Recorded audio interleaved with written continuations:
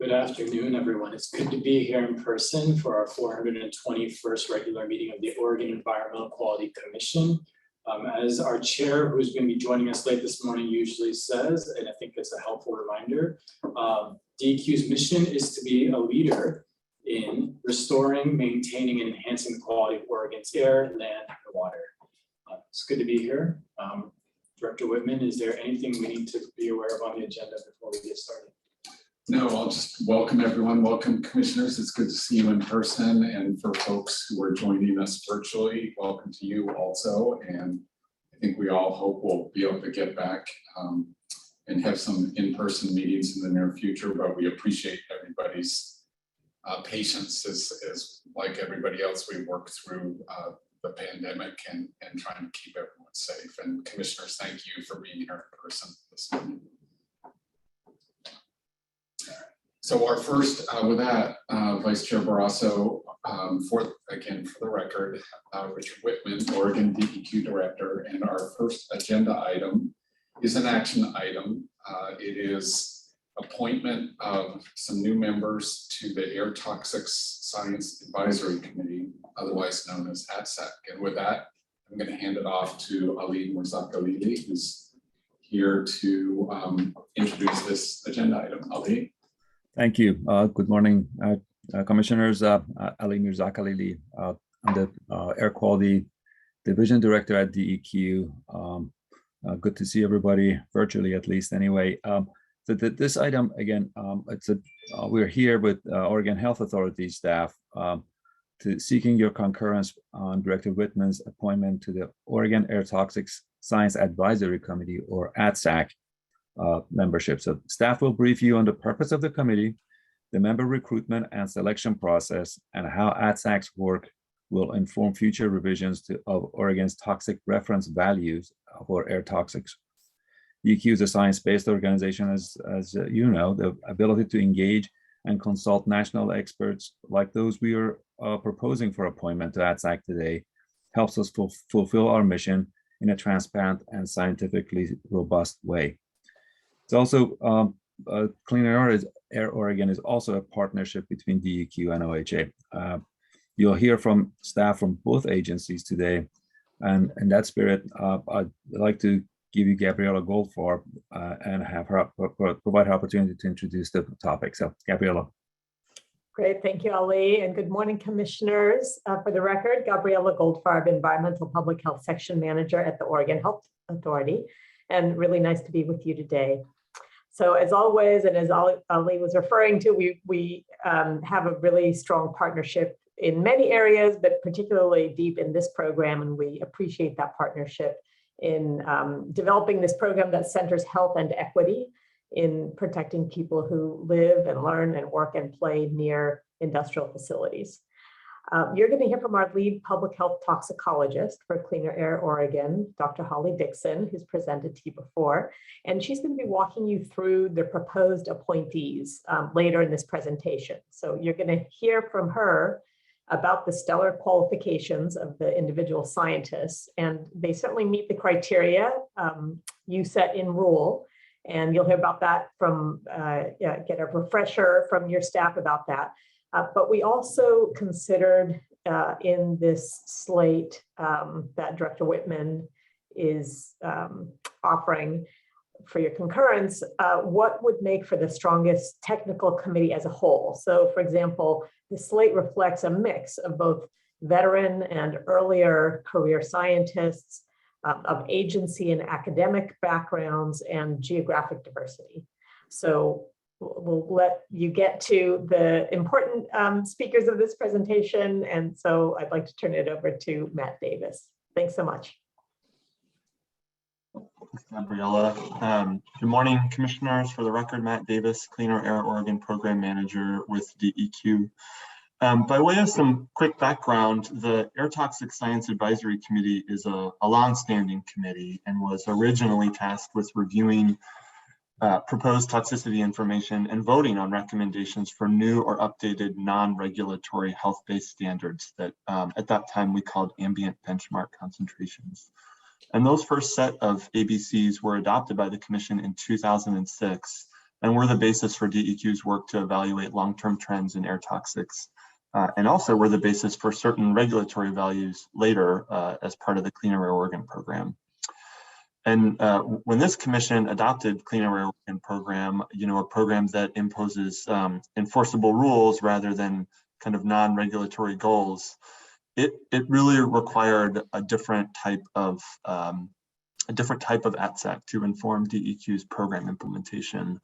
And recognizing that, this commission just last November repealed the original ATSEC rules and adopted new rules governing the purpose, appointment process, and intended expertise of this committee.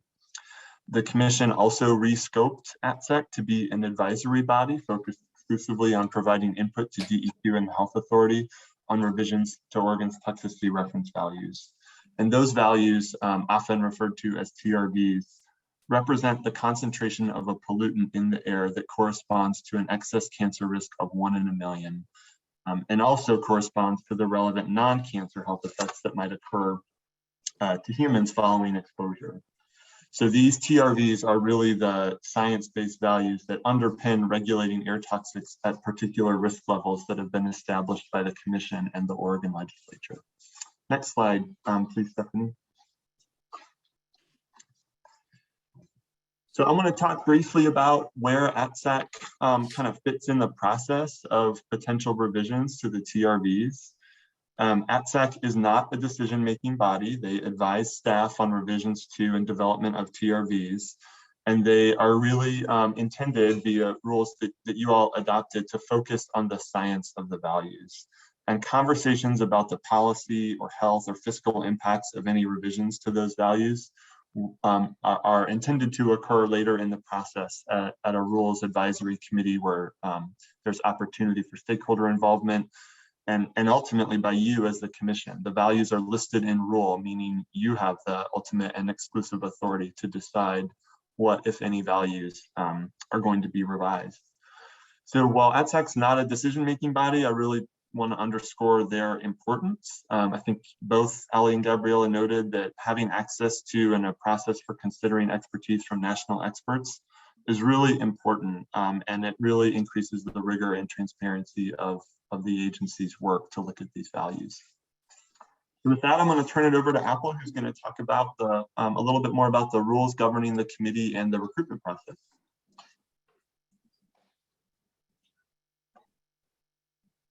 Next slide, please. Thank you, Matt. Hi, my name is Apollonia Geckner, but please feel free to call me Apple. I'm the program coordinator for Cleaner Air Oregon at the DEQ, and I'm here to tee up a discussion about the rules adopted by this committee governing the membership of ATSEC.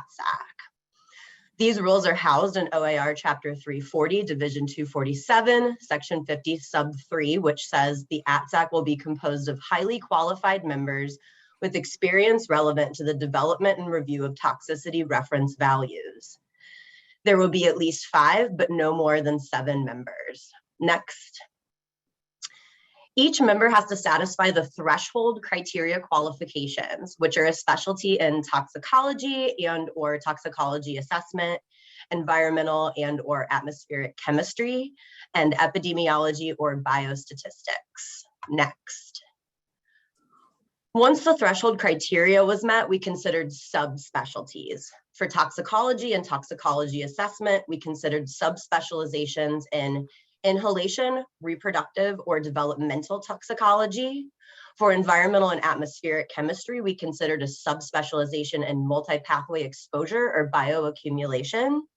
And for epidemiology and biostatistics, we considered subspecializations in environmental public health, neonatal and children's health, medicine, or health of vulnerable populations. Next. OAR Division 247, Section 50, Sub 6, Sub 2 requires that members not have any actual or potential conflicts of interest, as those terms are defined in Oregon Revised Statutes, Chapter 24420. Next slide, please. The rules list authoritative sources for evaluation of toxicity reference values, and that's Chapter 340, Division 247, Section 30, Sub 1, A through D. DEQ and OHA prioritized recruiting ATSAC members affiliated with or who have experience interacting with the following authoritative sources used for Oregon DEQ's inhalation toxicity reference values. And those sources are the United States Environmental Protection Agency, or EPA, United States Agency for Toxic Substances and Disease Registry, or ATSDR, and the California Environmental Protection Agency, or Cal EPA. Next. DEQ and OHA created an interest form for interested applicants to fill out and include their CVs and bio sketches. This interest form included information about actual or potential conflicts of interest and inquired as to applicants' conflict of interest status. Interested applicants were asked to fill out the form in order to submit their application to DEQ. Next. DEQ and OHA sent out a Gov delivery to the Cleaner Air listserv indicating that DEQ was recruiting ATSAC members. DEQ created a website with information about ATSAC's purpose, formation, and how to apply, including the interest form that I just mentioned. Next. DEQ and OHA recruited ATSAC members from the following groups through sending the interest form to their listservs: the National Institute of Environmental Health Sciences funded academic centers, Society of Toxicology's Risk Assessment Specialty Section and Occupational and Public Health Specialty Section professional members, and the Pediatric Environmental Health Specialty Unit staff. DEQ and OHA sought to incorporate anti-racism, equity, inclusion, and accessibility practices into the recruitment for the ATSAC. DEQ encouraged qualified applicants who identify as Black, Indigenous, and people of color or people with disabilities to express interest in joining the ATSAC. DEQ also encouraged qualified applicants with environmental justice or health equity expertise to express interest. DEQ reached out to stakeholders to ensure that they were aware of the process, and the application for becoming a member of ATSAC was due at 5 p.m. Pacific Standard Time on May 31st, 2022. And that sums up the recruitment process. I will go ahead and hand it over to Holly Dixon with OHA to describe the evaluation and selection process of the ATSAC applicants. Awesome. Thank you, Apple. Good morning, commissioners. My name is Holly Dixon, and I'm a public health toxicologist at Oregon Health Authority. So in total, we received 16 ATSAC interest forms, and we've reviewed these interest forms according to the list of expertise that's in the rule language. So we made sure that each candidate met at least one of the threshold expertise qualifications, and then we tried to have a variety of additional specializations represented on this committee. We prioritize candidates with experience in setting and updating toxicity reference values, those TRVs, since ATSAC members will be reviewing toxicity reference values proposed by DEQ. And we selected candidates that we think will contribute to productive and robust scientific discussions. We also prioritize candidates that are or have been affiliated with the authoritative sources that are listed in rule that are used for DEQ's TRVs. The majority of DEQ's TRVs come from these authoritative sources, and these sources are agencies that regularly carry out comprehensive literature reviews of the most recent toxicological studies on chemicals, and they develop health protective TRVs. Affiliation with government entities also minimizes any actual or potential conflict of interest as well. And as directed in the rule, we also evaluated the degree to which the body as a whole is qualified to fulfill its purpose by assuring a balance of technical expertise, organizational affiliations, and experiences in various professional settings. In addition, we took a close and careful look at conflict of interest. ATSAC members are public officials, and as defined by Oregon Revised Statute, no member of ATSAC may have an actual or potential conflict of interest. So now I'll share that list of the 7 nominees. Next slide, please.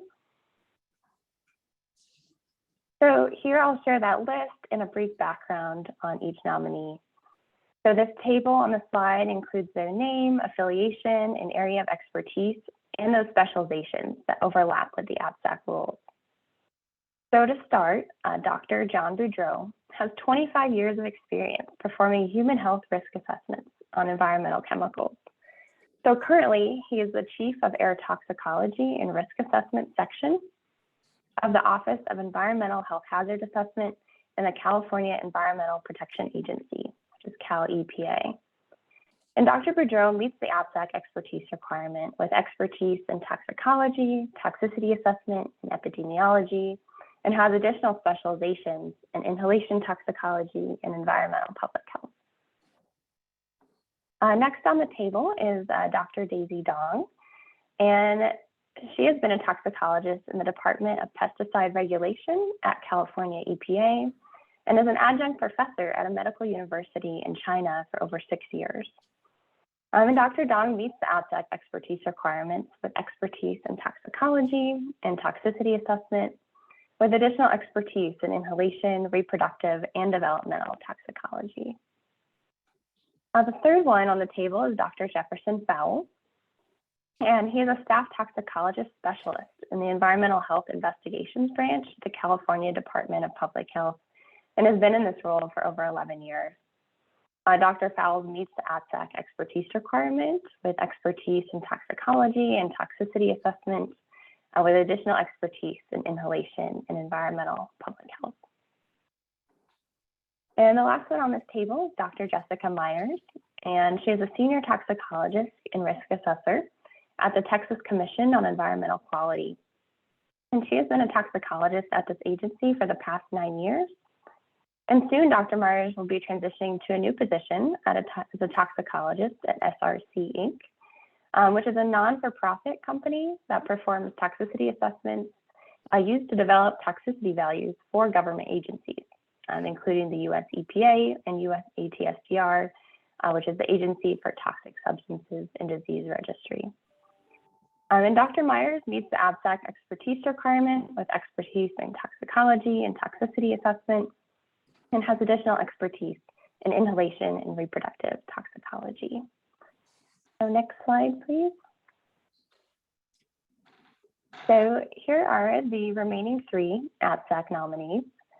The first one here is Dr. John Stanek, who is a toxicologist with the Center for Public Health and Environmental Assessment at the US EPA. And he has been in this position for about 20 years. And Dr. Stanek meets the APSAC expertise requirement with expertise in toxicology and toxicity assessment, with additional expertise in inhalation toxicology.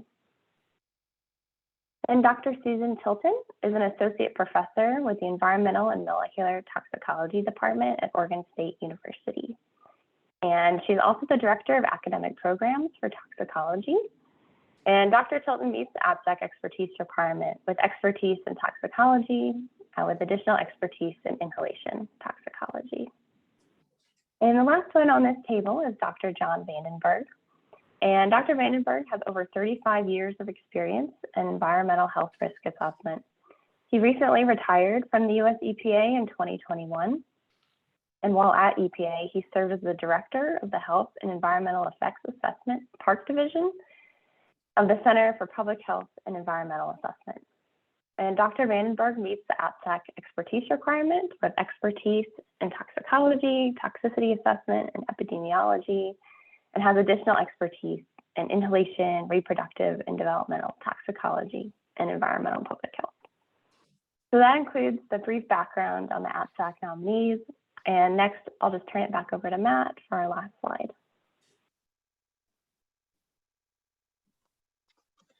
Thanks, Holly. And thanks again, commissioners, for the opportunity to present Director Whitman's proposed nominees. We're really excited and pleased with the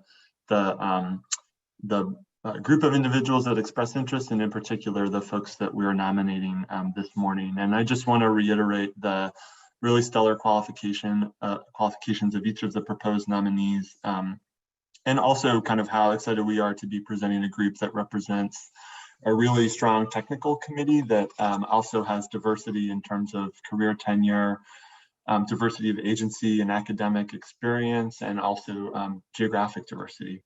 So with that, you can see our staff recommendation on the slide, and we're happy to answer any questions you have.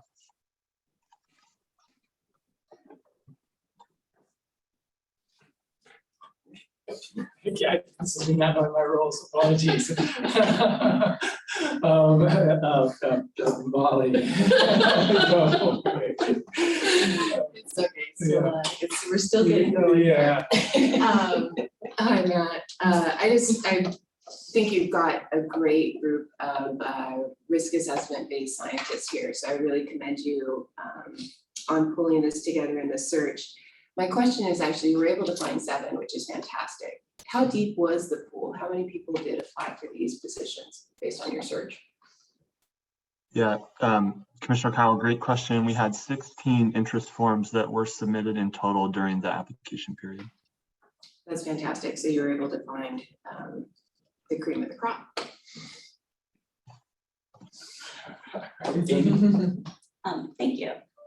So I agree. I think the credentials, all of the nominees have incredibly impressive credentials, and given the focus of the committee, it's great to see so much expertise in toxicology represented. And I don't have any concerns about the nominees currently, but I am just curious to know if you have any concerns about the lack of expertise in environmental or atmospheric chemistry on the committee. Yeah, Commissioner Schlesser, that's a great question. I think I might invite, and I will invite either Gabriella or Holly Dixon to weigh in here also. I think our options are limited to who applied, and I think based on the core work of ATSAC, which is really to evaluate revisions to the TRVs that authoritative sources made, we're comfortable with the groups that we're nominating and think they're going to be equipped to fulfill their primary duty. But again, I want to see if either Gabriella or Holly want to weigh in also. Hi, thank you, Commissioner, for that question, Gabriella Goldfarb. And I will quickly turn it over to Holly to reply more thoroughly. But I think that, as Matt was saying, and I think as Commissioner Kyle was focusing on, the core expertise, the majority of the expertise that we needed, and also because this is going to be an advisory body that advises over time, we wanted to have a deep enough number of these core capabilities so that if somebody drops out or isn't available, we had enough people, at least 3 or 4, that really have that core technical need. And also, our toxicologists are very interested in having a diversity of views and opinions. That kind of interplay and debate, if you will really help sharpen the thinking. And so if we had a big group, we might expand to be able to encompass broader, more nice to have. But that was the need that our toxicologists felt that they had. Holly, anything else you would add? Yeah, I have one thing. Thank you, Commissioner, for the question. And the one thing I would add to that too is when we took a close look, inherently toxicology and toxicity assessment expertise does and can include familiarity and knowledge about environmental chemistry, since a chemical's property is so inherent and influences exposure and health outcomes. So we did feel like it would be in there in some regards as well with the toxicology. Thank you. Very much.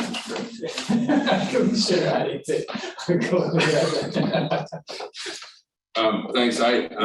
Matt, you talked about the diversity of the group geographically and otherwise. I guess just a comment, you don't have to respond. I just would have liked to see maybe somebody that's not tied to a public institution as one of the members on this, some independent in nature in some sort, but that's my only comment. And I have no doubt that you picked a great group and it's way over my pay grade, but that's my one comment. Matt, I've got a question. In terms of, it's an impressive applicant pool, and clearly given the asks, I mean, you got an impressive pool, and of that, you've lifted a great set of candidates here. How did you all screen through, and I appreciate just you sharing the conflicts of interest. I know that's probably plays into some of the dynamics. How did you all talk through just the conflicts of interest with potential candidates here? Yeah, Vice Chair Barrasso, great question. I'll share a few things and then again invite Apple or anyone else who wants to weigh in. So we, as you would expect, sought advice from our legal counsel, given the really strict requirement that you all adopted about no potential or actual conflicts of interest. And so that process involved a few features, I guess. One was declaration on the part of the applicant of other potential or actual conflicts of interest. And some applicants revealed that up front in their applications. And we also evaluated their professional affiliations and the risk that those affiliations would present any actual or potential conflicts of interest. And that, as you would expect, that is in part a reason we nominated a slate of folks primarily associated with government agencies, because those affiliations represent the lowest risk of any potential or actual conflicts of interest. And then we do have, I want to note again that there is an individual who has prior but not current affiliation with a government agency, and one person who's leaving a government agency for a non-government agency position. So again, it was a process, Commissioner Barrasso, of kind of inviting them to disclose any of that information, and then also evaluating their affiliations for risk. And I think one other thing I would note is that evaluation was a snapshot, or a point in time at the point that they're applying or expressed interest to serve. And I think part of our work in designing the charter for the committee is to ensure we have a process or procedure for the committee for us to kind of continually evaluate that potential or actual conflicts of interest. And so we'll be working on that before we convene the committee, and welcome advice from any of you about how we design that process.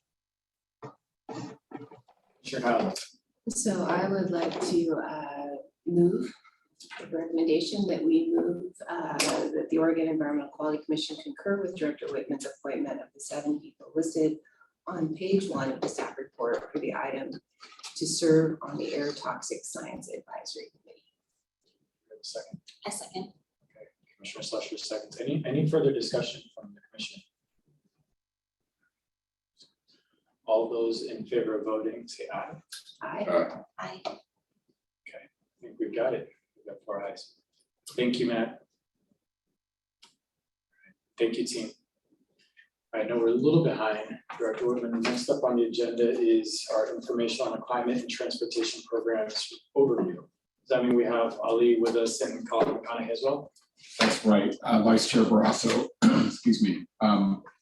Ali Mirzakhalili and Colin McConaughey will provide this presentation, which is an overview of programs and really a synthesis of programs that DEQ either has recently put in place or is working on putting in place to reduce greenhouse gas emissions in the transportation sector in particular. I'm going to go ahead and let Ali and Colin kick this off. Heads up for Ali and Colin, I do want to make just a few opening remarks myself, but I'll let you two go first. Okay, great. Good morning. Thank you, Director Whitman. Vice Chair Barrasso and members of the commission, my name is Colin McConaughey. I run our Office of Greenhouse Gas Programs, and with me this morning is Ali Mirzakhalili, who will be introducing himself later in this presentation. And as I know we've observed to the commission in the past, our transportation is Oregon's largest sector of greenhouse gas emissions, accounting for over 1/3 of our entire statewide greenhouse gas emissions. And because of this, the EQC has adopted a variety of distinct and complementary programs to address greenhouse gas emissions from transportation in Oregon.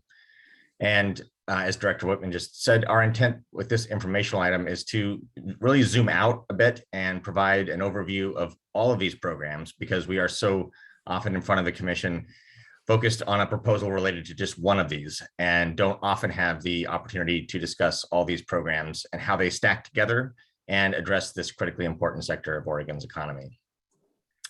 And I was going to go to the next slide, but Director, you said you had some opening remarks you wanted to share as well. So I don't want to dive in too fast here. I'm going to pause and let you jump in if you'd like.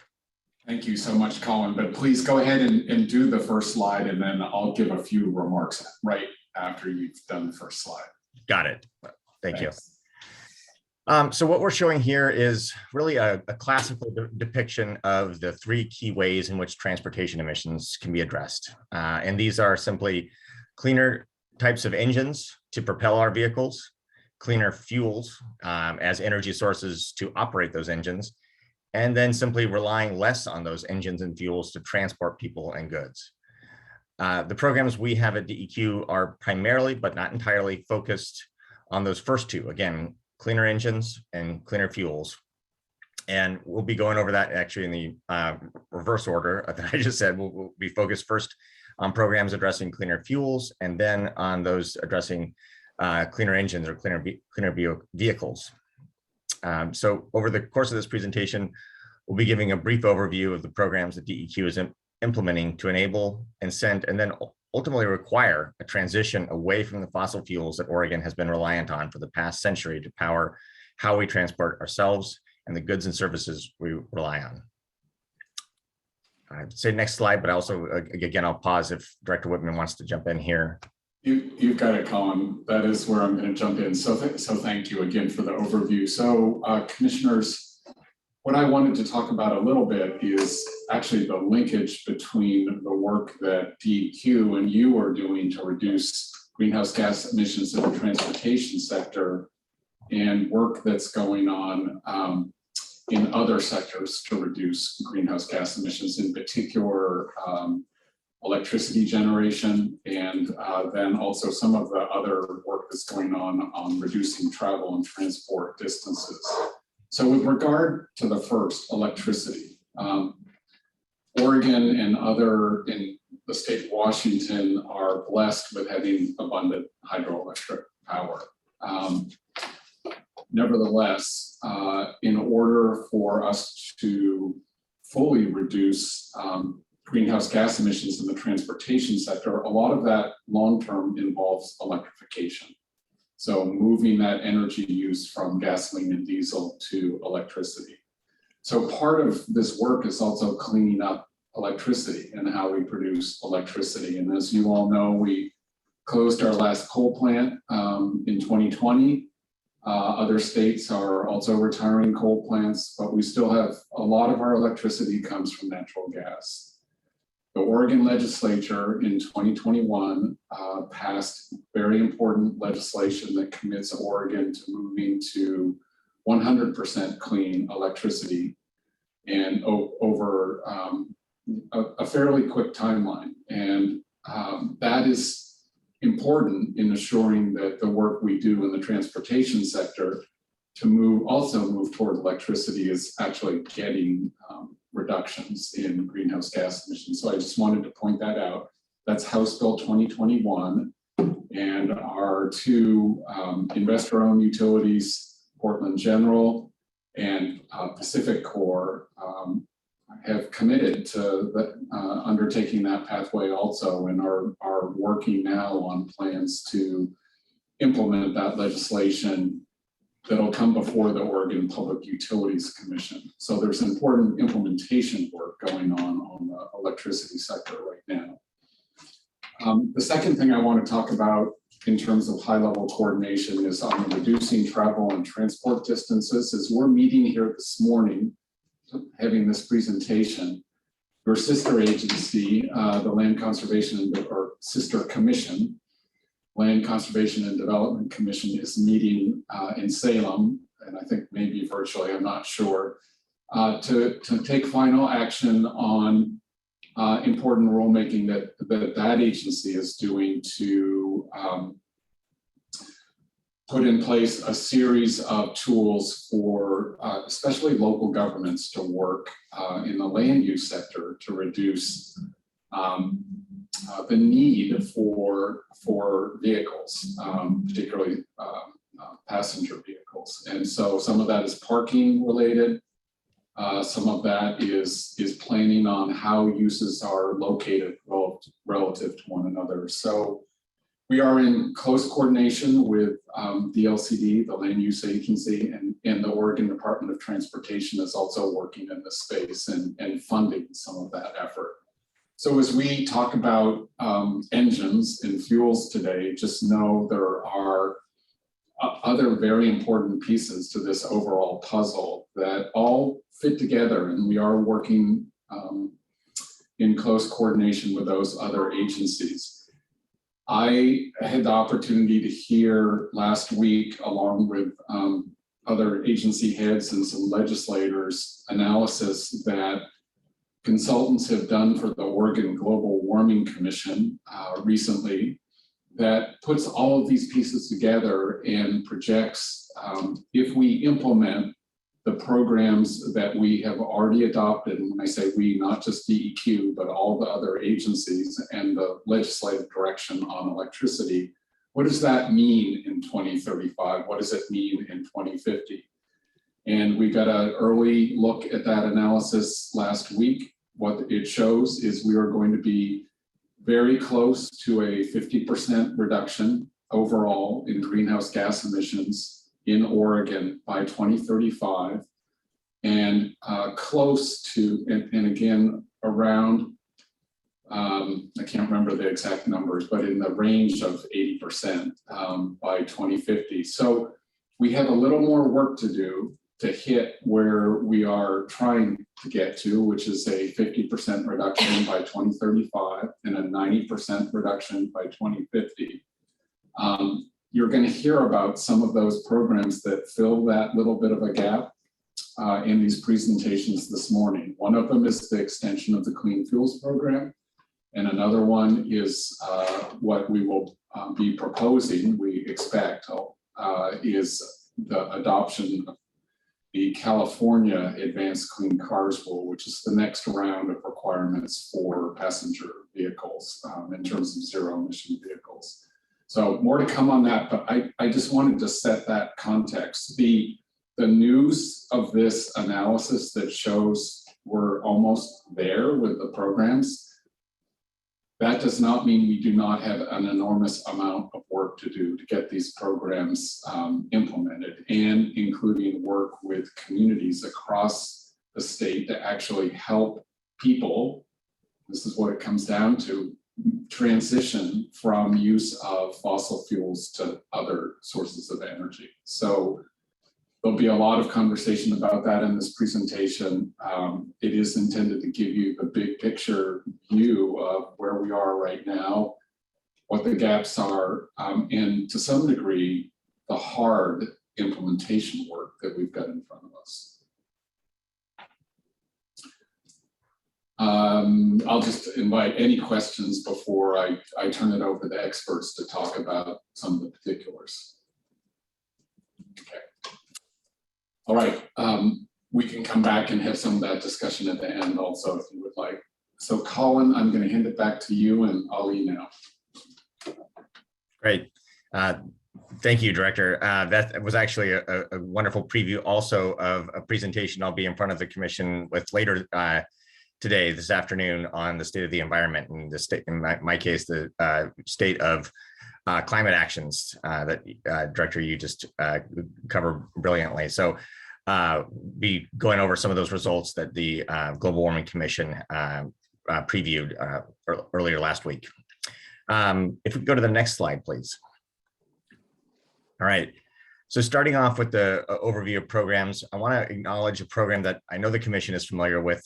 We briefed you on this at your last meeting in May, and this is our Clean Fuels Program. And as the name suggests, this is a program focused squarely on making cleaner transportation fuels available to Oregon consumers. The program, as currently adopted, is in its 7th year of implementation toward a 10% reduction in carbon intensity of transportation fuels by 2025. And what this means, or what it effectively requires, really is a combination of more renewable fuels like biodiesel, ethanol, and renewable diesel, cleaner forms of those renewable fuels, meaning more sustainably sourced feedstocks to produce them, and a variety of other measures that further reduce the overall impact of making those renewable fuels relative to fossil gasoline and diesel. And then thirdly, switching away from traditional liquid fuels to electricity, which provides some significant inherent efficiencies in powering vehicles, as well as the ability, of course, to be produced with renewable energy sources. I'll mention just a few highlights about the Clean Fuels program, since I know we provided a deeper dive for the Commission in May. Since we began the implementation of this program back in 2016, it has reduced over 6.5 million tons of greenhouse gases. This is a cumulative value and measured over the life cycle of the emissions from the production and use of these fuels. But that represents 10% of the annual greenhouse gas emissions in Oregon statewide across all sectors.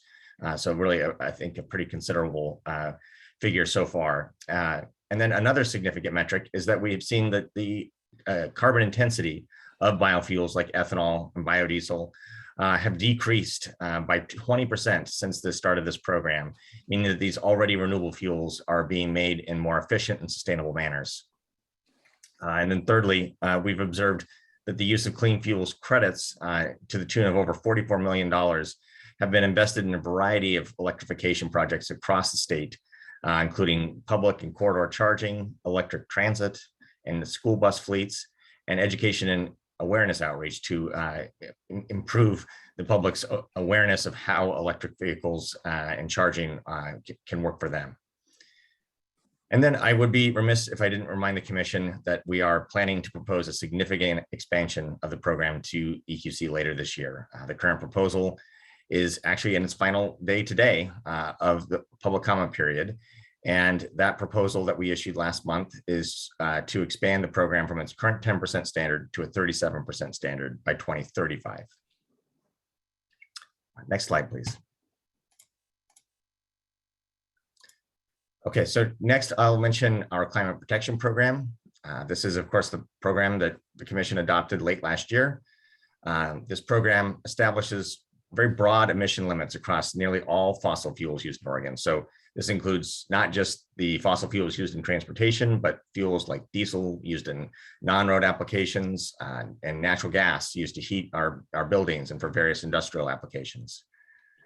These limits that are established by the program, they decline annually toward milestones in 2035 and 2050, when those limits will be 50 and 90% respectively below where the program started and established the limits for this year. The Climate Protection Program, as I introduced it, it is a really broad program spanning multiple sectors and acts more as a backstop to the many other programs that we're describing today. And as Director Whitman mentioned, it along with House Bill 2021, those are really are two very broad programs, again, acting as backstops across the majority of emissions in Oregon, and really benefit from the many different programs that many of which we're describing today to help assure those broad backstops or limits are achieved in the most efficient and equitable manner. This program was expressly designed to help ensure the clean energy transition that is required by the Climate Protection Program is more equitable, and we believe we will achieve that with our community climate investment component of the Climate Protection Program to assure that that clean energy transition does not leave Oregon's environmental justice communities behind in that transition. We can discuss this a lot further, but I know in the interest of time, we need to move on. So I will go to the next slide, please. Oh, I actually thought we had removed this slide for brevity, but I will speak to it briefly. This is a slide that shows some of the significant existing and proposed biofuel production across the state. Oregon has no domestic fossil fuel production, so these investments shown here offer a direct transition from imported fossil fuels to domestically produced renewable fuels. So not only do the investments shown here offer improved availability of low carbon transportation fuels, they also offer a means for Oregonians to use locally produced fuels that benefit not just our environment, but also our economy. And again, in the interest of brevity, I'll jump over to the next slide here. So just a few other programs at DEQ related to cleaner fuels, and I'll be handing it over to Ali to discuss then the programs related to vehicles and engines. I already noted the excess of $44 million in clean fuels credits that have been monetized for investments in electrification by Oregon's electric utilities. We've seen this fund dozens of chargers in both urban and rural Oregon communities. We've also seen how clean fuels credits are enabling Oregon's public fleets to transition to cleaner fuels. For example, ODOT's fleet now uses a 99% blend of renewable diesel in place of fossil diesel for most of their fleet across the state. Another example is Chariot's Transit District in Salem. Chariot's has transitioned over half of its bus fleet to renewable natural gas. And I believe I'm going to stop there and hand it over to Ali to discuss many other important efforts underway at DEQ, including, again, those to address cleaner engines and cleaner vehicles. Thank you, Colin. Again, for the record, I'm Ali Mirzakhalili. I'm the Air Quality Division Administrator for Oregon DEQ. Again, thank you for your attention today.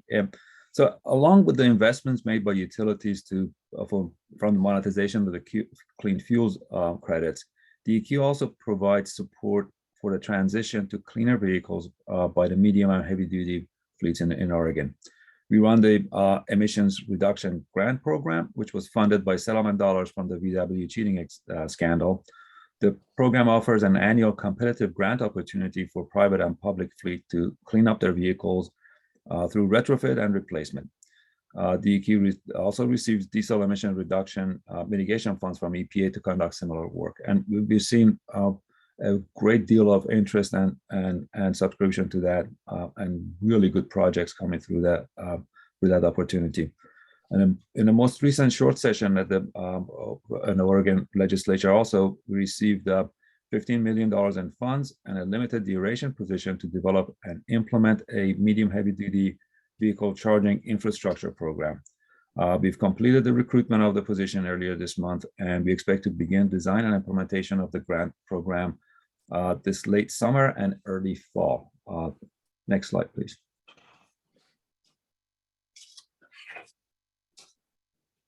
So another incentive program that DEQ runs is called the Oregon Clean Vehicle Rebate Program that provides incentives for purchase of the eligible light-duty electric vehicles. The program offers two types of rebates: a standard rebate that applicants may receive just for purchasing an eligible new zero-emission vehicles, and a charge-ahead rebate that low and moderate income households may receive for purchasing an eligible new or used zero-emission vehicle. As you may recall, we recently undertook a rulemaking to adopt adjustments to the program to align with the recent legislation. Because of the program funds at the time were projected to be inadequate to meet the demand of the program, we also adopted rules to provide DEQ with the ability to adjust the standard rebate if program funds reach certain thresholds. To ensure that DEQ is able to meet its legislative mandated goal of to have the 20% of the program funds go towards charge ahead rebate. So in a short session of the 2022, the legislature provided the rebate program with a one-time allocation of $15 million to ensure the program would continue to meet demand. And we've continued with the Center for Sustainable Energy for the use of advanced financial, we contracted with them with the use of an advanced financial forecasting tool to evaluate options for the commission to consider that would support our ability to meet goals established by the legislature and also ensure the program continues to support the rapid rate of adoption of the ZEVs in the future. Next slide, please. So in addition to the incentives, DEQ also implements regulations that require more stringent emission standards from new vehicles. These regulations require that vehicle engines meet increasingly lower emission standards, and the manufacturers make zero emission vehicles available for sale in Oregon. The EQC has historically adopted these more stringent regulations using our authority under the Federal Clean Air Act, under Section 177. California develops and implements standards that regulate emissions, and Oregon, along with other states, are able to adopt those standards. The EQC took action in the fall of last year to adopt California's most recent set of regulations known as Advanced Clean Trucks. The ACT requires manufacturers that sell new, medium, and heavy-duty vehicles in Oregon to sell increasing percentage of zero emission vehicles through the 2040 model year. And I got to point out the error in the slide here. I apologize. It says 2035. That should be 2040. California is in the process of updating their standards for the light duty sector in a rulemaking known as Advanced Clean Cars 2. Rachel Sakata will be here as an agenda to go into this rulemaking in more detail with the commission after this information session. Next slide, please.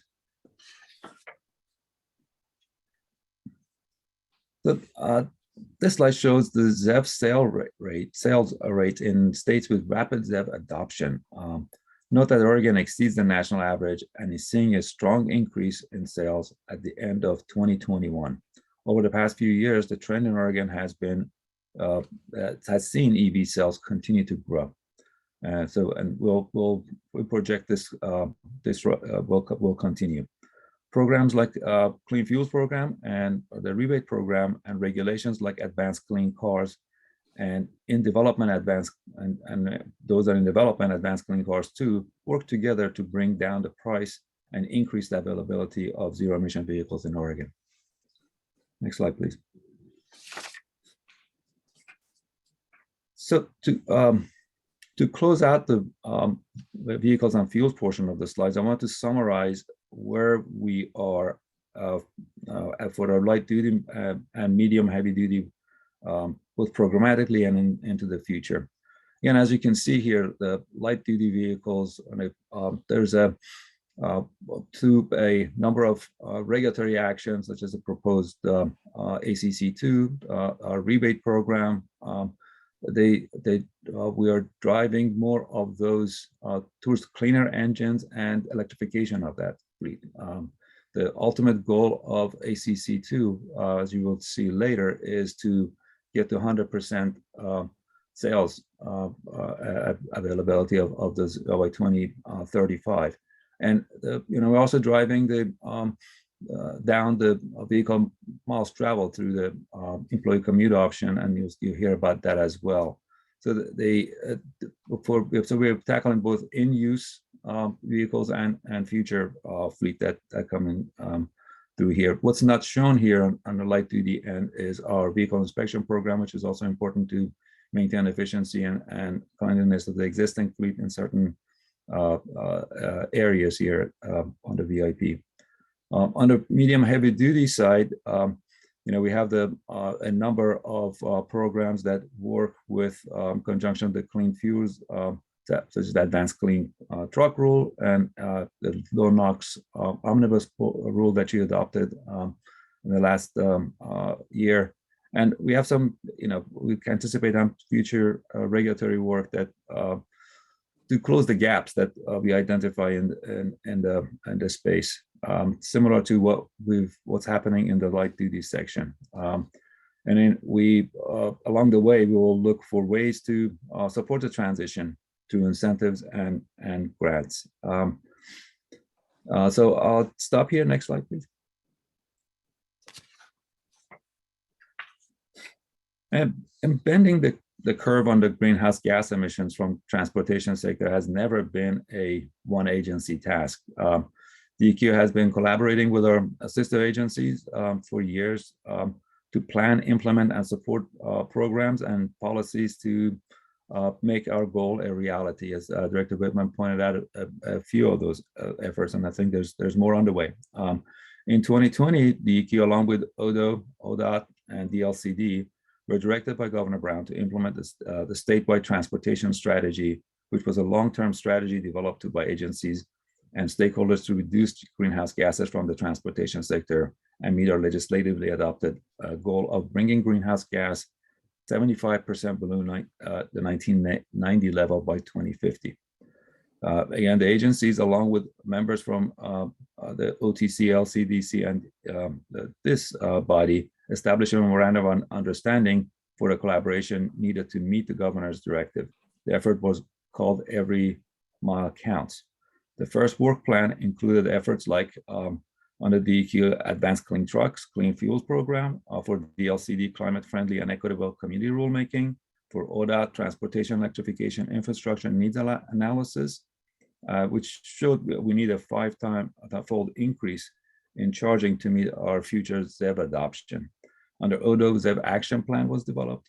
So these agencies are now in the process of finalizing the second biennial work plan, which includes seeking stakeholder feedback.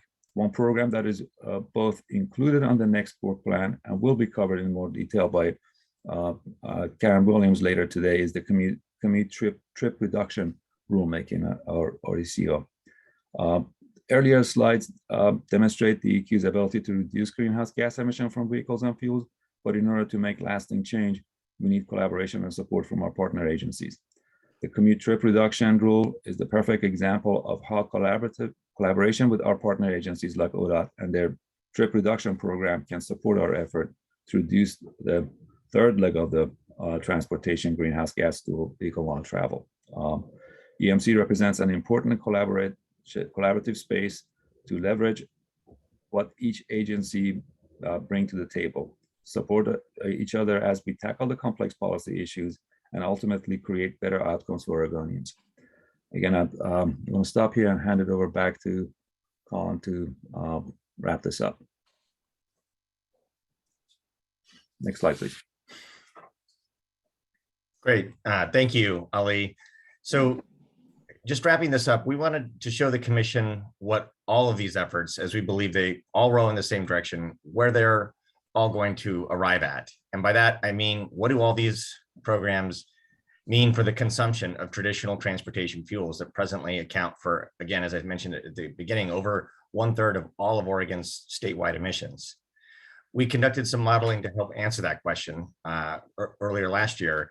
And perhaps as no surprise, given some of the information we shared about the requirements of these programs, the main takeaway is a decline in consumption of fossil gasoline and fossil diesel by 50% from present levels by 2035.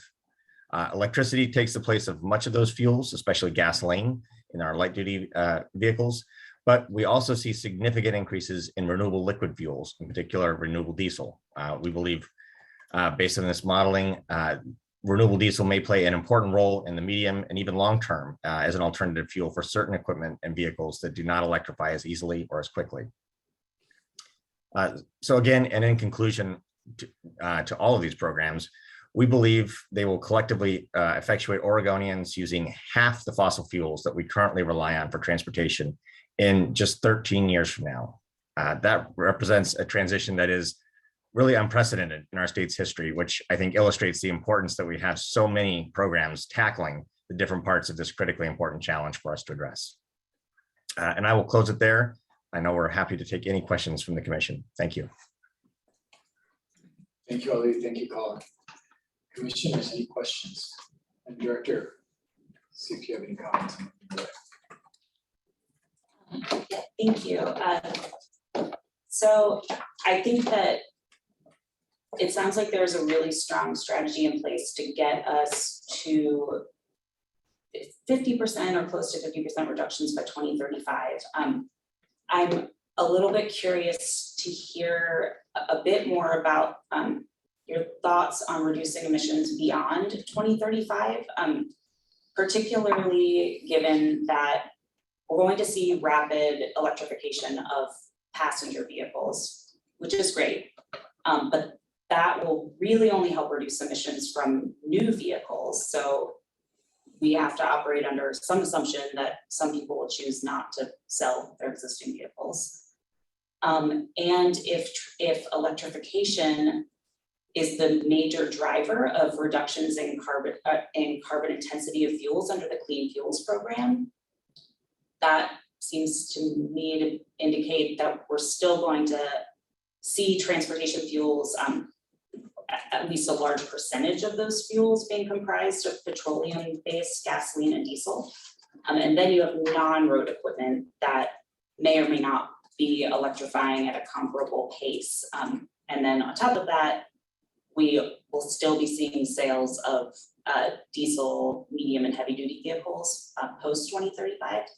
So I'm just curious if you have any ideas or are you considering any strategies for further driving emissions reductions from existing equipment and other sales of new, medium, and heavy-duty vehicles and non-road equipment post 2035?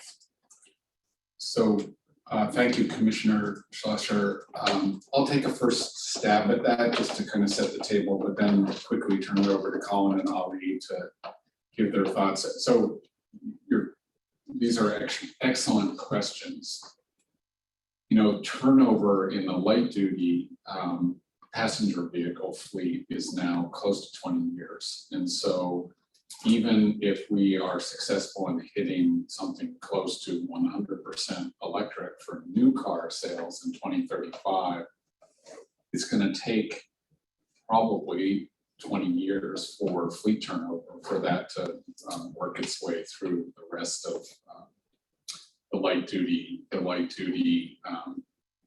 set of vehicles that are out there that people are using. So I think our projections for 2050 take that into account. They assume sort of that continued rate of turnover in vehicles. I think the short answer to, in my mind, to your question is this is going to take work on the incentive side to provide additional financial incentive for vehicle owners to move more rapidly than they would otherwise. There are no plans currently that I'm aware of to require anyone to give up their car, just to be really clear, and to take away that headline. No one's talking about that. So, you know, we're talking about how do we voluntarily get people to move into cleaner vehicles over time. Some of that may have to do with fuel prices. It's very difficult to predict right now what's going to happen long-term with fossil fuel prices. We're in the middle of an enormous transition in fossil fuel globally. And obviously we've got a war going on in Europe right now. So who knows? But I think the short answer from my perspective is we're probably going to need some incentives, both on the light duty side and frankly, probably on the medium and heavy duty side to help people to make it worth their while to make the transition. That I'm a believer that there are other advantages also to shifting, and some of those I think will be important to people too. But as you said, Commissioner, we also know that for some people, they're going to need to hang on to vehicles that and continue to use vehicles that use fossil fuel for some time. So the short answer is probably incentives. But Colin, Ali, thoughts from you? Yeah, if I may, Commissioner Schlosser, what a nice way to synthesize everything and put your finger right on the problem that we have. Director Whitman sort of captured a good part of the answer and strategy. There is a lag problem. I think it sort of points out to the some of the complementary work that we are doing in terms of expanded incentives, in terms of the other rules that we need to maintain on the books to deal with the existing fleet. Maintenance of our vehicle inspection program, maintenance of our, and that's why we had adopted the NOx omnibus bill to deal with the existing fleet. Clean fuels program would be a tremendous complementary rule as we transition into electrification. And I think it's just about education component of this is also helpful. On the light duty sector, just electric cars are just better, and they're cheaper to operate. I mean, I have one, and I think my back of the envelope calculation is my gasoline equivalent cost is less than $2 a gallon in this market. It's considerably less than that equivalent cost. So I think it is something that will, as the vehicles become more affordable, I think it will expand. But we do need those, as we identify gaps in our system, we do need to come before you with additional regulatory work, and additional incentive programs and additional policy proposals. Colin, I don't know if you want to add anything to that or not. Thanks, Ali. I do actually. I would observe that we're facing the right problem, the problem that you identified, Commissioner Slusser, meaning we are not facing the precursor to this challenge, which was trying to spur demand. We have demand. We are now supply limited in these clean vehicles. We are also turnover limited, as Director Whitman rightly pointed out in response to your question. Those are the right problems to have, frankly, as we face this challenge. And the one other big piece that I would add to this is something I said in the closing remarks of the last slide, is that the vehicles that are slowest to turnover tend to be diesel powered vehicles and tend to be diesel vehicles in the medium and heavy duty markets. Those vehicles that are slowest to turnover, there is a real solution for those as well that isn't just requiring them to turn over to electricity. And again, that's renewable diesel. And we see enormous expansion in production across the West in renewable diesel, as we see major fossil fuel refineries switching over to renewable feedstocks to produce renewable diesel. So I think the vehicles that are most challenging, to your question, Commissioner Slusser, have a real solution in front of them that isn't simply turn over and convert to electricity. So I think that's an important addition to add to this. If I may add one more thing, and it's just that I don't want to lose the opportunity here, Commissioner Slusser, Chair George, your permission, that we are, the next week, we're releasing a multi-state action plan for medium duty and heavy duty ZEV fleet, but sort of focuses on the strategies that states can adopt and then implement in terms of expansion of charging infrastructure, incentives, and other actions that we can take to convert fleets and reach our goals. So there is, we are working collectively and with other states and other jurisdictions to find pathways to solve these problems that you so pointed out to us. Thank you. Thank you, Ali. Thank you, Colin. I just want to acknowledge that Chair George has joined us. I will continue chairing the meeting since I am in the room, but Chair George is with us remotely. So I meant to do that earlier. Chair George. I think I have a question. I'll see if there's other questions here. I appreciate the focus on the medium and heavy duty and the thinking there, because it is something that I know, and I know that Commissioner Addington has spoken a good bit about that. I think, I appreciate seeing just the number of EVs and the uptake and the rebates going up. I am concerned and continue to be concerned that we're still not, and it's not a DEQ only problem, but around infrastructure. I own my own home, I have a driveway, I have a reliable place to charge every evening, but there's so many folks that are renters that are moving around that do not have any reliable means to charge, and yet I even within the city of Portland, we're still a good bit lagging in terms of public chargers. And so it's really more of a question potentially for our sister agency, but just thinking about that infrastructure, because we are seeing a lot of federal funds for it, but there's still a good lack of accessibility if you don't sort of have some of those basic elements squared away. So I mean that I don't expect an answer, but it is just, it feels like we're doing a lot of really great work in creating more accessibility to acquiring the vehicles in terms of the rebates and whatnot, but the infrastructure itself and thinking through our land use still seems to be a big barrier we haven't meaningfully gone at. Excuse me, Director, go ahead.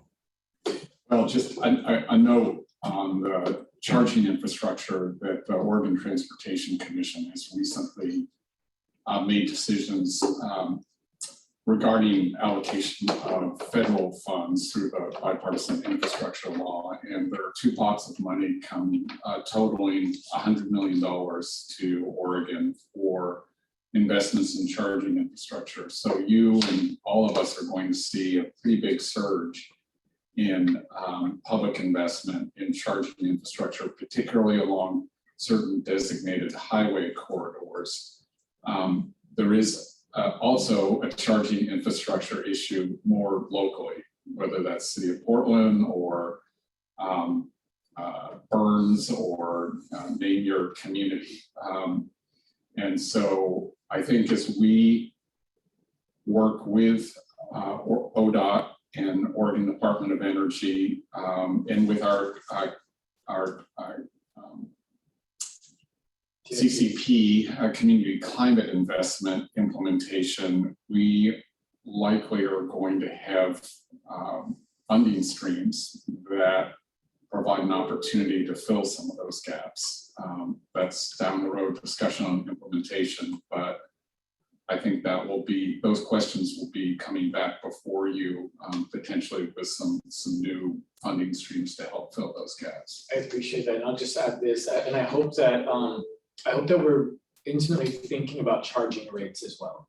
You know, it feels like it's a wild, wild west in terms of the ways that rates can be set, and whether you have your, you at your home can charge at 11 cents per kilowatt hour versus 45 cents per kilowatt hour makes the meaningful difference in terms of the economics of this. Yeah, so which is something as well. Commissioner Schlesser.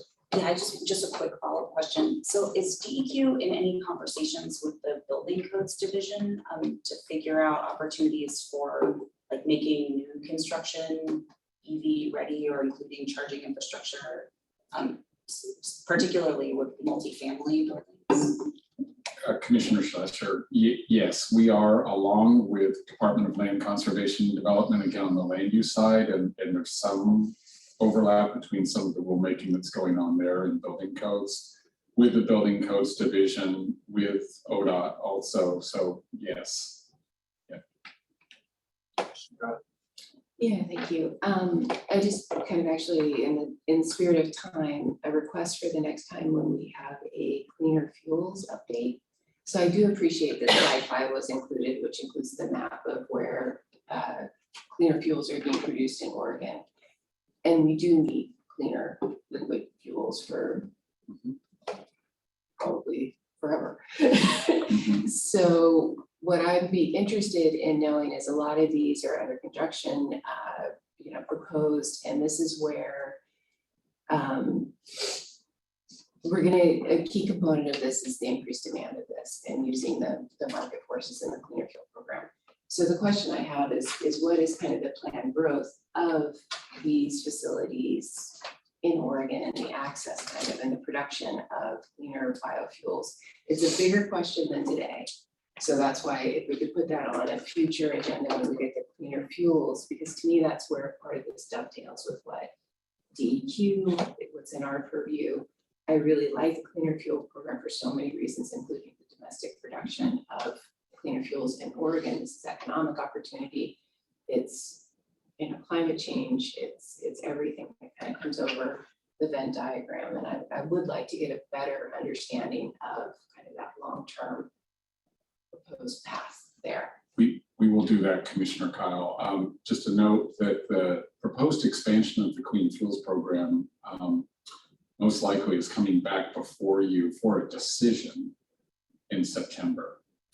So with that in mind, just at a very high level in response to your questions, and Colin mentioned this earlier, and I'm going to maybe ask him to talk about it a little bit more. In addition to the facilities that in Oregon you saw on the slide, the state of Washington just adopted a clean fuels program. British Columbia has a even more mature clean fuels program. State of California also has a clean fuels program. So this is a West Coast market, and what we are seeing in the marketplace right now is the conventional refinery capacity in Washington and California starting to convert to some of it starting to convert to clean fuels. So in addition to all these new facilities in Oregon that are producing clean fuels, we're seeing the conventional refinery production on the West Coast of the United States starting to convert to clean fuels also. And that is a result of the demand that they are perceiving in the market being driven by these clean fuels programs, not just in Oregon, but also very much in California, Washington, and British Columbia. Colin, did you want to add anything? Only to double down on what you just said, Director. We've seen, we're talking about, when we talk about renewable diesel, just to continue on that drumbeat, that's a fuel that's produced at major refinery scale production, not as opposed to smaller scale production like we see for biodiesel, for example, the sequential production facility in Salem, Oregon. These renewable diesel production facilities are refinery scale, and when we see these conversions, they're at facilities large enough to actually see blips, if you, I think is the technical term, in the supply and the price of diesel as those facilities shut down temporarily to convert from fossil diesel production to renewable diesel production. So it's hard to overstate the amount of expansion we see happening right now in producing renewable diesel as opposed to fossil diesel for those West Coast markets that the director just mentioned. We see, they see rather, the expansion of our program. They see California signaling that they are considering expanding their program more aggressively and more rapidly than that is currently on the books. They see, of course, Washington's new program beginning. British Columbia signaled they plan to aggressively expand their program as well. So the West Coast clean fuels market is unlike really any other region, I believe, globally, and we see the production facilities serving our region responding accordingly. Thank you, Colin. I know in the interest of time, thank you, Commissioner Collin, for noting that. I'd like to move us along here, but given Director Whitman, what you just noted about clean fuels coming this way in September, just really encourage, I imagine staff will be getting briefings on that. So just encourage us to make sure we're getting briefings. Absolutely. So I think next up, if staff are ready on the agenda, is an information on the Advanced Clean Cars 2 rulemaking. And Ali, you are still with us here, so can't leave, but we've got Ali as well as Rachel Sakata. And if folks are ready, I don't know, Dr. Whitman, if you have anything if you want to introduce this topic in any way. I think on this one, I'm going to just get out of the way and turn it over to Ali to present. Thank you. Thank you. Good morning again, Commissioners. Chair George, good to see you.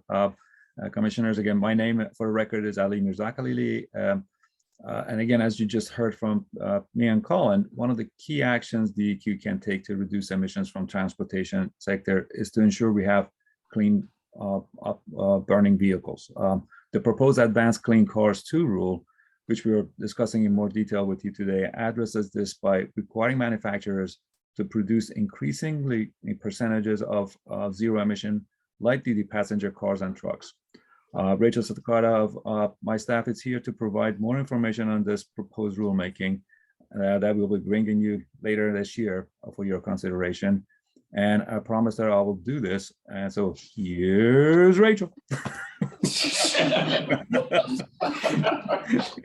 a nod to Ed McMahon. So anyway, so good morning, Commissioners. My name is Rachel Sakata, and I'm a Senior Air Quality Planner here at DEQ. And I'm the rule writer for the proposed rulemaking that we're discussing here today, which is the Advanced Clean Cars 2. So as Ali mentioned, this proposed rule will require manufacturers of new passenger cars and trucks to produce and deliver to Oregon increasing numbers of zero-emission vehicles, culminating in 100% zero-emission vehicle requirement by the 2035 model year. So if we go to the next slide, please. And just really quickly for some background on why we need to ensure that there are zero-emission vehicles in Oregon. As Colin and Ollie have gone through, the impacts of transportation emissions on health, air quality, and vulnerable communities and climate are well established. Gasoline engines can have a disproportionate impact on criteria pollutant levels like ozone, particulate matter, oxides of nitrogen or NOx, which can put some areas of Oregon at risk of exceeding the national ambient air quality standards. And so as a result, these emissions can cause respiratory illnesses on a local level. And then also, in looking at the recent emissions inventory data, The transportation sector is the largest source of greenhouse gas emissions in Oregon, comprising over 1/3 of the total contribution. And I just want to note that there's a small typo on the graph there. Instead of natural combustion, that should actually be natural gas contribution for the 12%. So, given the concern about emissions from the transportation sector, DEQ has leaned in towards a comprehensive strategy to address greenhouse gas emissions. And so, it includes things like Senate Bill 1044, which has a goal of at least 90% of new motor vehicles sold annually to be zero emission by 2035, the Every Mile Counts campaign, which Ali alluded to. And so really, as a result, the proposed Advanced Clean Cars 2 rule is a critical tool to substantially reduce greenhouse gas emissions and air quality pollutant emissions from passenger cars and trucks. So if you go to the next slide, please. All right, so I'm just going to give a little bit of background. More background, that is, under the Federal Clean Air Act, states are not allowed to establish their own motor vehicle emission standards, with the exception of California. And so California has already taken the step forward to address vehicle emissions due to their own greenhouse gas targets and challenges with air quality pollution. As a result, California has set emission standards that are more stringent than those set by EPA. And California's motor vehicle emission standards set stringent limits on criteria air pollutants, greenhouse gases, and air toxics. The EPA basically grants a waiver to California to do this under the provisions of the Clean Air Act. And then under section 177 of the Clean Air Act, it permits other states to adopt and enforce California's emission standards. So if states opt in, then they must adopt California's rules identically. And so there are 16 other Section 170 states that have opted in to California's vehicle emissions program. Oregon has been a Section 177 state since 2005, as it recognized the need to reduce greenhouse gases and other air pollutants emitted by vehicles. So if we go to the next slide, please. So we have adopted California's more stringent rules for vehicles. And so this program currently underway, known as what we call the LEV-ZEV program, the Low Emission and Zero Emission Vehicle Rule Program, requires manufacturers to produce and deliver for sale a certain percentage of zero emission vehicles, while ensuring that the gasoline vehicles that are being produced and delivered are low emission vehicles and that they are as clean as possible. And so these rules reduce the emissions of greenhouse gases, ozone forming compounds, and other air toxics by setting tailpipe emission standards. And so this program promotes the use of low emission and zero emission vehicles in Oregon. And so when Oregon first adopted the rules, it applied to the 2009 to 2016 model year vehicles, and then subsequent updates by California then applied new requirements for the 2015 to 2025 model year vehicles, which the EQC has also adopted. And so we're currently in sort of that second phase of the 2015 to 2025 model year vehicles. Now, if we go to the next slide, please.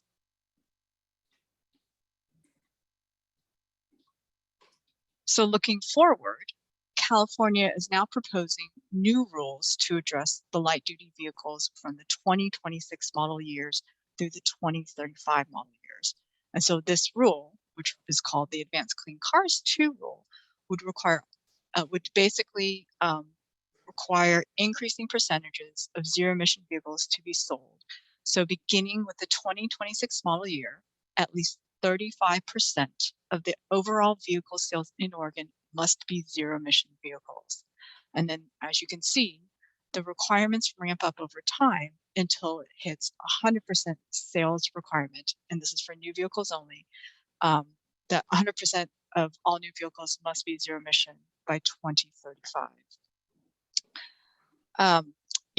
And there are a number of other states also that are looking to adopt this rule to sort of align themselves with California as well. So if we go to the next slide. So in setting these targets, California evaluated the current market and manufacturer commitments. So this just kind of gives you an idea of what manufacturers have been stating publicly. And so really every major manufacturer that sells light duty vehicles here has announced electrification commitments. And so this gives you an example of where they're headed. So for example, some manufacturers have signaled the move to all electric vehicles, including GM by 2035, Cadillac by 2030, Volvo by 2030, and VW. And Honda has indicated that they'll phase out all gas vehicles by 2040. So next slide, please. Now, given all of this, where does Oregon stand with regards to zero emission vehicle sales and the potential new requirements? Over the past few years, manufacturers have been over-complying with the ZEV requirements in Oregon. And we've also projected that they will continue to over-comply through the 2025 year up until the new proposed requirements kick in. In the proposed rules, there are a number of optional compliance options for manufacturers to help ensure that they can meet the targets from 2026 on, including things like early credit generation, the ability to buy credits, pooling in which they can earn credits in one state, transfer to another, and opportunities to earn credits for environmental justice actions. And I'll go into a little more detail about what these are later.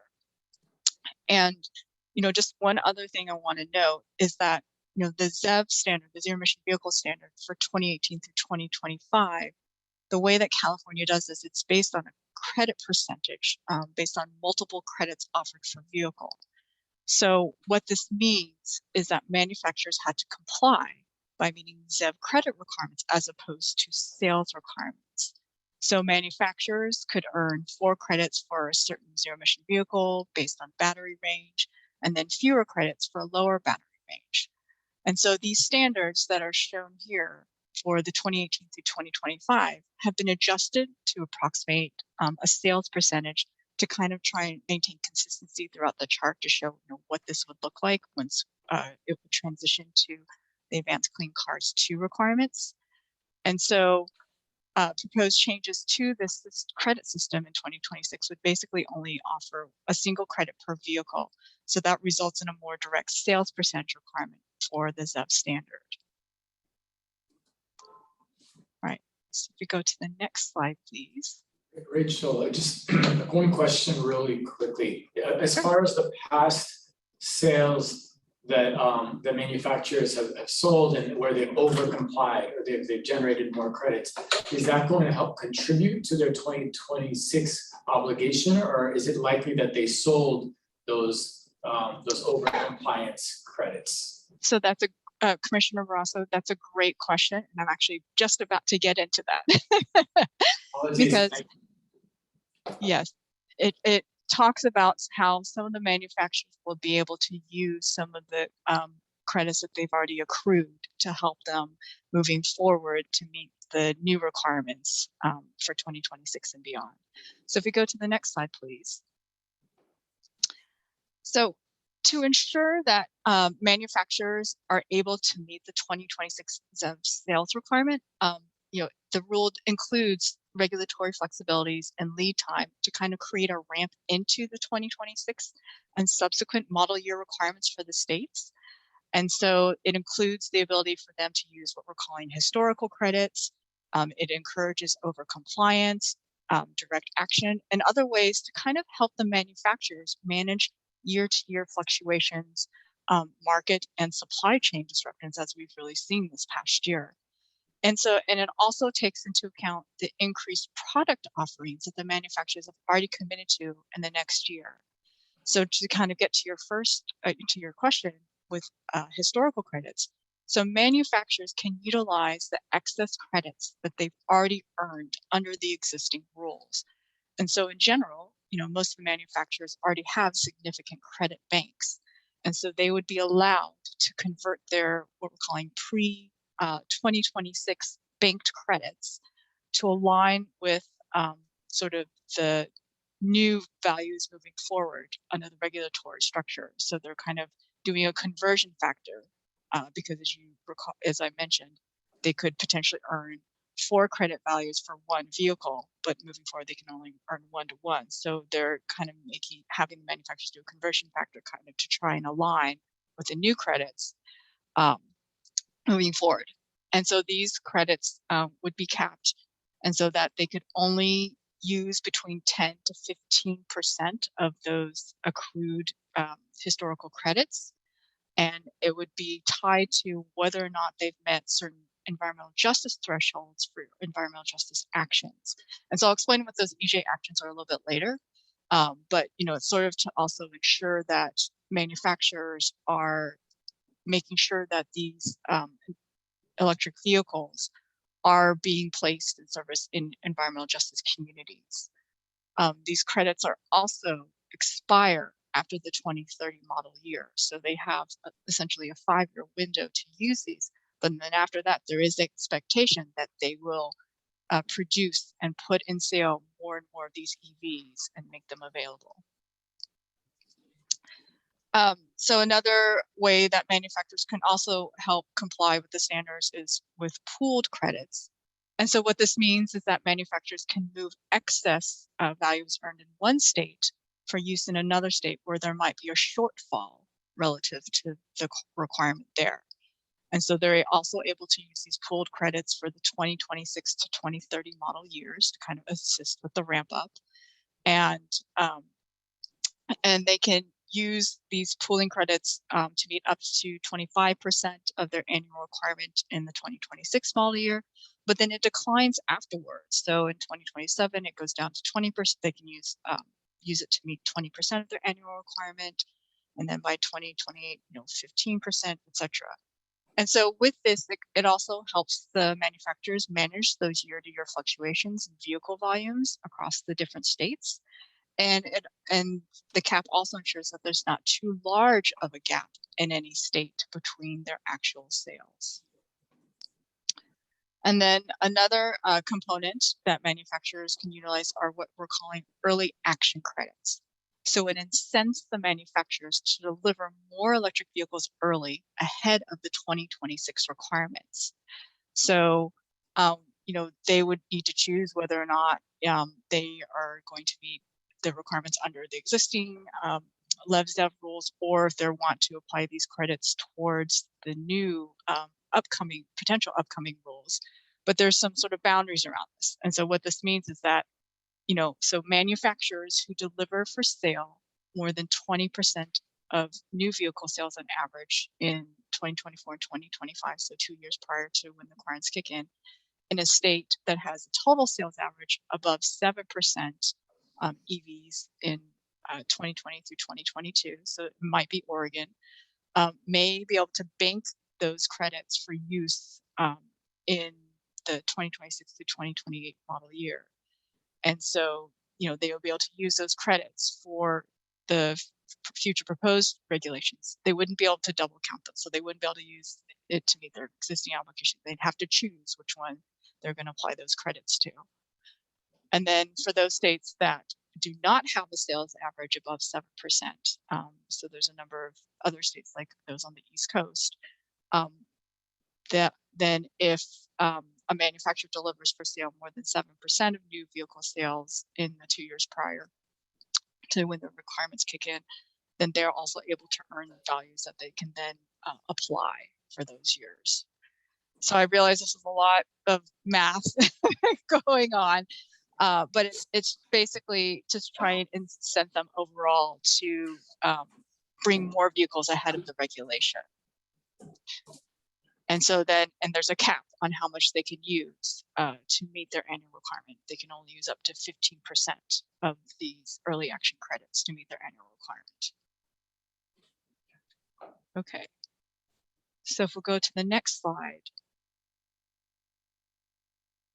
this is where we'll start talking about environmental justice, because the rules also include a component to ensure that everyone can have access to zero emission transportation, including both new and used electric vehicles. And so really, it basically provides opportunities for manufacturers to earn sort of compliance values for if they increase affordable access to zero emission vehicles for priority communities.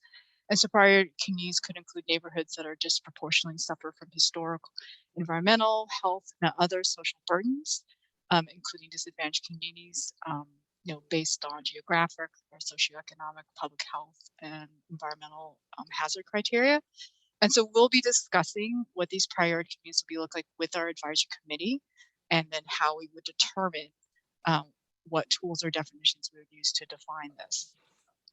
And so really, the goal is to incent manufacturers to specific actions to achieve more equitable outcomes.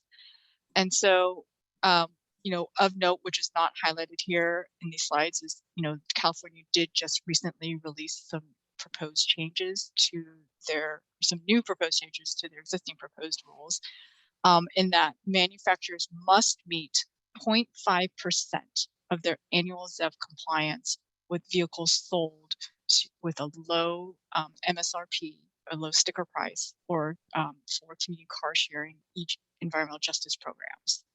So it's basically saying that they have to provide provide EVs. They must do some environmental justice actions in order for them to meet their annual compliance. And so when I mention things like community car sharing, e.g. environmental justice program, so in this case, manufacturers would need to offer a minimum 25% discount to a community-based program that would then be able to set up a car sharing program, ride sharing, or van pools. So basically, it's a way that provides a community-based approach to overcome barriers, essentially, to clean transportation in disadvantaged communities. And so manufacturers could earn a 0.5 value for placing these EVs in these community-based clean mobility programs. And so some of the programs could be run by, for example, public agencies, nonprofits, or tribal governments to do this. Manufacturers would also be able to earn credits for used EVs delivered to dealerships, specifically for those coming off lease for use in a low income use financial assistance program.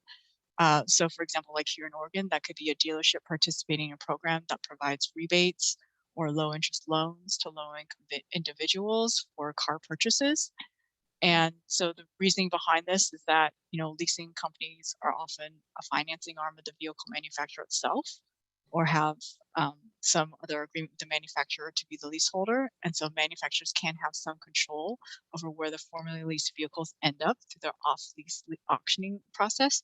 So manufacturers can earn a 0.1 value for them placing these used EVs with the dealerships, and it only applies to vehicles that have an MSRP of less than $40,000 when new. And then lastly, the last component of this is, manufacturers can earn credit for offering a lower priced EV. So basically less than $20,000 for passenger cars and less than $26,000 for trucks. And they're able to earn a 0.1 credit value. And so this would apply to the 2026 through 2020 model year electric vehicles delivered for sale. So it's trying to ensure that there are affordable EVs available for purchase. And then, again, these environmental justice credits are able to be used for 5 years, or actually 6 years, because it's 2026 through 2031. And they're capped at 5% of their overall compliance obligation. Thank you, Rachel. I see that Commissioner Addington has a question. Just quick, Rachel, just to make sure I'm understanding, is compliance value the same as a credit? It is, sorry, and I realize, Commissioner, I apologize for sort of interchanging the two. California has, under the old program, used credits, and then moving forward, they're calling them values. So, but they're essentially the same thing. Thank you. Commissioner Schleusser. Thank you. So do these compliance requirements only apply to manufacturers that are selling non-EVs in a jurisdiction, or do they apply to EV manufacturers as well, like exclusively EV manufacturers? So Commissioner Schlichler, it applies to all what we're calling large and medium volume manufacturers who are selling vehicles in Oregon. So there might be some manufacturers such as, I can't think of a great one, but I'll just throw out a random manufacturer like maybe Mazda doesn't have many EVs currently that they're selling. They still have to make up, compliance obligation. And so whether or not they end up purchasing values from another manufacturer to make up that shortfall, or however they want to figure out how they're going to meet that, it's up to them. But I think essentially it's going to direct them to make EVs part of their overall fleet in order to comply with the regulation. Rachel, and just for as we're going through this contextualize, I know we're a little bit behind, so I might just see if we could move us along a little faster. But this is all part of California's, because this is part of a program that's coming through the 177 program. These what you're describing here is what California's already been working on adopting, correct? I just want to make sure this is falling in line with what we're seeing here, because a lot of times when we see the programs come through the 177 rules, we don't have much discretion in how we change them. It's either we adopt them or we don't, correct? Commissioner Barrasso, yes, that is correct. In general, the section 177 state, we must adopt by reference. I think in general, we plan to adopt identically or as close to identically as much with California's program, just to kind of maintain consistency overall. And we're working with the other section 177 states in figuring out how this would be implemented. And we also too, we've been working with California on the development of these rules to ensure that it's feasible, not only in California, but in the section 177 states to do this. Thank you. That's helpful to hear. All right, so if we go to the next slide, and I'll try and zip through this because I notice we are a little behind. Recognizing that the rules require manufacturers to ensure that their electric vehicles are available, particularly for EJ communities, there are also other provisions in the rule to address consumer concerns and the barriers to EV adoption. And so basically, this is, as we think about, the transition to electric vehicles, we also want to ensure that as these new EVs enter the used market, that their emissions controls perform properly throughout their life, particularly for those who might not be able to afford a new EV and purchasing used is the only viable option. And so basically, in order for manufacturers to receive credit for the EVs they produce, they have to meet certain requirements such as minimum range requirements for battery electric vehicles and plug-in hybrid electric vehicles. The rules also address vehicle durability regarding warranties on the battery state of health, and that it must maintain 70% state of health for 8 years for the first 5 model years, and then it increases to 80% state of health for 8 years in the later model years. And then it also requires propulsion and parts warranty typical to industry standards. And the reason why I highlight this is because there is no requirement right now. The manufacturers might have put their own sort of warranties in there, but now this sort of creates a standardized requirement that manufacturers must meet. Another provision is that it requires dual capability charging cords. So the cord must be both level 1 and level 2 charging capable, and for it to be a certain length.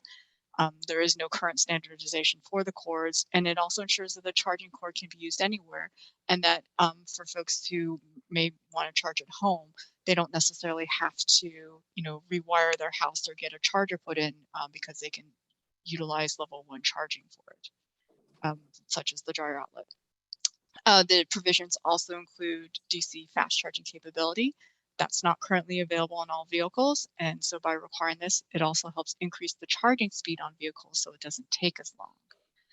And then lastly, there's the rules require battery labeling, which would include information of battery chemistry, the manufacturer, voltage and capacity, what hazardous materials or heavy metals are included in the battery. So this allows users to know information if they needed to deactivate or disassemble the battery or dispose of it, and helps ultimately with reuse, recycling, and disposal of the battery. Because I know that's a big concern as we see more and more of these batteries come into the market. So if we go to the next slide, please. You've already heard about the Clean Vehicle Rebate Program, so I'll just note that to date, we've issued over 50, almost actually by now, so we've probably over $52 million distributed with over 21,000 rebates issued. And if we go to the next slide. So, as we think about, and I think this kind of gets to one of your questions that you posed earlier, about charging access, because really, we're looking to ensure that the vehicles are cleaner. We have more and more of these electric vehicles out there. We want to ensure that folks feel confident in buying these EVs and the owners can get to their destinations. So as Richard mentioned, the Oregon ODOT has roughly $100 million that it's spending over the next 5 years to support the deployment of electric vehicle charging. And it'll build up the charging network along the transportation corridors and also in rural and underserved areas of the state. And this funding is coming from federal funding and other state and other grants. Additionally, ODOT has developed a plan, which is called the Transportation Electrification Infrastructure Needs Analysis, or TINA for short, to determine where there are charging needs, and particularly for those who live in multi-unit dwellings or do not have access to home charging. And so, looking to figure out where charging is going to be needed as we move forward. There are also additionally utility rebates to support the cost of home and business charging installations. And then there are building code requirements to require new buildings to have EV charging capacity. So these are all things working together to kind of help support this increased EV adoption. If we go to the next slide, please. So we've really focused a lot on the zero emission vehicle component of the rules. And, while the rule requires only ZEVs to be sold after the 2035 model year, many of the new gasoline and diesel passenger cars and trucks sold prior to 2035 will remain in use beyond 2035. And so there's a low emission vehicle component of this rule that addresses the air quality impacts from these vehicles. And so the proposed rules include changes such as more stringent emission standards for the gasoline and diesel vehicles, new standards for aggressive driving and cold starts, and also ensuring that the vehicle fleet moving forward continues to have clean emissions. And so it phases out the ability for manufacturers to include EVs in their overall fleet average, because as they, if you think about it, if they make more EVs, they would then be able to increase the emission rates from their conventional vehicles and still meet the existing emission standards. And so basically this would phase out their ability to incorporate EVs in their overall fleet emission averages. All right, so if we move to the next slide, please. So if we want to allow a seamless transition and enact the rules of California's anticipated timeline, then we in Oregon would need to adopt the rules by the end of the year to give manufacturers the required 2 years notice of vehicle requirements. Therefore, to ensure we enact the rules for the 2026 model year, we have to adopt no later than January 1st of 2023. California is still in the process of finalizing the rules, and they plan to take it to their board for final approval at the end of August. And then at that point, we will move forward with our proposal, as we'll know what California has essentially settled on. As I mentioned, we've been working closely with California as they've developed their rules and provided input and coordinated with the other Section 177 states to ensure this is implementable. And in addition to Oregon, there are 7 other states who have indicated that they are moving forward with proposed rules this year. And so it includes our state to the north, Washington, as well as Connecticut, Maryland, Maine, New York, and Virginia and Vermont. And so moving forward, we've already held a public stakeholder meeting last month. We will likely hold another one, if not later this month, early next month.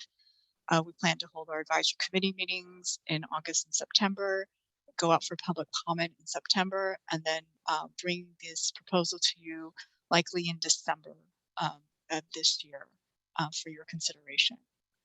So with that, I'm happy to answer any other questions that you might have, and we'll go from there. Thank you for the presentation, Rachel. I want to see if we have maybe one or two questions or comments from the director at this time before we get on to our break momentarily.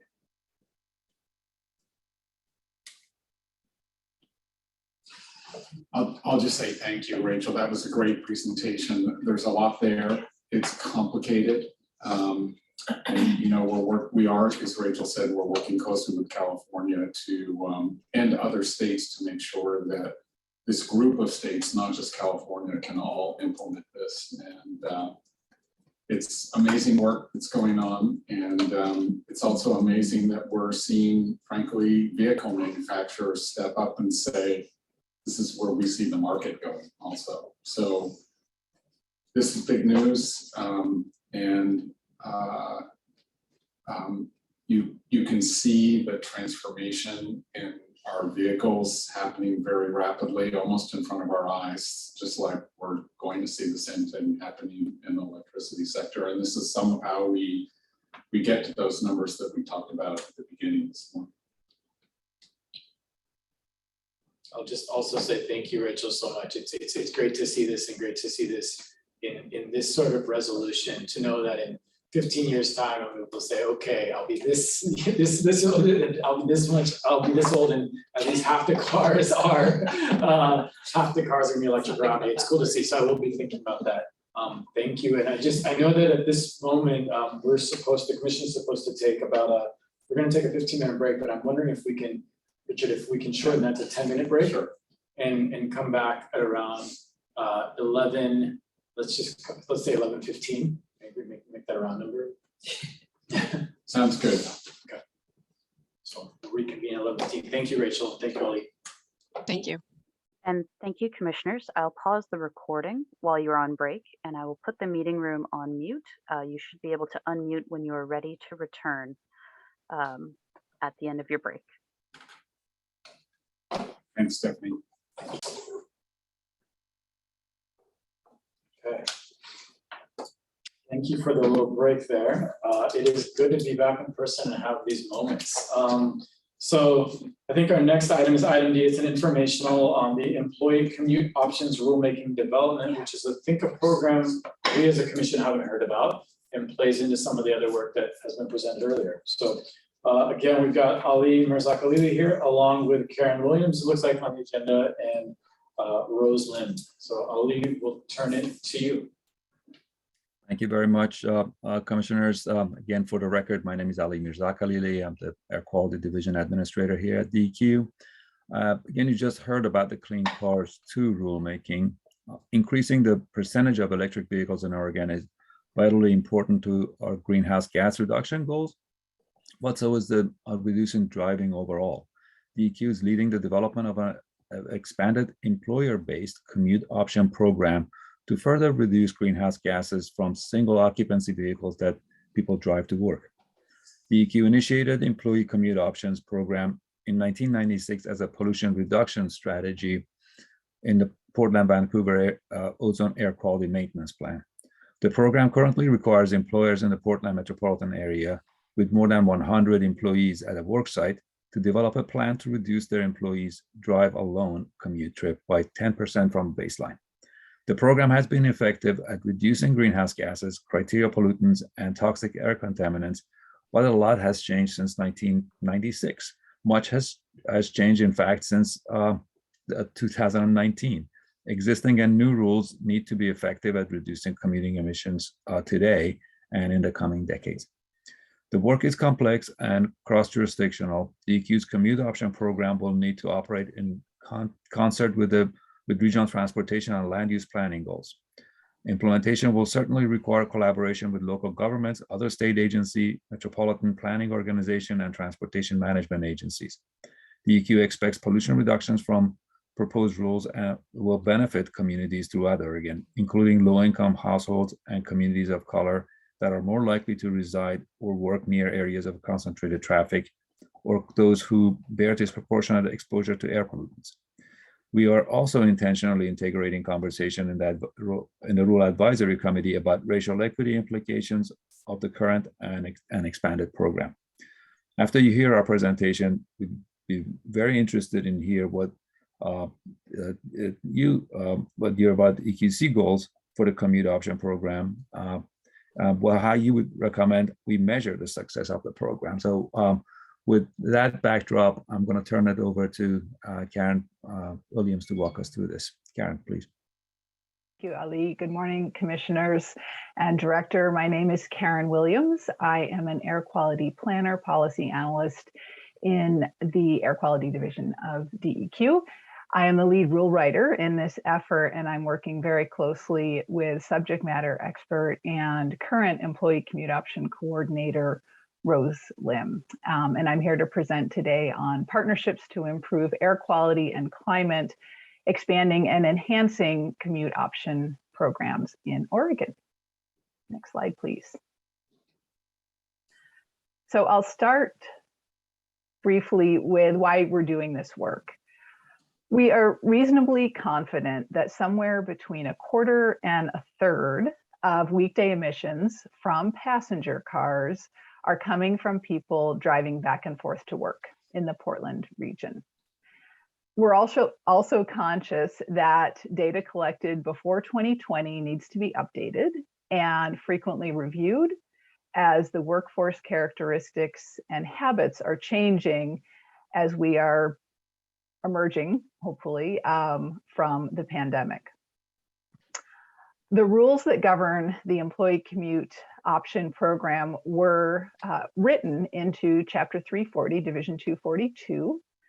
They are in place, as Ali said, because of the Portland area's requirement to reduce sources of ozone pollution and continue to meet the federal ozone standard. More than 20 years ago, the Portland area was not attaining the ozone standard, and the Clean Air Act required DEQ to develop a plan to reduce ozone-forming pollutants. The employee commute option program was and is one of the key control strategies in place to reduce and now maintain compliance with the ozone standard. There are about 600 work sites that are subject to the program in the Portland region, and these are work sites that have more than 100 employees at that work site. The requirements for such work sites and employers are to conduct a baseline survey of their employees about how they get to work, to develop a transportation or rather trip reduction plan, to implement that plan, and then to resurvey their employees every 2 years and report those results to DEQ. The target trip reduction rate that employers aim for is a 10% reduction in the baseline auto trip rate. The target itself is not enforceable. DEQ bases compliance on the good faith effort of businesses to implement their transportation plans. Next slide, please. Among the more common incentives that employers offer are some of these you see on the slide here. Subsidized transit passes, flexible scheduling, this includes telecommuting, carpool matching, and biker amenities. And you're noting, I'm sure, that the information I'm showing you on this slide is from 2019. And we know that a much larger percentage of the workforce has, in fact, been telecommuting since March of 2020 and likely will continue to do so. Any rule revisions that we do certainly need to take this into account. However, while workforce commuting behavior is changing and will continue to, we do need to recognize that many workers cannot telecommute, do not have access to remote work, still need to show up on the job. And those workers should also have safe, accessible, and convenient non-driving ways to get to work if they choose to. Next slide, please. Since this program has been in place for more than 20 years, we can confidently say that the program has helped to significantly reduce, or rather prevent, tens of millions of vehicle miles traveled each year. Each vehicle mile reduced in turn prevents the associated emissions from entering our atmosphere. Now that's ozone pollutants, but it's also greenhouse gases. DEQ's calculations estimate that in 2019, ECO kept 36,000 metric tons of CO2 out of our atmosphere. So we calculate these emissions prevented from emission factors that are in federal and regional databases. And generally, we use emission factors for ECO calculations that are also used by the Metro Regional Government, reflecting the fleet makeup in the Portland region. Next slide, please. And of course, vehicle emissions also contain toxic air contaminants like volatile organics, including benzene, ethylbenzene, nitrogen oxides, and other pollutants that it can impair people's health immediately as well as in the long term. A few years ago, DEQ did a modeling study, and we estimated that the toxic air contaminants that the ECO program prevents can amount to tens to hundreds of tons of these contaminants, again, prevented from entering the atmosphere each year. And since environmental justice communities often comprise community members that are living and working near roadways, near concentrated traffic, we're reasonably confident that these emission reductions from this program do and will in fact have health benefits on such communities. Next slide, please.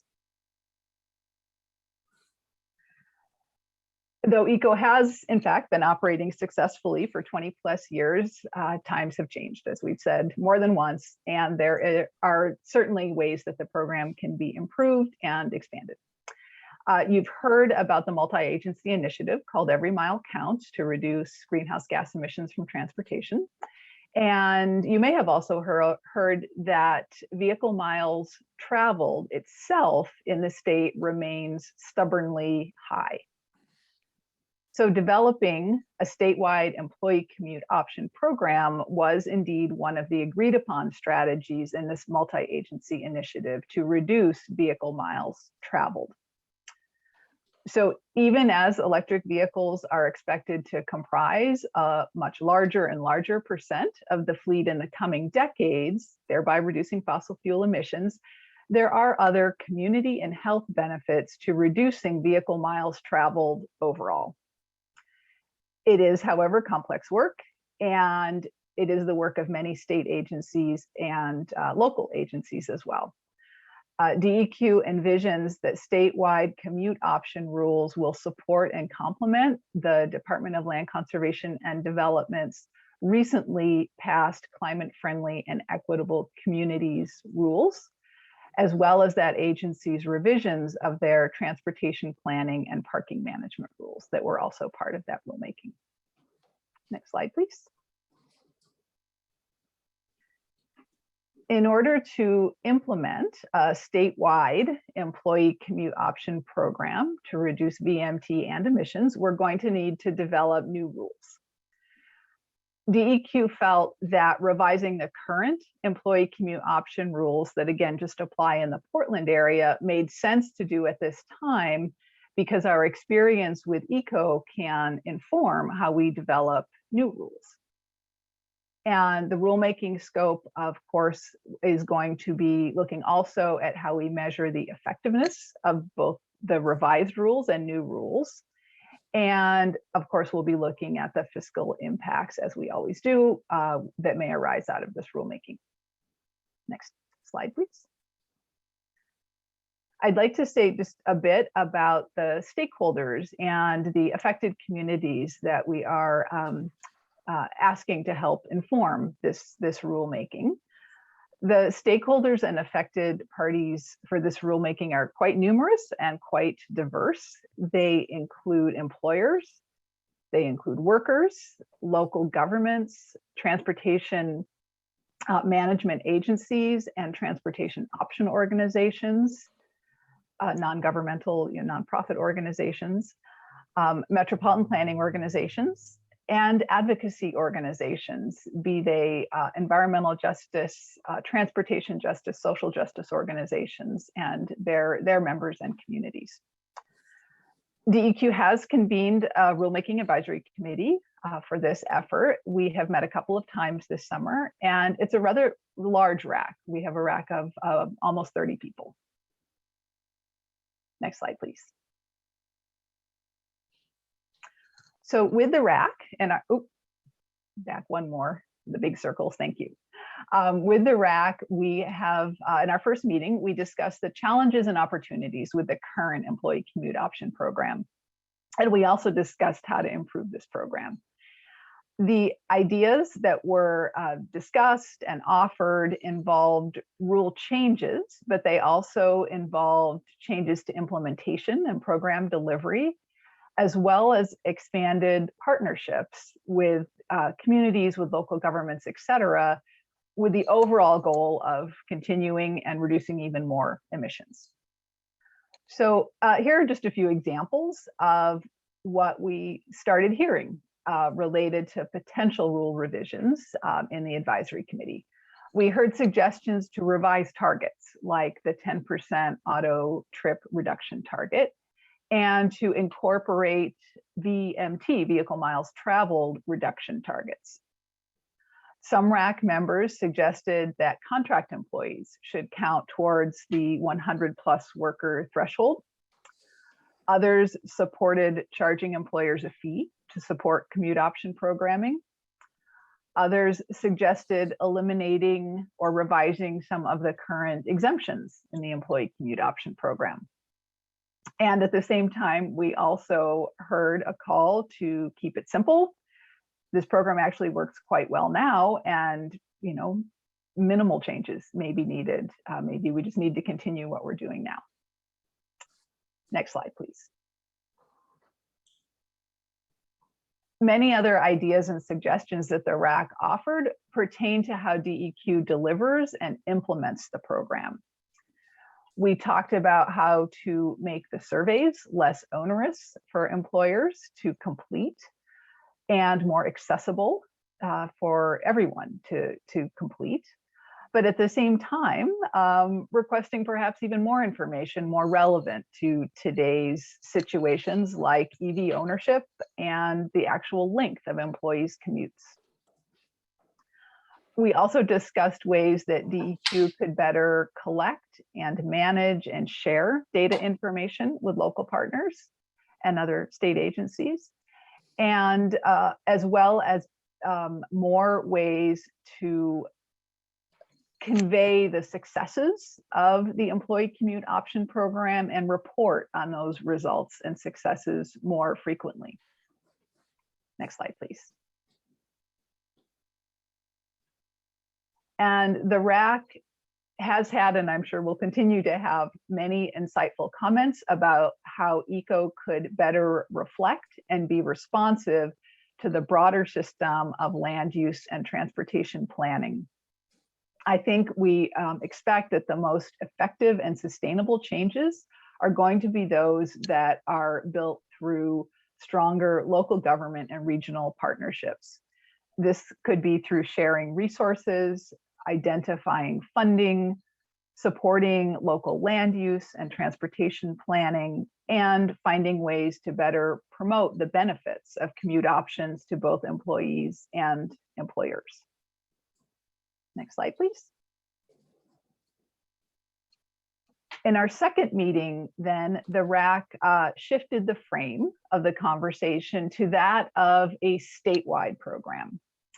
Now, before I go into some elements of that, I'd like to pose the question, so why do we need two separate programs? And the answer is because the underlying statutes are different. For ECO, I explained that that is part of the Portland ozone maintenance plan and just applies in Portland. It is tied to achieving and maintaining the ozone federal standard. As we are looking to develop a broader statewide program of employer-based commute reduction programming, we're going to be operating from a place of regulating indirect sources of pollution.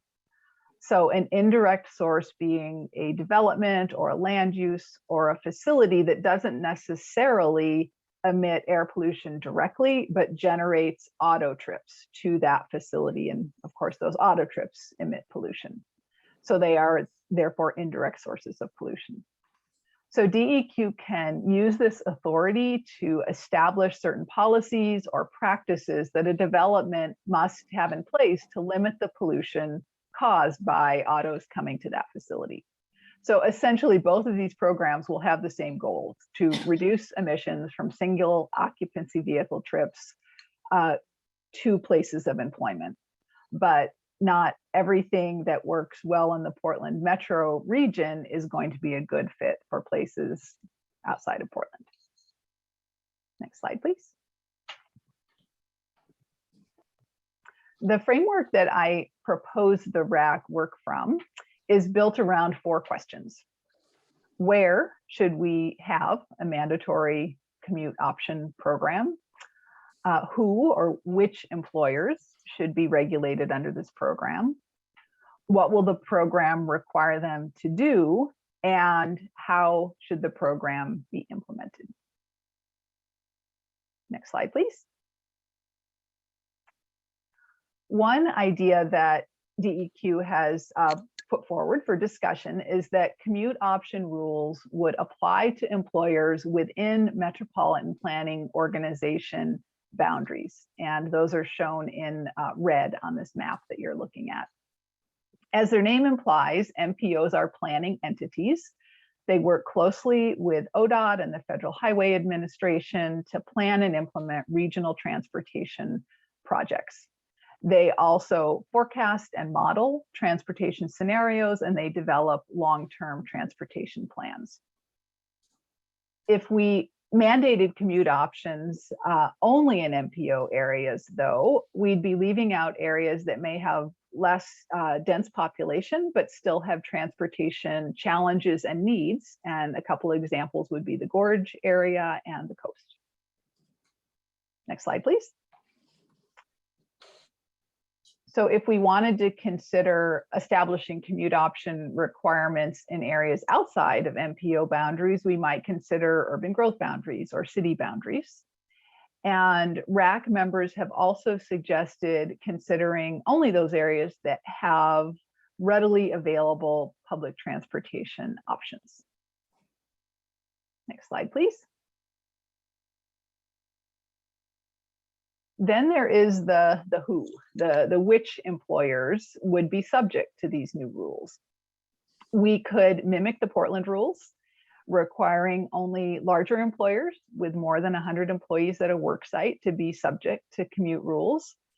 And this Eugene map that is, or I should say map of the Eugene Metropolitan Planning Organization boundary that was provided courtesy of ODOT and the Employment Department gives us a feel for the numbers and distributions of employers by size.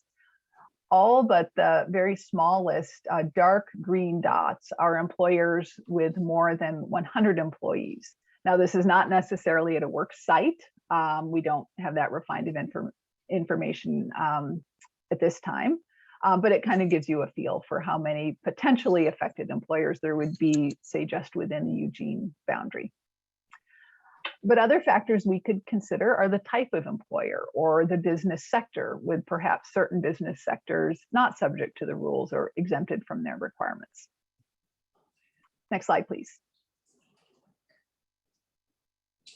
And we are also looking to the RAC to inform what statewide commute option rules should require and how to implement those rules effectively and equitably. Again, the Portland area rules require a baseline survey, a trip reduction plan, follow-up surveys, and reports. So statewide rules, again, could simply mimic those requirements or do something different, such as have quantitative criteria in trip reduction plans that they need to meet a certain standard to be acceptable trip reduction plans. Or we could, in a sense, make it simple and require particular incentives. The employers have to offer particular incentives.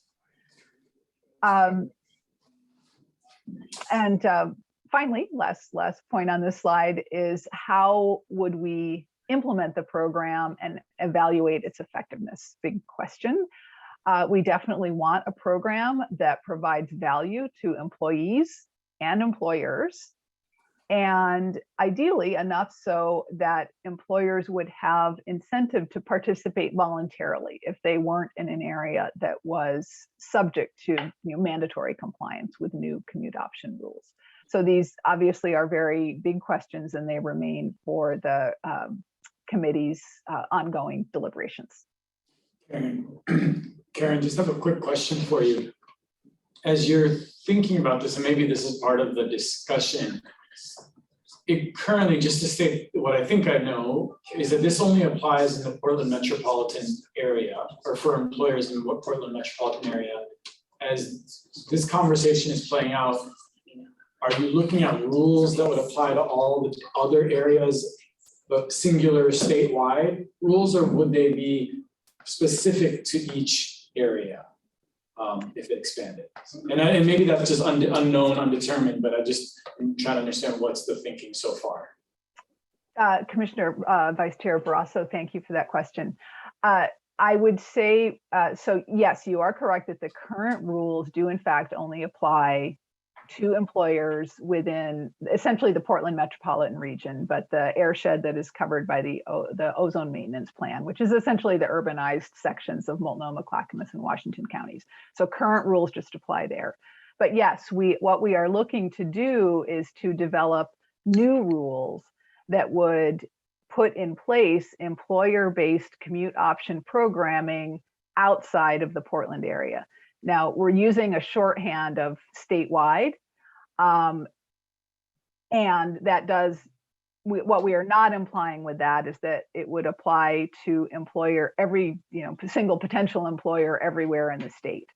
So one of the questions that the RAC is deliberating upon is what would be the geographic applicability? What employers in what areas of the state should be regulated by new rules? And in fact, I think the potential of not necessarily rules only applying sort of disparately to different sections of the state, but one of the concepts that we are looking at and discussing is having, say, tiered requirements, or phasing in requirements, or having requirements that are in fact reflective and helpful to the local transportation plans and local economies, not trying to sort of cookie cutter and just sort of plunk something in Eugene or Medford or somewhere else that is just a sort of a mimicking entirely of the Portland-based plans. We do want to make rules that are responsive to local conditions. Does that address your question? That does, Karen. Thank you. And actually, that is essentially my conclusion. My last slide is just a timeline, so we could move to that quickly. And this is roughly the timeline that we're following. This summer, we are continuing to meet and confer with the Rule Advisory Committee, and we'll be doing so through the fall of 2022. In late 22, possibly early 23, once we have draft rules prepared, there will of course be a public comment period and one or more public hearings. If the commission desires, we would be happy to bring another informational item to the commission before we put draft rules out for public comment, public notice. And once we have received and considered public comments, we would plan to bring proposed rules to the commission in the first half of 2023. I'm happy to answer any questions. Any questions?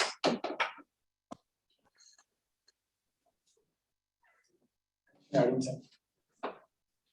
Thanks, Karen. And that was helpful for me to understand what's going on. And I appreciate how you approached it and to talk about, you know, the cookie cutter approach might not be the best method. I think when you talk about places like Eugene and Medford, it is different. And I think, you know, I'm just thinking of some employers I could think of, and I'm not even sure that the local transit district covers, you know, some of these places where more than 100 people work at some of those areas. So I just think right now if I understood Ali right, you're looking for some input on kind of our thoughts and where this might go. I think the goal here is great and I support it. I would really like to see a much more incentive focused approach for employers. And I don't know exactly what that looks like, but there's a lot coming at people right now. And I think for a lot of us that are paying attention to this, you're looking at this as part of a bigger plan on emission reductions. And I get that. I think that a lot of the rest of the state is going to look at this as government run amok. And so I think the goals are right, but I would just encourage, I mean, I think if you sat down with large employers in these, you know, larger cities and tried to figure, I think you could figure something out and I think they'd be willing to do it. That's my 2 cents. Thank you, Commissioner Addington. Director Whitman. Oh, and I'm sorry, no, I see yeah. Chair George and Ali. Let's let them go first. Thank you, Director Whitman. Okay, let's go to Chair George first, since I know it's and then we'll go to you, Ali, afterwards. Thank you. Well, I too just wanted to express my support for, you know, updating us as the work of the group moves forward. I am glad to hear, you know, it's a large group with so many different interests represented. And also glad to hear that you're exploring various approaches to flexibility. I know you mentioned maybe phase in or maybe tiered approaches. That's great to hear. I think that obviously means that you're moving in the direction of providing people a lot of flexibility and incentives where you can. I do think that there are things that, you know, we can do to provide these incentives and make these options more attractive for folks. And certainly these days with the cost of gas, what it is, could provide some real relief and, you know, assist families take other options. So I guess I really just want to say good presentation. Look forward to hearing what those recommendations look like or those opportunities for flexibility. And we'll just, you know, look forward to your recommendations. Thank you. Ali. Yeah, thank you, Commissioners. Chair George, just wanted to add that the challenge that we're facing here is also not to make the program too complicated. We understand they have large employers that have facilities in multiple locations, and we don't want them to have, you know, vastly different requirements from one location to another. I think so. Trying to balance that and see if that's a, you know, how you know the rules that we put in place is accommodates that, you know, that need. So yeah, I appreciate the input. Again, we have a large rack. You know, we're collecting all of these ideas, and I hear Commissioner Addington comments loud and clear. And I think it is we could, you know, lean into incentives. And the program was not, as Karen pointed out, as it exists now. It's a, you know, so good faith based. And then we're trying to do the best they can. I think so. We're not looking to change that drastically, but is there any ideas you have in terms of incentives that we could introduce? I think that's something that we'll be asking the RAC, and I think it we look for input from you as well. So thank you. I'll stop there. Commissioner Addington and then Director Whitman. Well, I just made me think of this, and then Karen talked about the difference, the more telecommuting that's going on now as a result of the pandemic. Can we measure that? Is there a way to know how many less cars are on the road because of that?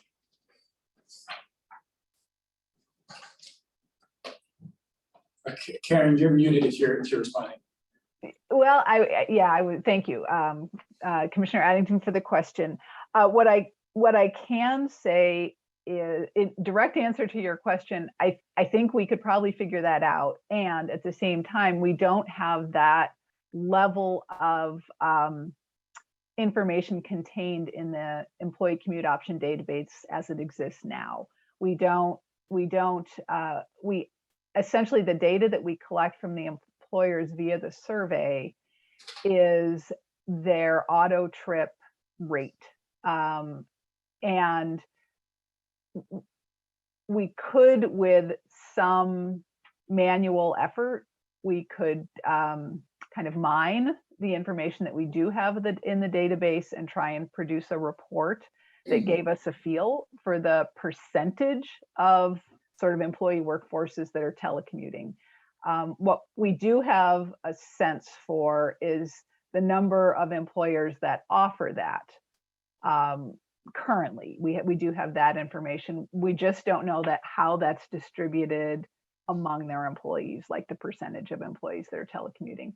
So I think to get at a more refined understanding of that question, we would be looking to essentially work with other agencies that have more particular information about employer workforce characteristics, the employment department, perhaps our local in the Portland area, TriMet and transit agencies do more in-depth surveys with employers, and we might be able to get some of that information. But right now, from our own information, we don't have a really refined understanding of that.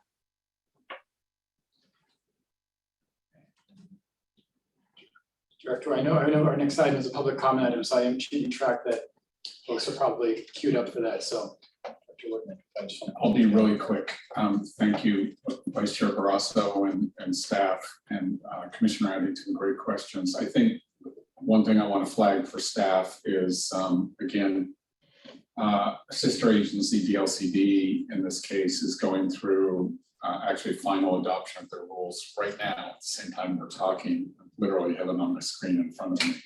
And there needs to, we need to coordinate with them on these rules also.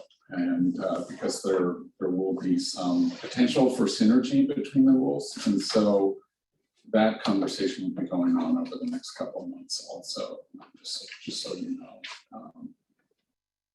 I think I'm just going to leave it there in the interest of time. Thanks. Okay. Thank you, Karen. Thank you, Ali. Stephanie, we're going to turn it back to you as we move into our next agenda item E, public comment on the climate and transportation items. And thank you, Vice Chair Barrasso. This is Stephanie Caldera, your commission assistant. At this time, I will put information on the screen about how people can sign up, and then I will verbally repeat it.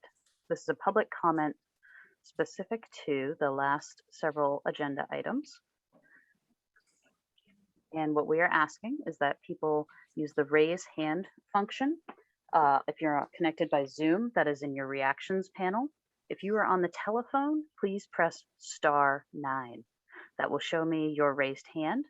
I will take just a moment now to pause and write down the total number, and then I will provide additional verbal instructions.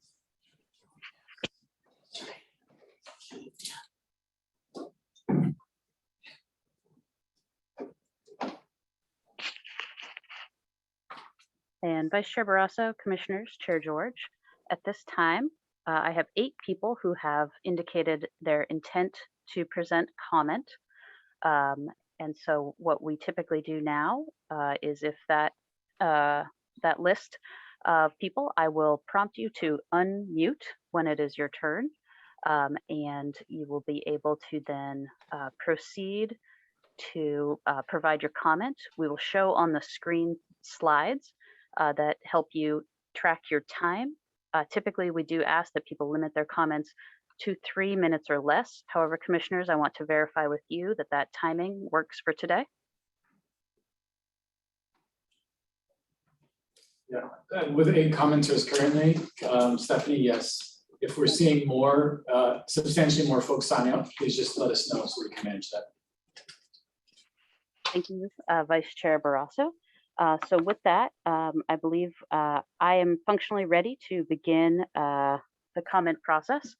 And our first commenter is Rob Kugler. Thank you. Can you hear me? Yes. All right.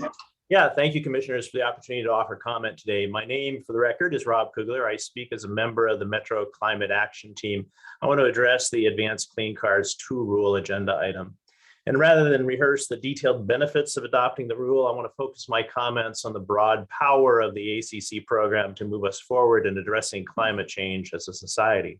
It's not news to anyone here that these are difficult times for climate action. The daily drumbeat of bad news from the planetary and political fronts is almost deafening. It's easy to despair, and especially if you're an ordinary citizen, to think that there is nothing to be done to solve the problem.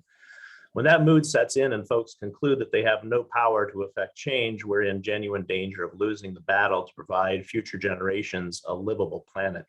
That's why I think the ACC program is so powerful. When California and partner states embrace these rules and implement them with an eye especially to equitable and just access to the capacity to purchase or use non-ICE vehicles, we enhance the power all ordinary people in those states have over a key component of their carbon footprint.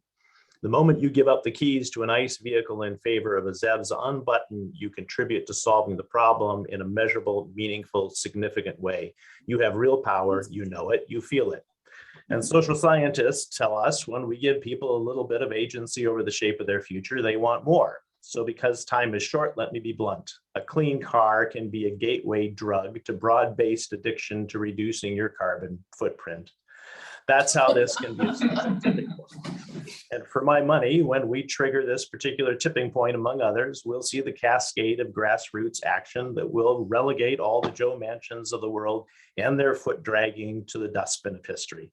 So I really look forward to the EQC approving the rule in December, and I promise my commitment to spreading the word and then urging agencies and the legislature to implement the program with an eye to equity and justice, so as to maximize its effect as a social tipping point trigger. Again, thanks so much for the opportunity to comment. I look forward to being part of this process going forward. Thank you, Rob. And thank you. Our next commenter today is Sarah Wright. Thank you.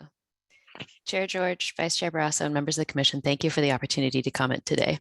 I'm Sarah Wright, Transportation Program Director with Oregon Environmental Council, and I'm here today to ask you to adopt the Advanced Clean Car 2 rules this year. I'm not going to make any analogies to gateway drugs, but we do know that in order for Oregon to reach our climate and equity goals, we must simultaneously reduce driving and decarbonize the remaining driving. Passing these rules will help make Oregon a place where families can choose from a variety of convenient, affordable, zero-emission transportation options that save them money, make their communities healthier, and mitigate the climate crisis. Communities need it. Automakers say they're committed to it. The grid can handle it, and our neighbor states are already going there. It's time to stop burning fossil fuels and move confidently toward Oregon's zero-emission future. We really appreciate that you're taking this up now, and we urge you to move decisively to adopt these rules this year. Thank you again for the opportunity to comment. Thank you. Our next commenter today is Mia Tawana. Hello, my name is Mia Tawana. I am a policy analyst at Cascade Policy Institute. I urge you to delete the proposed Advanced Clean Cars 2 rule. While Section 177 of the Clean Air Act clearly mandates that Oregon must identically adopt California's vehicle emission standards, there's no mandate requiring Oregon to adopt the standards in the first place. When it comes to adopting CARB's Advanced Clean Cars 2 rulemaking, I believe that Oregon policymakers must do some serious soul searching. In a meeting last month, the Pacific Northwest Utilities Conference Committee, or PNEX, Northwest Regional Forecast for 2022 reported an energy need on a 10-year horizon. PNEC reported a 4,200 average megawatt gap existing between required demand and expected supply outward of 2030. This gap is a threat to grid reliability. If the Advanced Clean Cars 2 program results in significant EV expansion, demand load could increase. Even if Oregon somehow fills the future gap between demand and supply, many EV drivers will likely try to charge when they arrive home from work. What if utilities are forced to deliver more electricity than they are capable of producing? What if the system gets overloaded? This is called transmission congestion, as you know, and it won't solve itself. Plans to provide incentives for charging during off-peak hours are not enough. Unlike choosing to sit in a dark room to avoid using electricity at peak hours, choosing not to charge your car has greater drawbacks. It means you won't have regular access to transportation when you need it the most.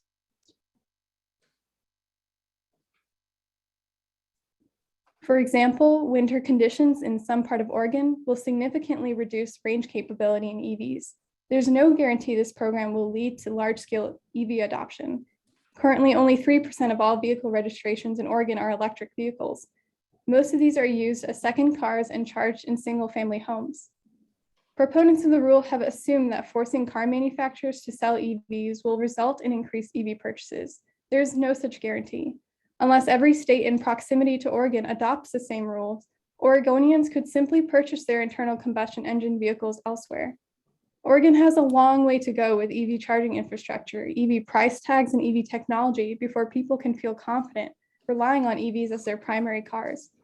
The Advanced Clean Cars 2 rule will force car manufacturers to sell EVs in Oregon, but it can't force Oregonians to buy them. Thank you for your time. Thank you. Our next speaker today is V. Pekar. Hi, good morning.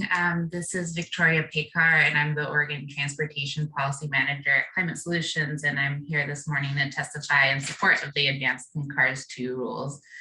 First of all, I wanted to thank DEQ for their presentation on the Advanced Clean Cars 2 rules and thank the Commission for taking action last year and committing the state to reduce emissions on medium and heavy duty vehicles as well. Now we need to update our light duty passenger car emission standards, and I urge the Commission to adopt the Advanced Clean Cars 2 rules when they come up for a vote this year. The Advanced Clean Cars 2 rules are critical for Oregon to reduce our air pollution and meet our state's transportation emission reduction goals. As you heard today, the transportation sector makes up over 1/3 of Oregon's greenhouse gas emissions, of which 62% is from passenger cars and trucks. DEQ, ODOT, and ODO have all been working together to ensure that Oregon is progressing on electric vehicle incentives, on electric vehicle infrastructure, and for charging and obtaining the grid capacity we need to ensure that our state is ready for an electric vehicle transition. As you know, the latest UN Intergovernmental Panel on Climate Change report stated that current policies to limit climate emissions will not be sufficient to avoid the catastrophic and irreversible climate impacts that we've already been seeing in our states and across the world. We need you to continue leading our state with regulations that meet the scientifically determined emissions reductions we need in this sector. Your Commission does have the authority to make a difference and ensure that Oregon is doing everything we can to be part of the solution to improve public health and reduce our greenhouse gas emissions. Thank you for your time and consideration of my comments. Thank you. Our next speaker today is Eric Strid. Hello, and thank you for this opportunity. I'm a retired CEO working for our children. My wife and I put over 200,000 miles on EVs. We use them summer and winter. They're excellent in the snow when you have an all-wheel drive unit. This Clean Car Act is by far the best policy we could adopt. And this is after many hours spent on the Oregon Energy Policy Simulator, looking at exactly this kind of requirement, an EV sales standard. because it hits the source of the problem, which is affluent buyers who lock in emissions on their vehicles anywhere from 25 to 60 tons per typical light duty vehicle. Those emissions will happen whoever owns the vehicle. So we've got to stop the hatchery of the problems.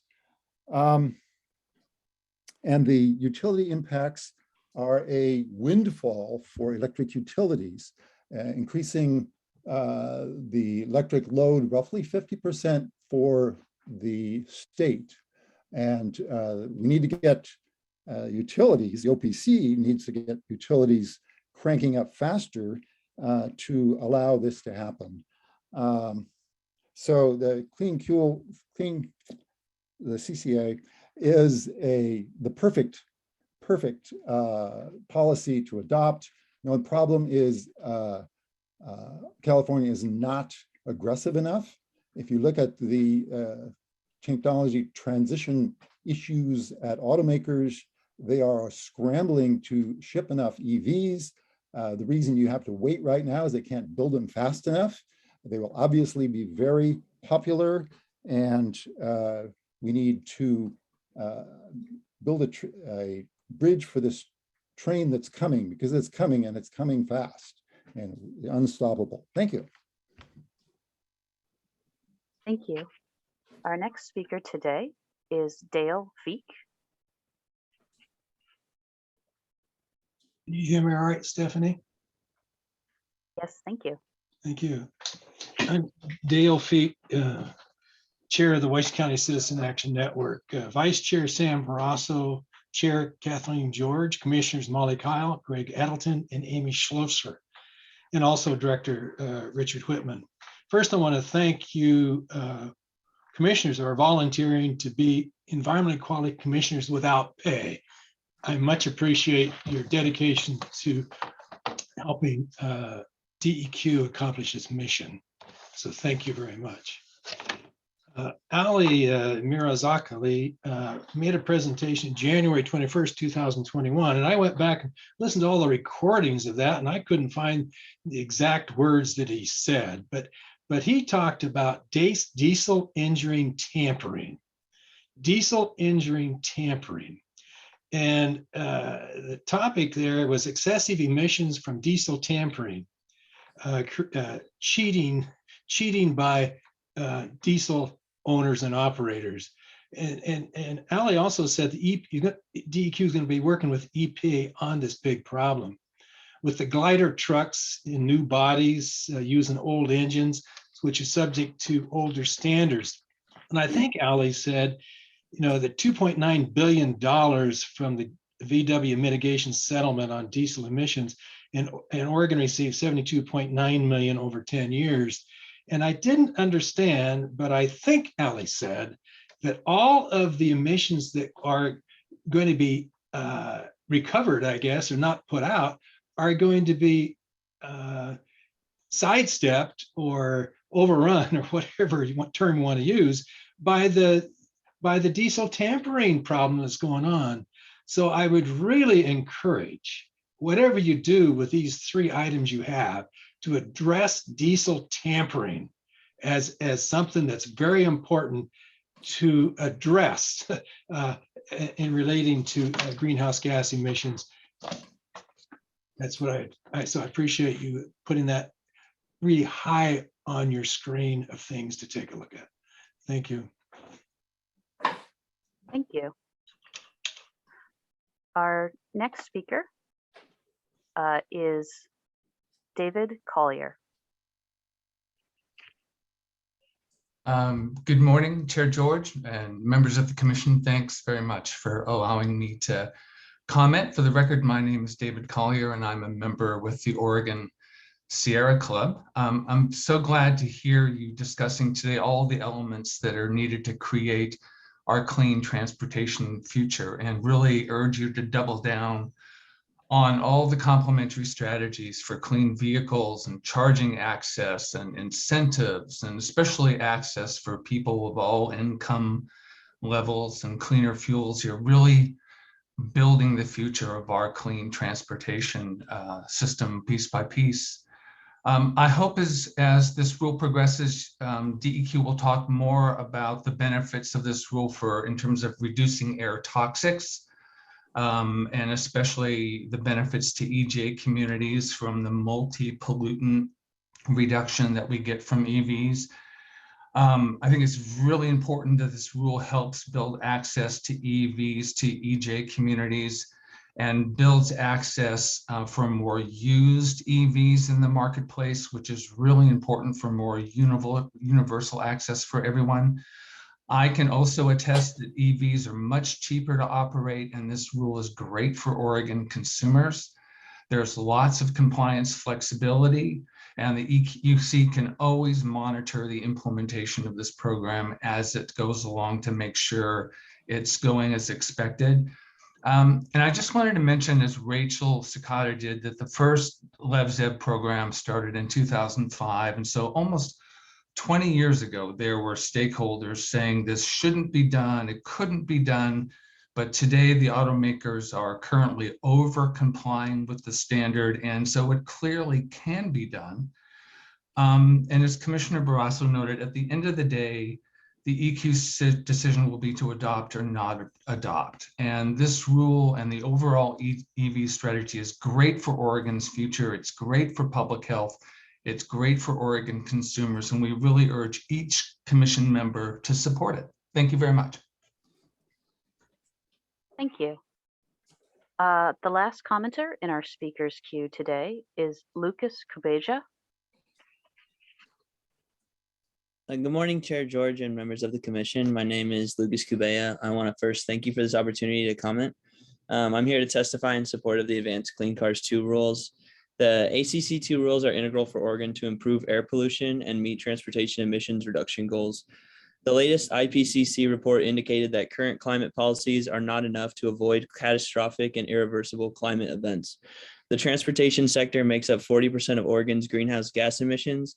62% of these emissions are the result of passenger cars and trucks. Also, the American Lung Association's State of the Air Report Card gave Oregon failing grades for nearly all counties where data was collected. Air pollution has been shown to disproportionately impact low-income communities and communities of color within our state. The ACC2 rules in Oregon should also ensure that car manufacturers improve access to zero-emission vehicles in underrepresented and frontline communities by providing reduced price zero-emission vehicles for community mobility programs, producing affordable zero-emissions vehicles, and more. Given that families on a budget spend as much as 20% of their income on fuel and the disproportionate impact of air pollution on low-income communities and communities of color, the ACC2 rules present an opportunity not only to reduce our transportation emissions, but also push our transportation sector in a more just and equitable direction. Thanks for your time and for considering my comments. And thank you, commissioners. That was our final commenter today. Okay. Thank you, Stephanie. Thank you to the commenters for sharing their comments. That works. Let's go ahead and move on to, I think we've got just 2 more agenda items before we break for lunch. We're running about 10, 11, 12 minutes a little behind. So see if we can maybe make up some ground here. Yes, Vice Chair, if I Yeah. may, for the record, Leah Feldon, Deputy Director. These items we anticipate, as you can see in your agenda, to be pretty short. And Ali is gonna, Ali Mirzakhalili, our Air Quality Program Administrator, is gonna join you again to kick us off on the temporary ruling corrections for the asbestos program fees. Great, thank you. Ali, kick us off. Thank you again, commissioners. For the record, my name is Ali Mirzakhalili, Air Quality Division Administrator here, and I regret to be before you for this next couple of items, and I'll explain in a minute. Just want to introduce the proposed temporary rulemaking to address the remaining asbestos fee increases from the 2022 asbestos fee rulemaking. Go to the next slide, please. Just a quick overview. Just a reminder that the Oregon legislature approved a fee increase of $300,000 annually in the 2021 legislative session, and on May 19, 2022, the commission voted to approve the proposed fee increases for all asbestos fee categories as part of the 2022 asbestos fee rulemaking. While the fee tables presented to the commission for adoption were correct, the rules placed on public notice and filed with the Secretary of State omitted a fee increase for the categories of asbestos worker and supervisor certification and abatement contracted licensing. The EQ is proposing a temporary rulemaking to adopt the fee increase while we conduct a rulemaking to make the fee increases permanent again. The asbestos program is funded entirely by fees, and the increase in fees provided in the necessary revenue to maintain the program. The temporary rules and updated fees would become effective upon your approval on July 22nd, 2022. Temporary rules will expire 180 days after that, and we intend to propose that the commission delegate the authority for permanent rulemaking to Director Whitman, so we don't have to come before you again, hopefully. And DEQ will propose to make the fee increases for this temporary rule permanent no later than mid-December of 2022 before the 180 days expiration. The adoption of the temporary rule is needed to bring the asbestos program fee into alignment with what was intended, what we intended for in the May 19, 2022 EQC rule adoption.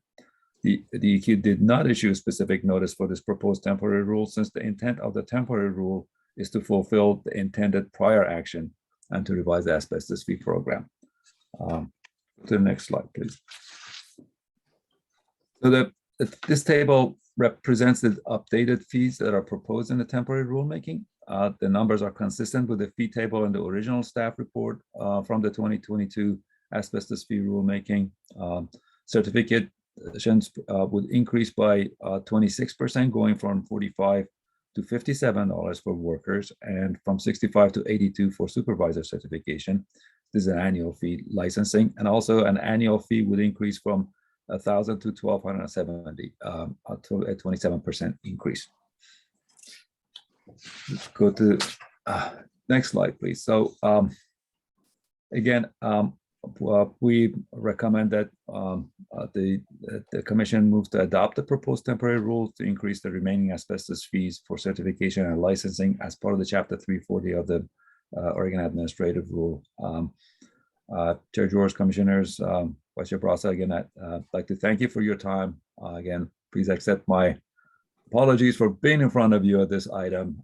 This is the regretful error on our part here, and I just want to want to note that the public and RAC assumed all fee increases will be implemented at the same time, and the temporary rulemaking will address that expectation. So I'll be happy to answer any questions you may have.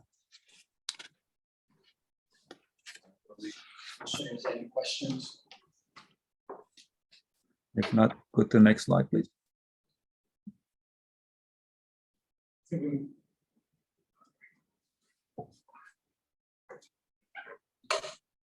Commissioner Kyle. Yeah, so I move that the Oregon Environmental Quality Commission determine that failure to act promptly would result in serious prejudice to the public interest or the interest of the party concerned as provided under the justification section of the staff report for this item, and that we adopt temporary rules as seen on page 11 of the report for this item as part of Chapter 340 of the Oregon Administrative Rules to be effective upon filing on July 22nd, 2022. We have a second. I second. Any further discussion? Commission members in favor of approving this motion, this motion, vote by saying aye. Aye. Aye. I think we have it. All right, thank you, Ali. Thank you very much. And now I'll propose with a delegation, and if you move to the I guess I shouldn't be doing this, sorry. I have no problem. We'll move on to action item G. So this next agenda item is connected to the last item. It's the delegation of the rulemaking authority for permanent corrections to the asbestos program fees. Ali, go for it. Apologies for jumping the gun. The temporary rule, then updated fee would become effective upon filing in July 22nd. The asbestos program, again, reminder is that 100% fee funded, and the intended permanent fees, increase in fees provide the necessary revenues to maintain the program. We will complete required rulemaking process and propose for Director Whitman's decision to make the fee increase of this temporary rule permanent no later than mid-December of this year. Next slide, please. Again, under ORS 183-325, the Commission may delegate its rulemaking authority to a specific named DEQ employee for specific named actions.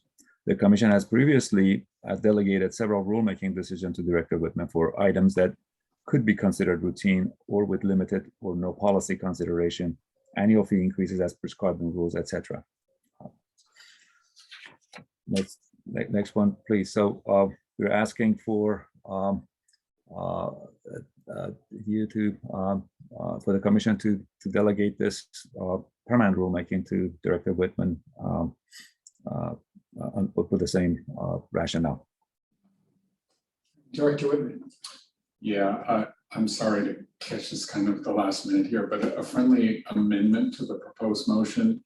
If you would just drop the name Whitman for reasons that I think everybody understands, and just make the delegation to the DEQ director. I don't want any confusion that this was a personal delegation to me.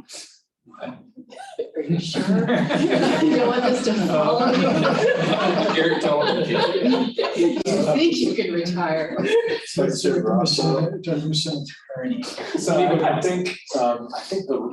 think the statute actually requires that it be delegated to a named official. It could be Director of DEQ Richard Whitman, I would say, and then I think that the next director could come step in, but I think you should put a name in there.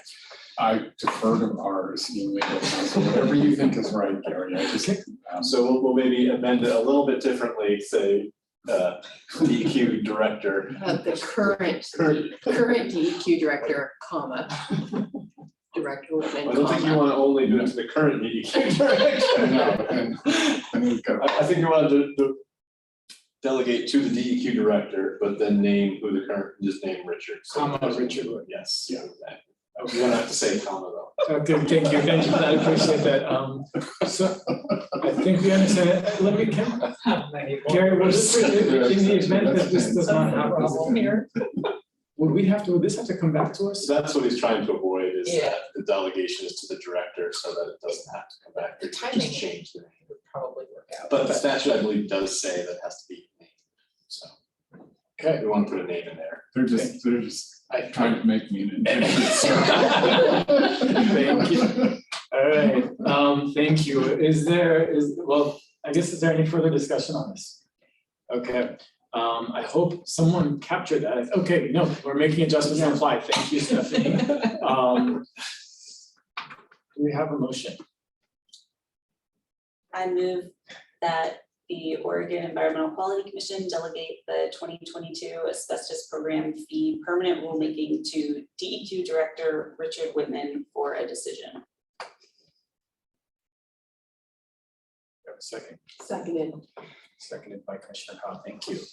Okay, any further discussion? All those in favor of approving this motion, vote by saying aye. Aye. Motion passes. All right, I think this takes us now into the Commission's working lunch and executive session. So we will be back here roughly around 1:20 p.m. But before we do that, I want to turn it over to Director Whitman. Does the vice chair need to read the anything about the statement of executive session? Let's start the executive session. I'm sorry. Okay. You done? Not yet. Okay. Thank you for clarifying. Okay. Well, thank you, members of the public. We'll be back here a little bit after, or shortly around 1:20 or a little bit after. And thank you, commissioners. At this time, I will stop the recording. And we do ask that every person not previously scheduled to attend the executive session do log off at this time. We will take a short break, and then the commission will reconvene in executive session, and we'll be in that until 1:20 p.m. Thank you.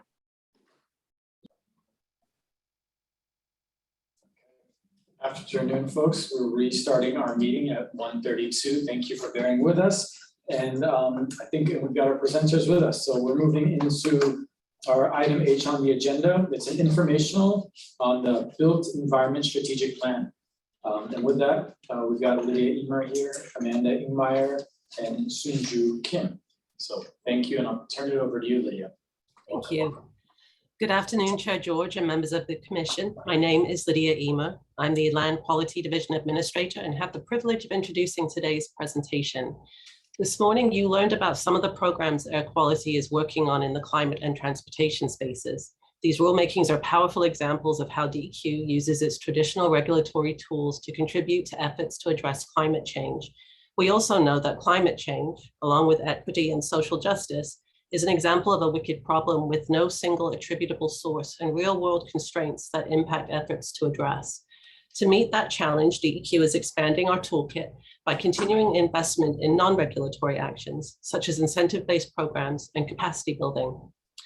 Typically, our climate programs tend to be focused on sector-based emissions created by in-state producers. The Built Environment Strategic Plan, which you'll hear about today, is an example of how we can expand the scope to work within the consumption-based emissions framework and account for emissions created on our behalf, but outside the state's borders. This approach broadens our efforts and ability to invite consumers and purchasers into the discussion and resulting actions.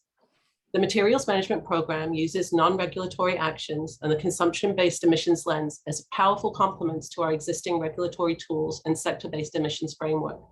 The program identified the built environment as a priority in the 2020 Framework for Action update because of the significant impact it has on the natural environment, ecosystems, people, plants, and animals. In this presentation, you'll hear how building material production emissions and systemic racism in historical urban planning decisions exacerbate climate degradation. DEQ has a long history of working in the built environment. Examples include strengthening the state's small housing movement, supporting material reuse and deconstruction through research and grants, collaborating with the Oregon Concrete and Aggregate Producers Association to reduce the impacts of concrete mixes, and working with the City of Portland to establish global warming potential limits for their concrete procurement. The Built Environment Strategic Plan marks a transition to intentionally center equity, environmental justice, racial justice, and well-being into the built environment programs, projects, and processes. The presentation today will introduce the built environment and why this work is a priority for the Materials Management Program. We'll share the unique approach to strategic planning co-led by our two speakers, Sunju Kim of Charette Venture Group and Diversity in Design, and Amanda Ingmeyer of DEQ. You will see an overview of the published strategic plan for the built environment, and we will explore how the plan is being used to inform and transform the work of the program. I want to offer deep thanks to the many steering committee members and thought partners who supported and helped co-create this inaugural Built Environment Strategic Plan. I'll now hand the presentation over to Sun. Thanks, Lydia. Hello, I'm Sunju Kim, a senior management consultant at CVG and a co-founder of Diversity in Design. Next slide, please. Because the built environment is so vast and complex, I'll start by laying a foundational understanding of what we're talking about when we say the built environment. Next slide, please. It's not only the physical structures like our homes, workplaces, but also our infrastructure, things that connect us and provide power, systems such as building and zoning codes, policies and planning that regulate and protect, the social structures and activities that create community and security, the economic aspects that feed development, ownership, and jobs, and most importantly, the human outcomes that are a result of each of the previous aspects. Next slide.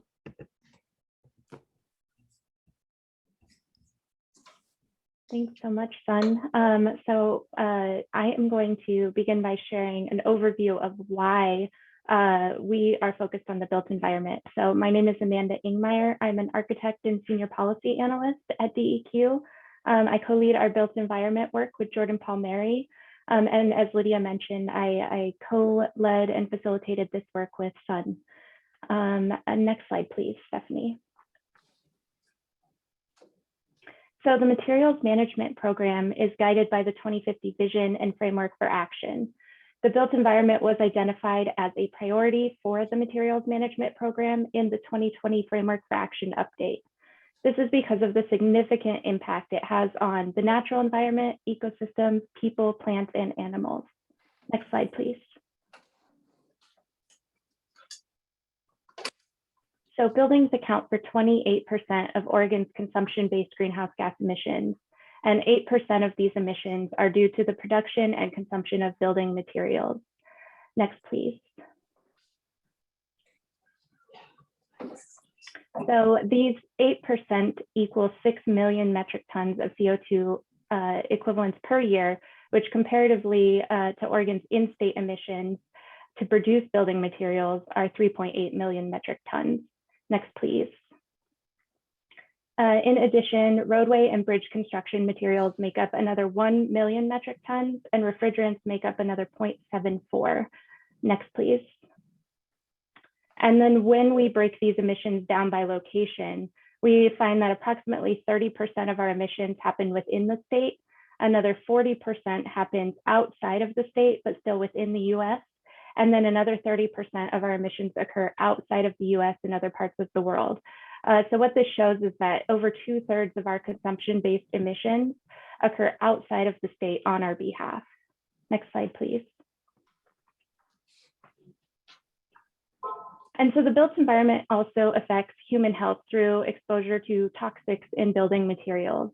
So the red list, which includes all of the chemicals and materials on the screen here, is just one of the standards for identifying materials and chemicals of concern that should be avoided in building projects. Next slide, please. So these 21 materials translate into hundreds of chemicals. Next slide, please.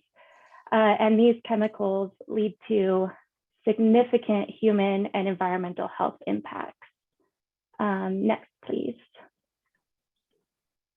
Like those that you see on the screen here. So things from carcinogens to various toxicants to damage to wildlife and many more. Next, please. So in addition, the built environment has played and continues to play a role in the structural inequities that exacerbate the burdens of the climate crisis, health impacts, environmental justice, and economic opportunities. Systemic injustices like redlining have led to disinvestment. Next slide, please. Like what we see in this research from Portland State University that shows how lack of investment in green infrastructure in formerly redlined neighborhoods has led to a disparity in exposure to higher temperatures that are associated with urban heat islands compared to the neighboring non-redlined neighborhoods. Next, please. And also the concentration of quote unquote urban renewal and forced displacement in formerly redlined neighborhoods, which contributes to disparities in health and wealth that are still felt today. Next slide, please. And this forced displacement and gentrification, specifically here looking at Portland's Albina neighborhood, has led to significant decline in the number of Black Portlanders that are still residing in this historic cultural center for Black life in Portland. You see the figures here from over 80% of Portland's Black population in the 1960s to 20% in the 2010s. Next slide, please. We also see systemic injustices in the destruction of ancestral lands of Indigenous communities, for example, in what we now call the Dalles. Next, please.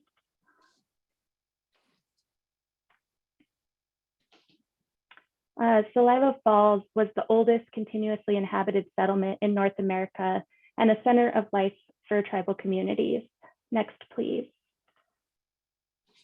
But in 1957, the falls were drowned in 8 hours. Next. Thank you, Stephanie. To make way for power generation to support regional industrial growth. And next. And so as noted in this quote by Hop Hopkins of the Sierra Club, racism is really at the core of these systemic injustices. Next, please. I'll turn it back over to Sun. Thanks, Amanda. So these examples in the quote by Hop Hopkins highlight the importance of centering equity, racial justice, and well-being in the built environment strategic plan, and also our planning approach. Next slide, please. Throughout the development of the strategic plan and the approach, we use three main concepts to guide us: equity and racial justice, emergence and iteration, and co-creation. You'll see these same symbols pop up throughout this section, and they indicate where each was central to an idea. Next, please. This roadmap represents our strategic planning approach. The scoping workshops themselves were the gathering place to develop the built environment strategic plan. And they were structured to bring together a very diverse steering committee to invite the committee to bring their full selves. And that includes lived experience to the process. We wanted them to think really expansively about the built environment and ultimately to develop the work areas and the guidance that inform the work of DEQ's built environment program moving forward. Next, please. The scoping workshop started with laying the foundations in workshops 1 and 2, where we reiterated those main concepts and also emphasized building relationships and empowering our own diverse perspectives. Next slide, please. The table for the committee was set differently from the beginning. Advance. We included materials management staff, advance, and other folks in the agency who brought different perspectives, including expertise in air, perspectives from the Eastern region, and environmental justice, advance. And we sought out educators, practitioners, and community leaders outside of the agency to join the steering committee. They brought a range of experience, of expertise and lived experience in the built environment, including building codes, design justice, building materials, expertise, and also community engagement. These external steering committee members were compensated for their time and contributions, and that sets an important precedent for valuing external collaboration. Additionally, it was important for this work not to be led by DEQ alone, advance. And instead, this process was co-led by a team of both DEQ, Amanda Ingmeyer, and non-DEQ, myself. Next slide, please. We not only built from the 2050 vision and framework for action, we also integrated 3 additional frameworks that specifically helped us to address the scale and the complexity of the built environment and its impacts. Advance. I'm sorry, can you go back, please? Design justice, which we built on the work of Brian Lee and co-locate. Design justice asks designers to use the processes and outcomes of design to dismantle the structures which use design to perpetuate racist and other oppressive systems. And design and designers here doesn't mean just architects and engineers who design buildings, but also the policymakers designing policy and the DEQ staff designing programs. For emergent strategy framework, we follow the wisdom of Adrienne Marie Brown. Emergent strategy champions openness to new strategies, ideas, and ways of doing and being that emerge over time, and to grow a compelling future together through relatively simple interactions. And finally, well-being. Well-being is already part of the 2050 vision, and in the materials management program, well-being is specifically championed by Minimal Mystery. Well-being centers people and place to draw connections and translate abstract data into actual lived experience. And we moved forward assuming that enhancing well-being is essential to good governance. Next slide, please. In workshops 3 and 4, we committed a lot of space to exploring and thinking expansively about the built environment. Next slide, please. It was important in these middle workshops to move from the visible or known built environment, advance. Oh, actually don't advance, thank you, to what unpacking the full system that informs the built environment looks like. Next slide, please. We explored the built environment at 3 scales: products and materials, buildings and infrastructure, and pathways. Next slide, please. Our steering committee created mind maps in a shared platform to map the built environment at these 3 scales, looking at the full life cycle material flows. Advance, please. Where decisions are made, where connections can be drawn. Advance, please. And where they are opportunities for intervention. And the goal was to move beyond any preconceived ideas of what work we assume we should be doing to be doing in the built environment, and instead to look for opportunities and insights that may not be as obvious. Next slide, please. The workshops concluded with developing the framing guidance and priorities for the built environment program, which ultimately became the strategic plan itself. Next slide.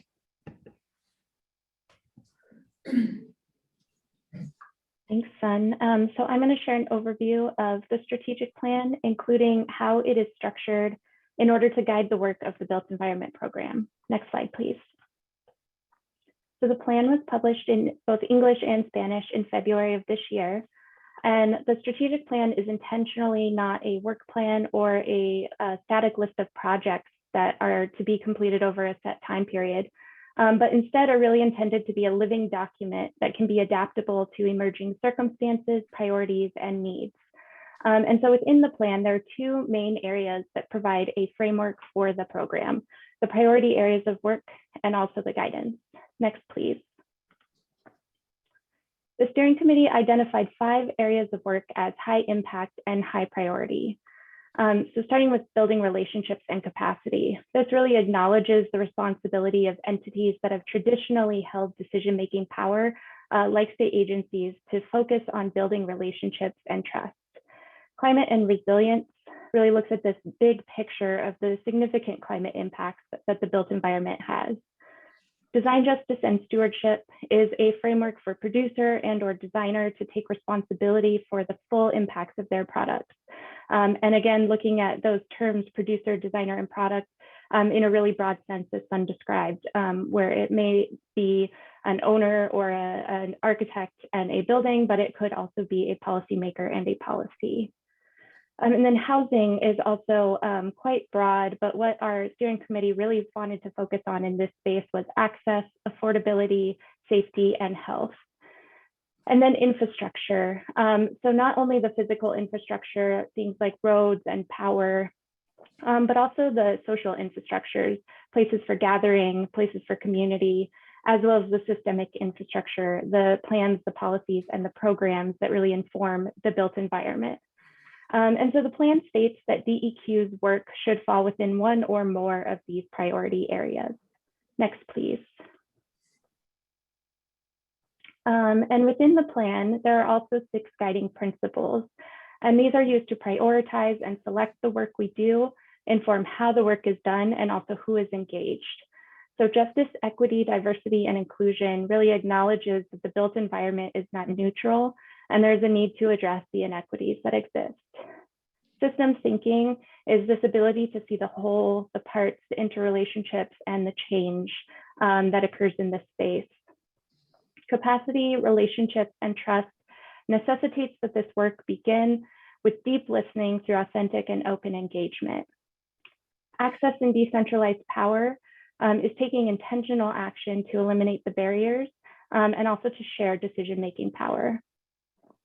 Iteration and emergence is really about taking the time, but also that willingness to learn and experiment rather than relying on a preconceived idea of timeline or maybe what completion or success looks like. And then well-being, Sun described earlier, so really this idea of centering people and place in our work. And so in addition to falling within at least one of the priority areas of work, any projects which DEQ leads, participates in, or supports should really address all 6 areas of guidance. Next, please.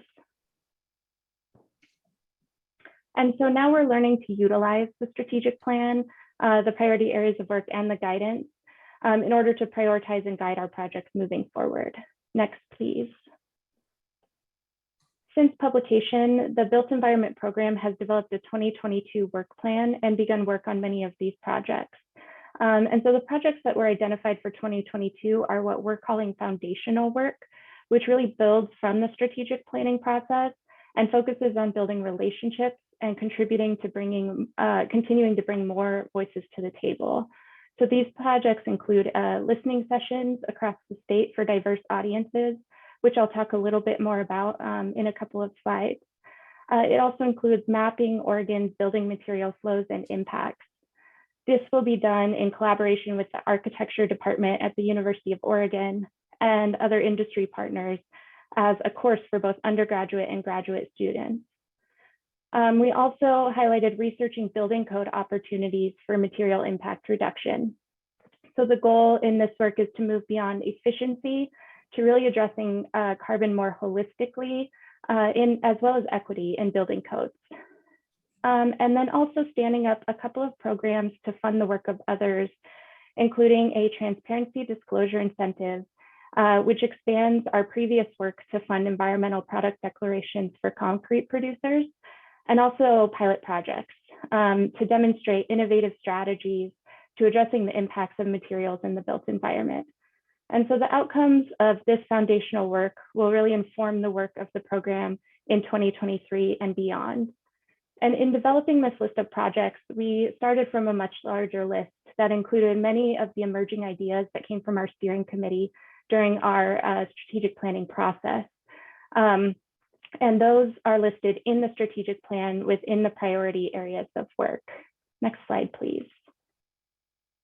So we evaluated each idea against the 6 guidance that you see at the top of the screen. Next, please. And where there were initially gaps, as you can see, we found really an opportunity to make changes to how the project is scoped or who's at the table in order to ensure that each guidance area is addressed by each project. Next, please. And so really rounding this out, this project was our first view into how the plan is already changing the way we prioritize, scope, and do our work. Next, please. And so I also just want to share this one example. I mentioned the listening sessions from our 2022 work plan. So really understanding that we need to expand from the 14 voices at the table during the strategic planning process to more voices around the state, contributing to our understanding of what work DEQ should be prioritizing in the built environment. This listening tour is a really important part of this foundational work. And so this quote comes from the onward section of the strategic plan, but really this essential first step to focus on deep listening and building relationships, building trust, cultivating a community of partners, and then particularly centering the people and communities who are most burdened by the impacts. Next slide, please. This is Stephanie Caldera, Commission Assistant. I'm going to pause very briefly with our online system just to check in. Chair George, I do see your hand up and I apologize for interrupting, but wanted to verify. Thank you, Stephanie. Chair George. No problem. So I just wanted to ask, and you can let me know, Amanda, if you were just getting to this. So you shared kind of a rubric there to analyze and cross-reference the various values. That's it for 2022 foundational projects. So is this getting this kind of evaluation scheme in place before projects are identified, or are there projects that have been evaluated, and where do those projects come from? Yeah, thank you for that question, Chair George. So yes, we had a significant number of project ideas that came out of the strategic planning process that we called emerging ideas within the plan itself. So we looked at those in alignment with these 6 guidance areas, and also with this idea of wanting to start with this foundational work that would help us get a better understanding moving forward. And so in that process, all of those projects were put in the spreadsheet to kind of understand where do they align with the guidance and where are there gaps. And in addition, it gave us that opportunity to really ask ourselves the question of why are there gaps and what can we do to fill those? What needs to be done a little bit differently in this work? And so it helps us make those decisions of which projects to prioritize. And then also it will help us continue to do that moving forward, because we may hear project ideas come out of our listening sessions that are in a similar boat where they don't quite align with all 6 just yet. And so that again gives us the opportunity with new project ideas to answer that question, to dive a little deeper and say, well, why doesn't it address this specific guidance, and how can we make adjustments so that it does? Does that answer your question? I think so. So the people who were at the table suggested ideas for projects, and those are the ones that have been considered to date. To date, yes.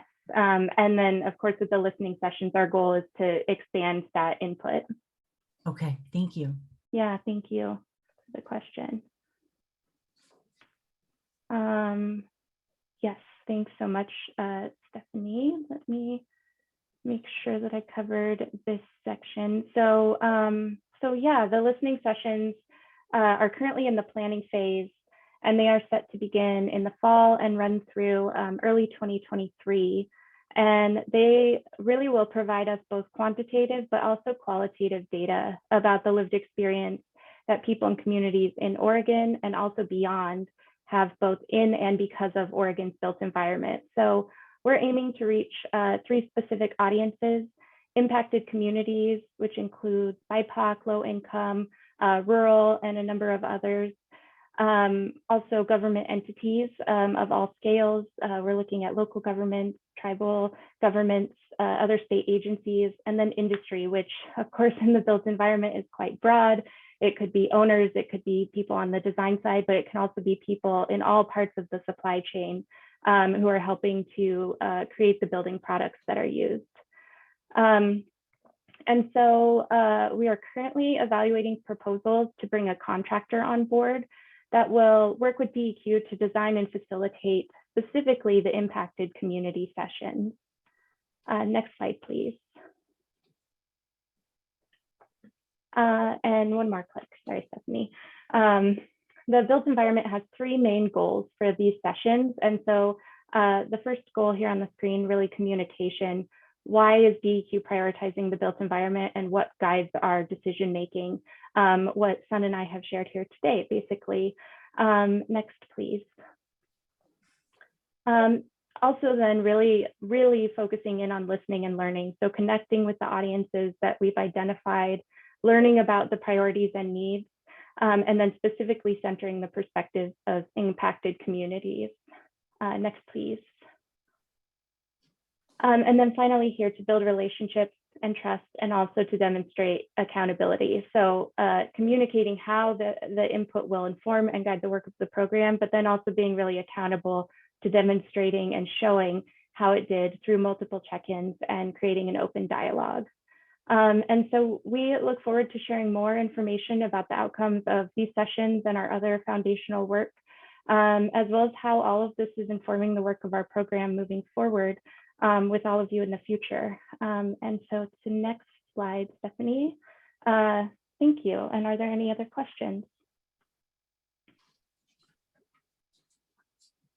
I have a question. Commissioner Susser. Thank you. That was really helpful. And it seems like a really ambitious project or process that you've put together. I'm really excited to see the outcomes from it. I'm just curious, for the listening sessions, are you going to sort of present, are you going to frame the conversation around like a set of potential programs or projects or policies, or is it really just getting input from the communities and government entities and industry on the impacts and issues that they encounter? And if it's the latter and you get a huge amount of feedback on a wide variety of issues, do you then have a system in place to sort of prioritize which programs and projects you'll recommend getting started on first? Yeah, thank you very much for that question, Commissioner. It is a little bit of both is what we're talking about. We do want to make sure that we create the space for people to bring their own unique ideas to the table that we may not be considering. But we are also working with a process that has been kind of piloted through the materials management program called QSort that really helps bring that quantitative and qualitative data to the table. And so in that process, we provide a certain number of projects and ask the folks who are engaging with us to prioritize those. And so we're able to evaluate that through the software to get that quantitative data, but then also through those conversations, understand why they're prioritizing certain projects over others. And so our goal with that is that we are giving people sort of a menu to kind of start from, but then also still keeping that opportunity open for folks to bring new ideas to the table as well. Great, thank you. Yeah, thank you.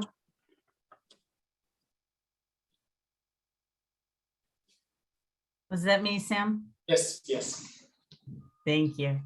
So yeah, this is kind of fascinating work and it's a lot to think about. I'm sure you had some level of plans, but I guess I'd just like to offer any help that I can. If you were going to have a listening session, maybe with Oregon tribal governments, if there's any way I can facilitate that.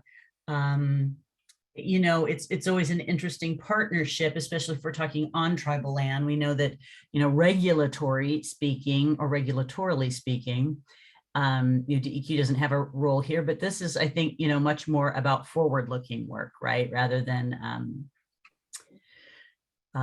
you know, a regulatory construct. And so they are certainly communities that fit most of those groups that you listed. And so if there's a way in which I could be helpful in maybe facilitating or setting up a listening session where we could get you some good participation from tribal governments, I would love to be a part of that if that could be helpful.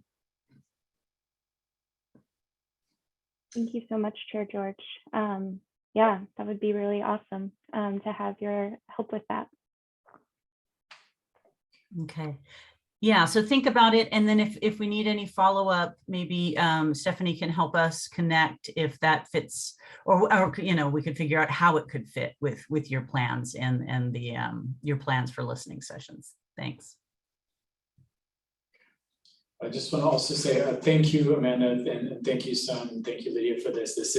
It's certainly a different approach to the work for the agency, I think, and it's just a natural evolution. I think I'll just encourage, you know, in this, not to, there's a lot of circular feedback processes that you're building into this, and not to also get stuck in that and keep it moving forward. So I appreciate seeing this. And maybe just one piece is also to, you know, I think in time as you go through this and start not daylighting, but sharing this more to, it can be, you can get lost in some of it. So to think about some simple ways of communicating this as well. I really appreciate this. Thank you. Thanks, team. Nice job. Many thanks for your time. Thank you. So then we're fairly close to almost getting back on time. Our next agenda item is agenda item I, information on the annual state of the environment report. And so for this one, we've got our director, deputy director, and several others presenting on this across our program areas. So I know that Director Whitman is out. Did you want to go ahead and start us up? Yes, I'm happy to. Okay. Just checking our boxes there. We know we have our land quality administrator. Stephanie, let me just check with you briefly. Do we have all the presenters for this item? Thank you, Deputy Director Felden. This is Stephanie Caldera, the Commission Assistant. I do believe we have our air, land, and water media administrators, our lab administrator, and our Office of Greenhouse Gas Programs manager, who are all the additional co-presenters today. Perfect. Thanks so much, Stephanie. So thank you, Vice Chair Barrasso. Yes, for the record, Leah Felden, Deputy Director at DEQ. And I'm kicking us off today ever so briefly with just 2 slides, because I really want to kick this over to our program managers and administrators to talk to you about their programs. But as Stephanie detailed with me today, are our administrators and managers for the air program, the greenhouse gas program, land, laboratory, and water to share with you the state of the environment presentation. Some of you probably recall this presentation. This is one that we do annually for and with, I will say, our DEQ staff. When we do this internally at DEQ, it's mostly staff presenters. And then we have the administrators bring you a slightly abbreviated version to the commission on an annual basis. And this report, the state of the environment, is really designed to focus a bit more, and I'll say as much as we can, on environmental outcomes rather than just outputs. So what's happening in the environment and 2 and 4 people as a result of our work versus say how many permits we issued or something like that. So you'll hear more about the state of the different media. And in some program areas, we are still working on ways to develop outcome measures. It's harder to measure outcomes than outputs. And so in some areas of our media, that is still a challenge, and we're still working on that. Typically, when we do this presentation, I also go into a bit of detail about the different measurement systems that we have in place. I'm not going to do that today. I can send you more information on that, but just at a high level, we use 3 different primary mechanisms for measurement within DEQ in the state of Oregon. One is our key performance measures, and that's a requirement by the Oregon legislature that all agencies have those key performance measures and that we report on them to the legislature every other year with our budget process. The second is through the Environmental Council of States. I was just talking with Commissioner Kyle about that organization. This is the council is a nonprofit, nonpartisan cooperative of state agency members who collaborate to discuss challenges of environmental policy and practice.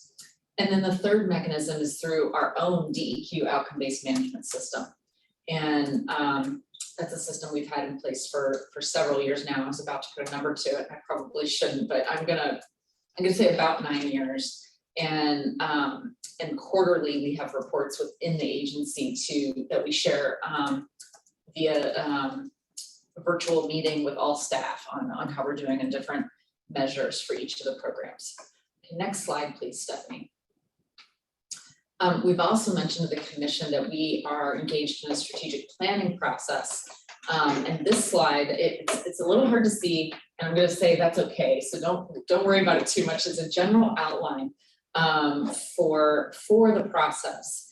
And I'm going to talk a little more about the strategic planning process in the director's report portion of your agenda tomorrow. So I want to leave time again for our administrators here today. In short, though, the process is being carried out by a steering committee made up of DEQ staff. And this process really, this is coming nicely after the Built Environment Strategic Plan presentation. What we're trying to do with the strategic planning process for the agency is develop one that really centers equity and inclusion. And we hope that this is going to guide our efforts to deliver on just and equitable environmental outcomes for Oregon communities. And so that's what we're trying to do at the agency level. This timeline would show us completing most of that strategic planning work by year's end and beginning working on developing an implementation plan in the first quarter of 2023. And I'm just going to say right now, we're probably not going to meet that timeline. And I've told staff and the committee, that's okay, it's okay. I think the most important thing here is that we have a robust process. This is something DEQ hasn't done before. So, we've got an amazing steering committee pulled together, and I want to give them the time and space to do this work right. So we are more focused on that. And finally, I'll just say we also expect that this strategic planning process, when it is complete, is going to result in some different things that we want to measure. It may change some of our key performance measures. It may change what we report on internally. It will change what we report to all of you, our commission, over time. And so I think we're excited by that. I do want to take any questions. It looks like Chair George may have a question, and then I can hand it over. Chair George. Thank you. Leah, you mentioned that there's been an effort made to build in the values of, the values of equity and diversity into this planning approach. Could you share an example or two of how that manifests itself? How does this planning approach, look different than it might otherwise? How does that demonstrate itself? Thank you, Chair George, for the question. First, I really want to say that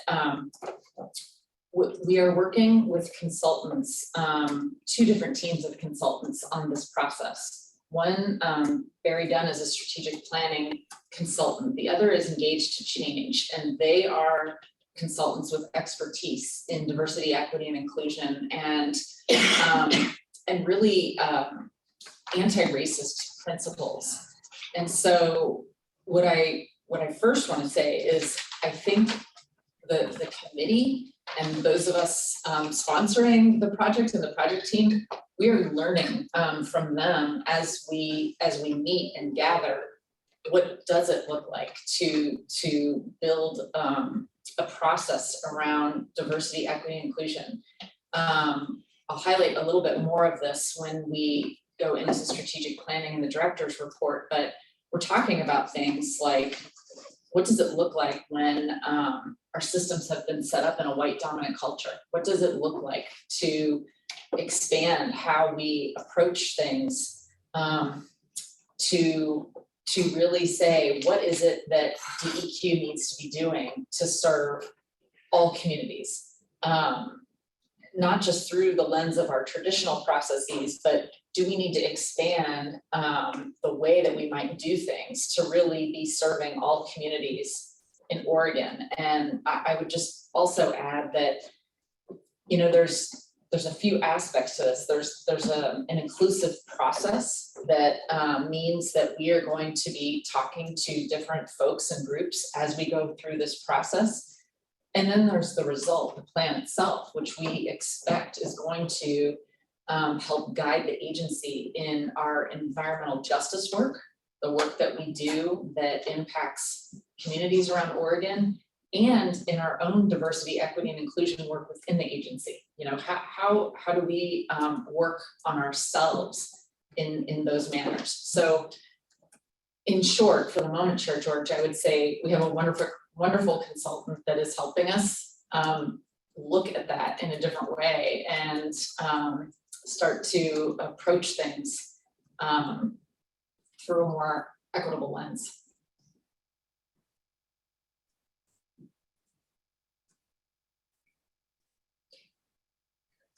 All right, so with that, let me go ahead and hand it over to Lori Pillsbury, who is the administrator of our laboratory. Lori.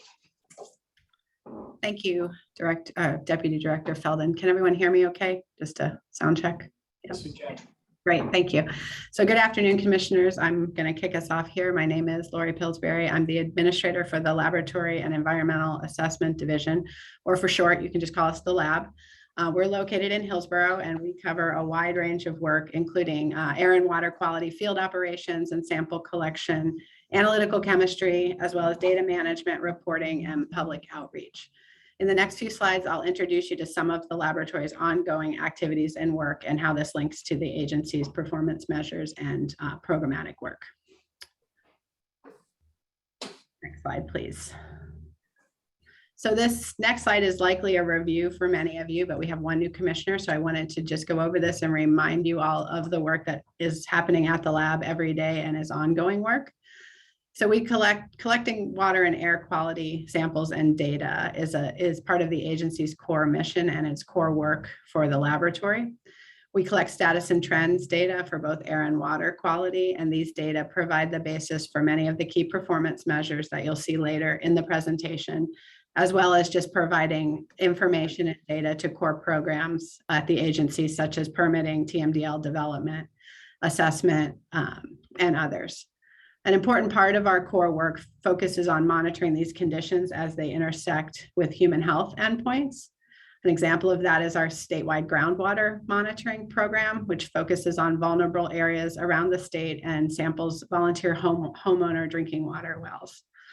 The program, in consultation with OHA, Oregon Health Authority, provides results and information to the well owners. In addition, we continue to expand our network of low-cost sensors in air quality so we can measure PM 2.5 around the state and provide critical data for during wildfires via our air quality index.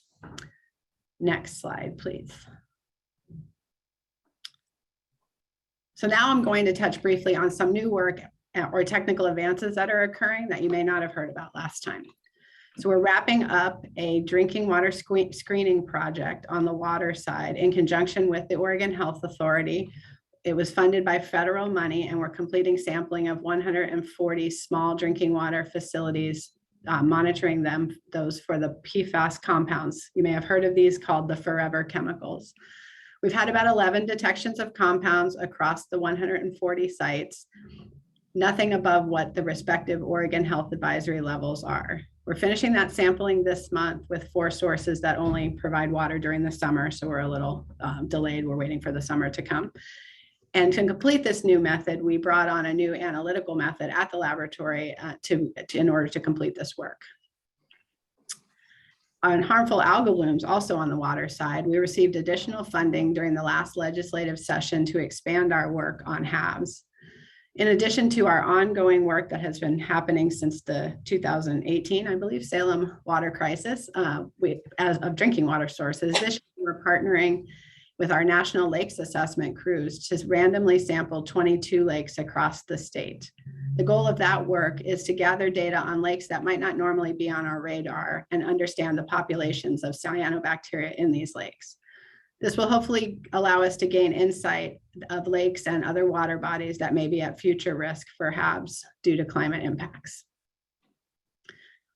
I'd mentioned briefly on the previous slide the statewide groundwater project, and Commissioner Addington, I'm happy to announce that we have finally completed the Klamath groundwater study in early 2022.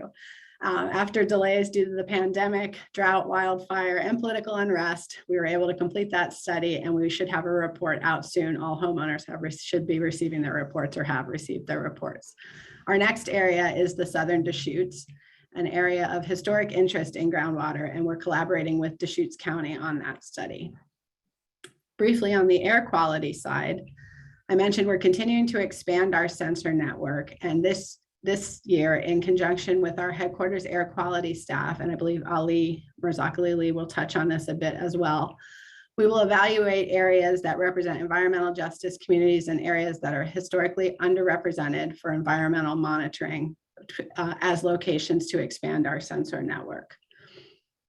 In addition, through recent ARPA funding, federal funding under the American Recovery Act, we are able to transition our PM 2.5 filter-based reference method to continuous monitoring methods. These continuous monitors provide us hourly data, are less expensive to operate, and will allow us to finalize data more quickly. We can also use these monitors to calibrate our other sites and potentially create a correction factor for purple air monitors in the future as we replace our monitors at these sites. And next slide, please. And lastly, I just want to give you a sum up of a year in the life of the lab. Even during COVID and last year, field staff traveled tens of thousands of miles collecting air and water samples, calibrating instruments, and assisting volunteer organizations all across the state of Oregon. In 2021, the laboratory processed greater than 12,000 samples, which accounted for over 65,000 different analyses. And we processed and stored and quality controlled millions of data points that are now publicly accessible in both our air and water quality databases. And with that, I will turn it over to Lydia Eamer from Land Quality. Thank you, Lori. Again, for the record, good afternoon, commissioners. I'm Lydia Eamer. As Lori mentioned, I'm the Land Quality Division Administrator. Land Quality is a coordinated group of programs encompassing tanks, environmental cleanup, hazardous waste, materials management, and emergency response. Today's presentation will share key environmental outcome measures for some of these programs. Next slide, please. The underground storage tank program regulates all underground storage tanks and piping that hold hazardous substances and are at least 10% underground. It's almost entirely petroleum related. Us are considered high-risk facilities and have a history of widespread pollution and public health related problems. Next slide, please. Our first measure shows the number of inspections conducted. Next slide. In any given year, our standard is that 85% of all facilities inspected should pass their inspections. Of our 203 inspections, 35.5% passed in 2021, which is below this goal.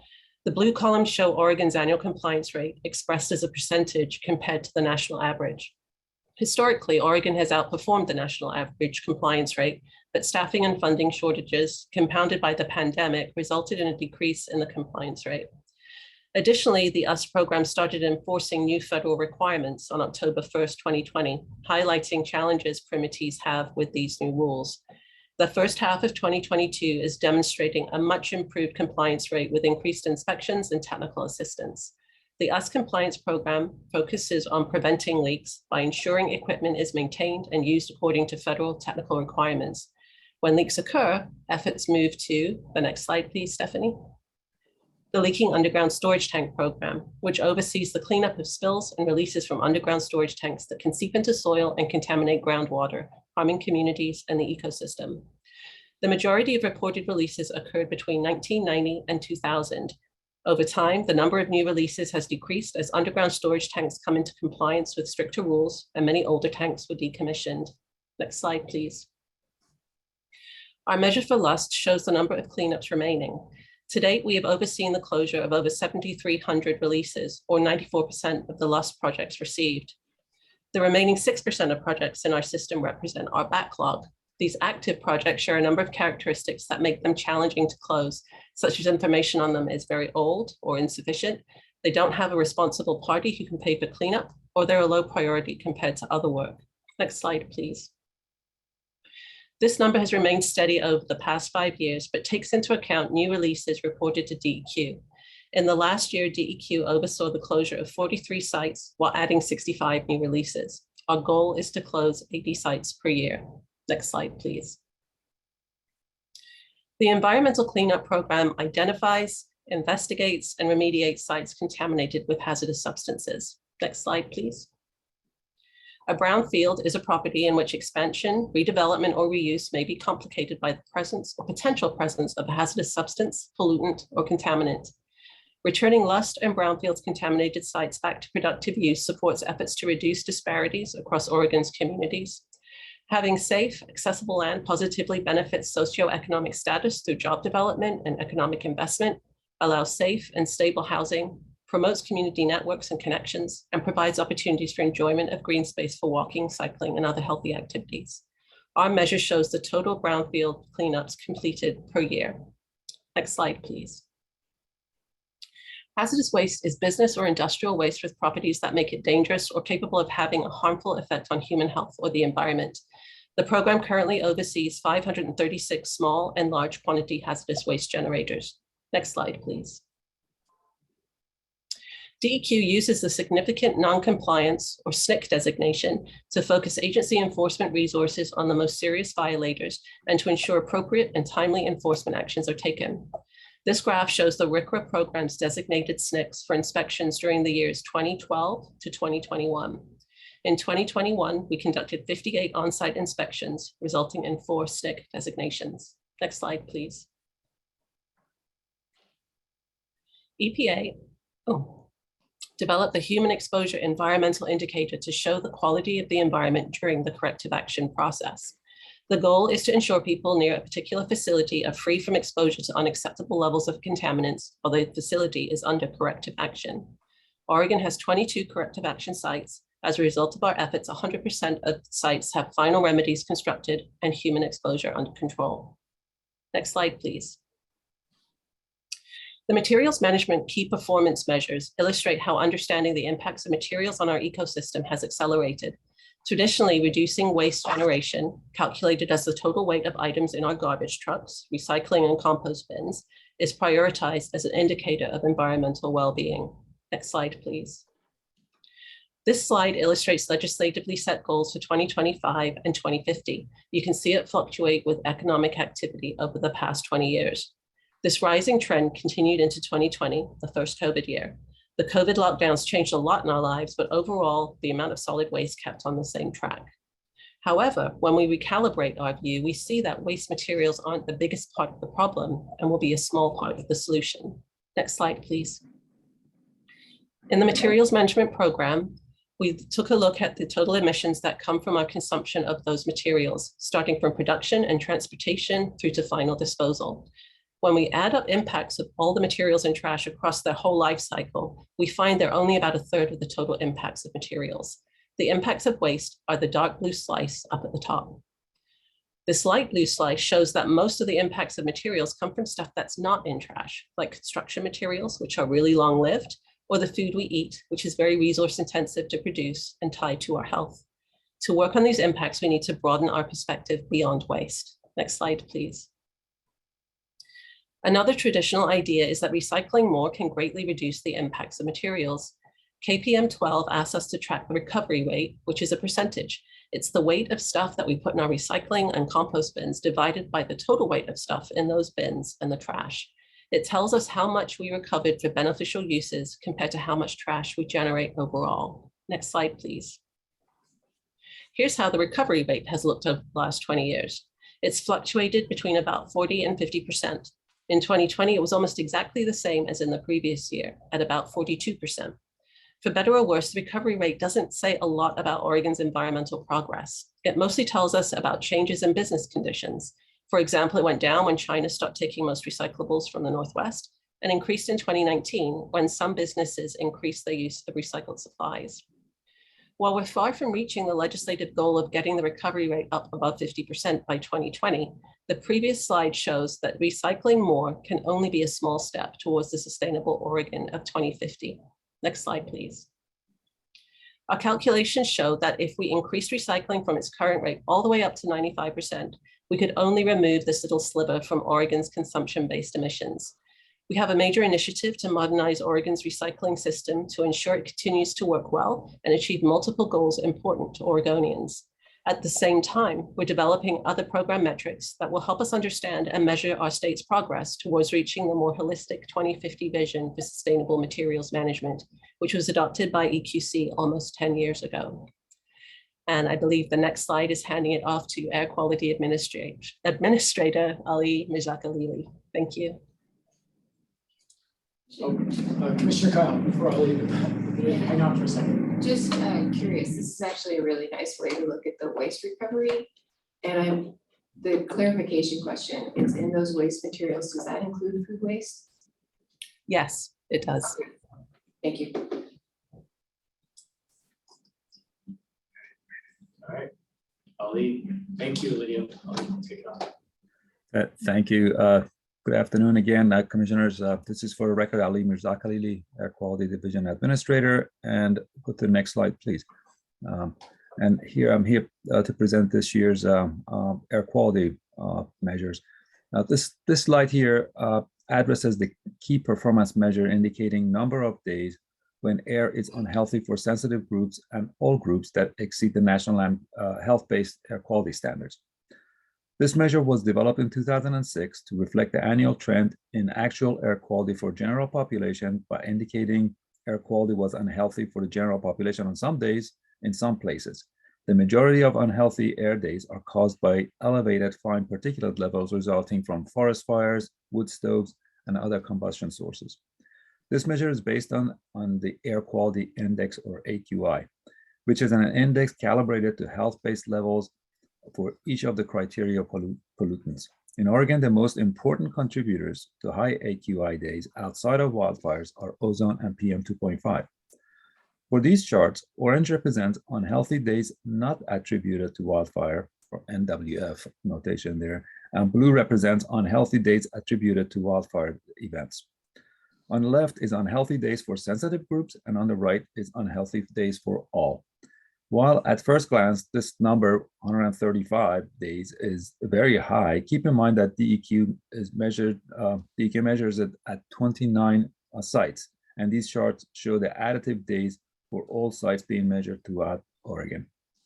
The chart on the left, unhealthy days for sensitive groups. Sensitive groups include children, the elderly, and people with existing medical conditions such as asthma, respiratory, and heart problems. The KPM goal is less than 20 days. In 2021, there were 2 unhealthy days not attributable to wildfire and 135 days of other. And in chart on the right, you can see the number of days for unhealthy for all groups. The KPM goal is less than 3 days. And in this for this category, 2021 had 2 unhealthy days, unhealthy for all days outside of wildfire, but 159 in total. As you can see, the vast majority of unhealthy air quality days per year are due to wildfire. 2020 was a record-setting year in terms of the worst AQI in the state, and you'll see next chart, we'll talk more about that. And the state has since, we started collecting data in 1985, so it goes back quite a ways. 2021 saw fewer unhealthy AQI days than in 2020, but a higher number of days that are unhealthy for sensitive groups. Oregon has seen an upward trend in AQI for wildfires and smoke since 2012. It is anticipated with increased drought and temperatures that this trend will continue, increasing our unhealthy AQI days. Next slide, please. So this figure is meant to give you a feel for how Oregon's ambient air quality measure up against the federal standards for some criteria pollutants. What the graph shows is the percent deviation from the national ambient air quality standards for ground level ozone in gray, particulate matter, the blue and orange lines, and carbon monoxide in yellow. Let's first explain the CO spike that you see in 2020. This is not a graphing error, but nor does it indicate that we are at risk of violating the CO standard. What you'll see has been as you can see, the CO standard, we've been way below the ambient air quality standards, what we measure.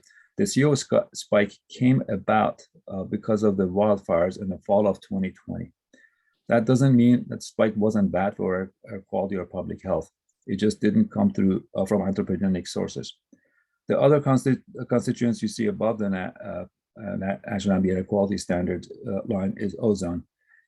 These are concentrations measured in Portland in the summer of 2017, 18, and 19, which exceeded the standard of 70 parts per billion. Again, these concentrations were influenced by wildfire, which sent more volatile organic compounds and nitrogen oxides into the air, which are the precursors for ozone formation. Next slide, please.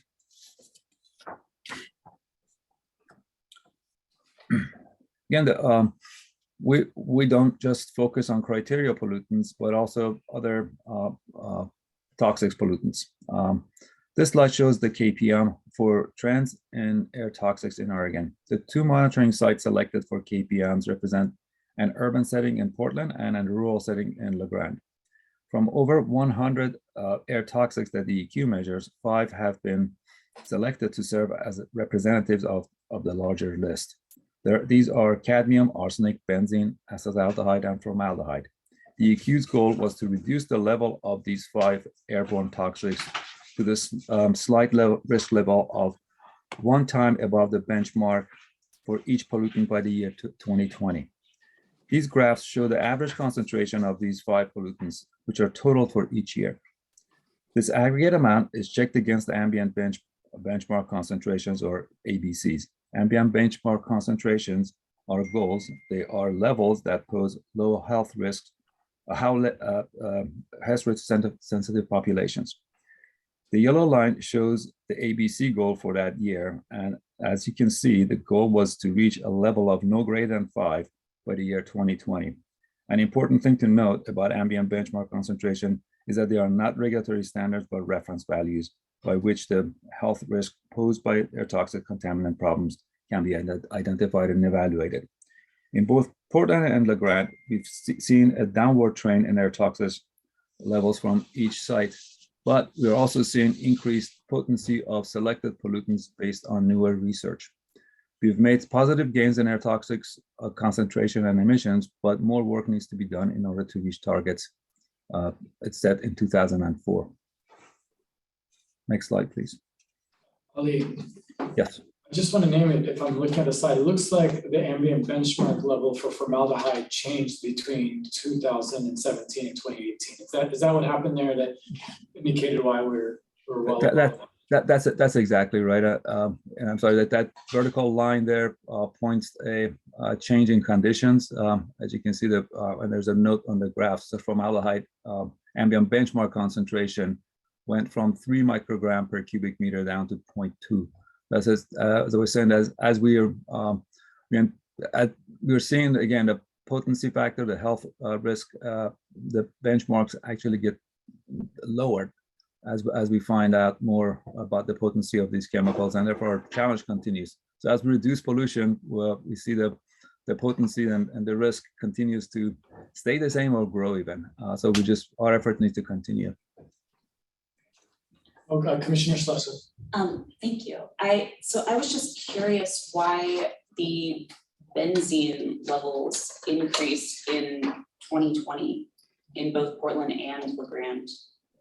That's a good question and astute observation. That benzene peak coincided with we took a sample during the wildfires, and this was influenced by a wildfire influence there during that September sampling period.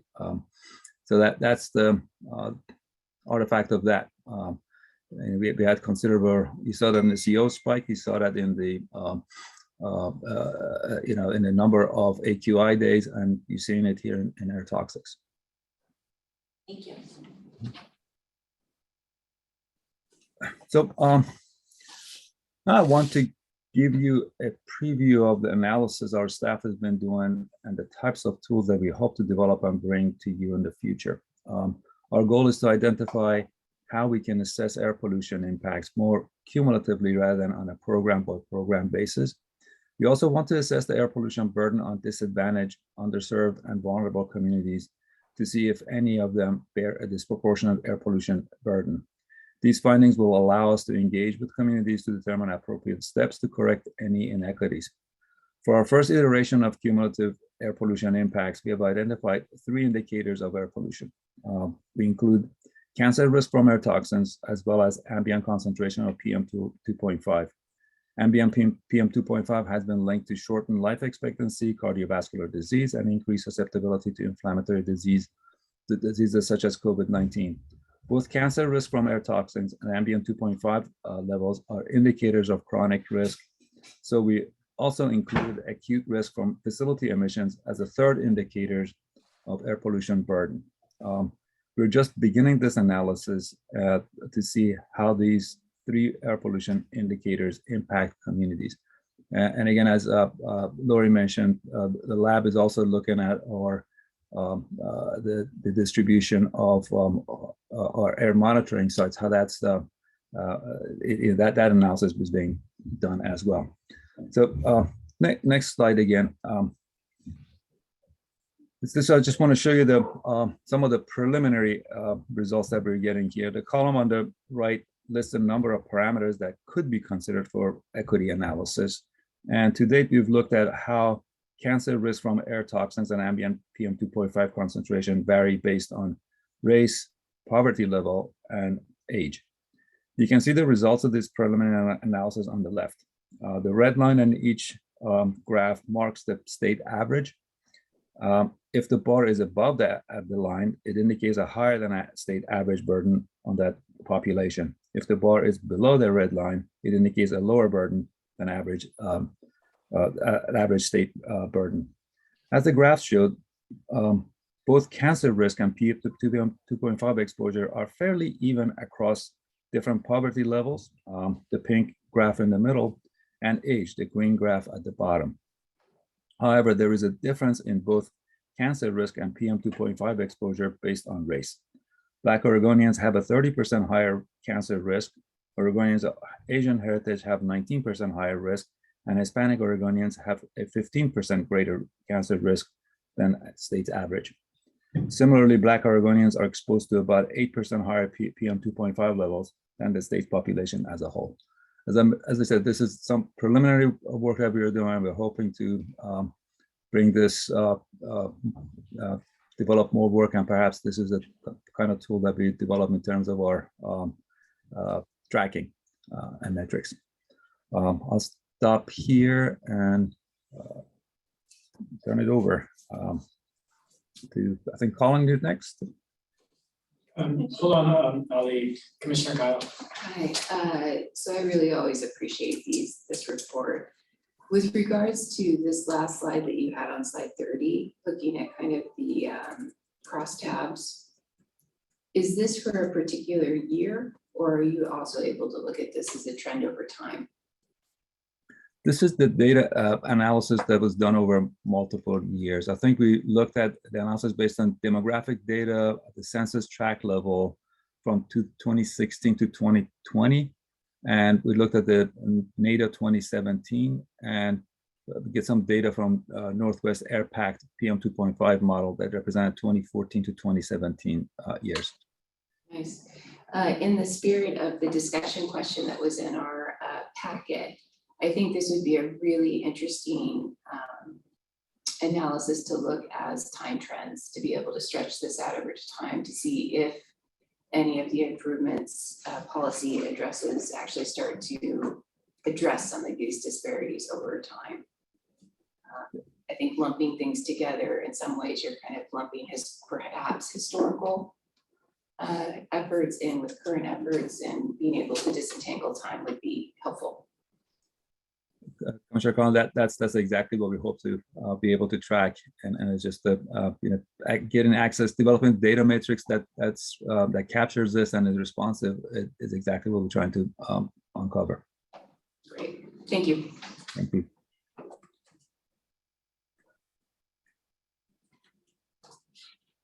Thank you, Ali. All right, great. Good afternoon, Chair George, Vice Chair Barrasso, members of the commission. I'm Colin McConaughey. I manage our Office of Greenhouse Gas Programs and get to provide the update this year on climate and greenhouse gas emissions. Our updates this year is brief and focused on some significant developments that have occurred over the past year in this front. And I believe Director Whitman referenced some of this in his opening remarks on our climate and transportation agenda item earlier today. So if we could actually go to the next slide, please, Stephanie. Over the past year, Oregon has adopted major new initiatives aimed at reducing our state's greenhouse gas emissions and Oregonians' contribution to global climate change as a consequence. These new policies address Oregon's most significant sources of greenhouse gas emissions. And so what this slide here shows are Oregon statewide greenhouse gas emissions as DEQ has traditionally inventoried our emissions over the past 12 years. I will note that DEQ also has developed a second method of evaluating Oregon's contribution to global climate change, which assesses the global greenhouse gas footprint of the production, supply, use, and ultimate disposal of all the goods and services consumed by Oregonians. So what this is showing is our traditional sector-based inventory, in which Oregon has approximately 65 million tons in 2020. And you'll see here that our largest sources are transportation, as we mentioned this morning, as well as electricity and the use of natural gas in heating our homes and water, as well as a variety of industrial applications as well. And so what we show here we're highlighting two new programs developed over the past year to address those three largest sectors that comprise over 3/4 of our statewide emissions. These include our climate protection program that spans both transportation fuels as well as the natural gas sector, as well as all other fossil fuels used, such as diesel in boilers and industrial applications. Since the commission adopted this program late last year, and we presented on the details of that program extensively throughout last year, I won't go any further into how the program operates, other than to remind that it requires a decline in those fossil fuels and the emissions from them by 90% by 2050. And then the second program is legislation adopted in House Bill 2021 last year, which requires nearly all greenhouse gas emissions in the electricity used in Oregon to get to zero by 2040. DEQ is charged with the tracking and reporting out on emissions performance of the utilities regulated by that legislation. And so again, what this is showing is that just over the past year, we have in Oregon adopted two major, very broad programs to address what amounts to over 3/4 of our state's emissions. And I will note that this slide also acknowledges a variety of complementary programs that will help achieve those broad mandated reductions in those two programs, including several adopted by EQC, such as advanced clean trucks, clean fuels, and clean vehicle rebates. Those complementary programs are really critical to achieving the ambitious reductions required by these two new broad programs. And if we could go to the next slide. And so what we're showing here is really, for me, anyway, really exciting results that differ dramatically from past efforts to forecast Oregon's greenhouse gas emissions. What you see along the top is roughly what previous forecasts showed as business as usual. Oregon's emissions flatlining or even going up as anticipated population growth and economic output would spur. But what we see here is those two programs I just mentioned, House Bill 2021 and the Climate Protection Program, really mandating major reductions from those previous forecasts. Really, I just can't hard to overstate the dramatic effect that these two programs combined have on the trajectory of future greenhouse gas emissions here in Oregon. And if we could go to the next slide. Hold on one second. Director Whitman, is this, you made a point earlier today that said our existing policies are going to get us, existing past policies and programs are going to get us to roughly 50% below 1990 levels by 2050. Are these the two? And then you said there's others that are going to get us to 90. Vice Chair Barrasso, actually the next slide shows this specifically and ties it to what I said earlier about getting to our 2035 and 2050 goals. If you'll give us just one moment, Colin will tell you all about it. Thank you, Director and Vice Chair Barrasso. Yeah, you went right to where I was going next, which when we also account for the potential future adoptions of the Advanced Clean Cars 2 rule that we discussed this morning with the Commission and a proposal to expand our clean fuels program, we see that forecast go even further down. And I'm going to say somewhat coincidentally, that hits right on the money of that 2035 goal as articulated in Governor Brown's executive order of being 45% below a 1990 baseline in 2035. When looking out further, which of course is always more difficult to forecast out further, by 2050, we're showing a small gap. I say small, again, relative to what we've seen in the previous forecast that didn't account for these programs. It was a vast gulf between what we expected Oregon to be at in 2050 compared to that goal, which again is 80% below a 1990 baseline in 2050. And if I could, this analysis was done by an independent consultant looking at programs, not for DEQ. Actually, this was done for the Oregon Global Warming Commission and the Oregon Department of Energy. It'll be part, as I understand it, it'll be part of the biennial energy report that the Oregon Department of Energy submits to the legislature every 2 years. So that'll be, I think, coming out in draft form here for public comment and not too long, and then submitted to the Oregon legislature later this year. So just making the point, this isn't just DEQ saying this at this point. This is others looking at the programs independently. And so maybe I just have a question here then. I know that part of the climate protection program goals is to get to 90% reduction in emissions by 2050. And so is this because we're going economy-wide beyond the specific sectors that are covered by the climate protection program? Explain that gap to me around the goals of that program versus what the projections here are showing. Yeah, Vice Chair Barrasso, you're exactly right. So we have two different metrics. We have the goals that were set in Governor Brown's executive order, which is an 80% reduction by 2050.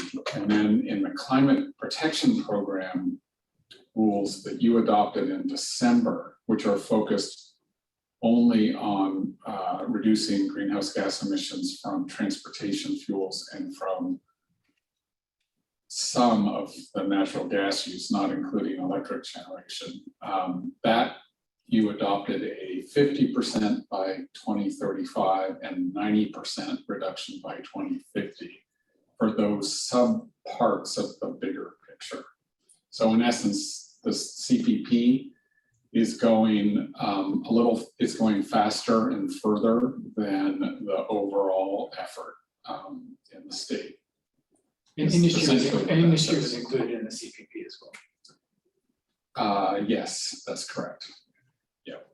So there are some sectors that still haven't really been fully addressed. One of those is agriculture, which you saw on the pie chart up there where we have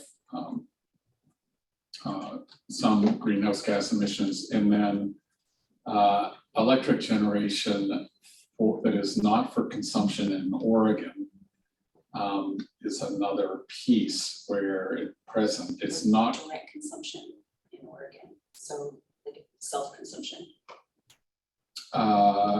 It depends if it, so let me finish the electric generation, if it's for export outside of Oregon, is not currently covered.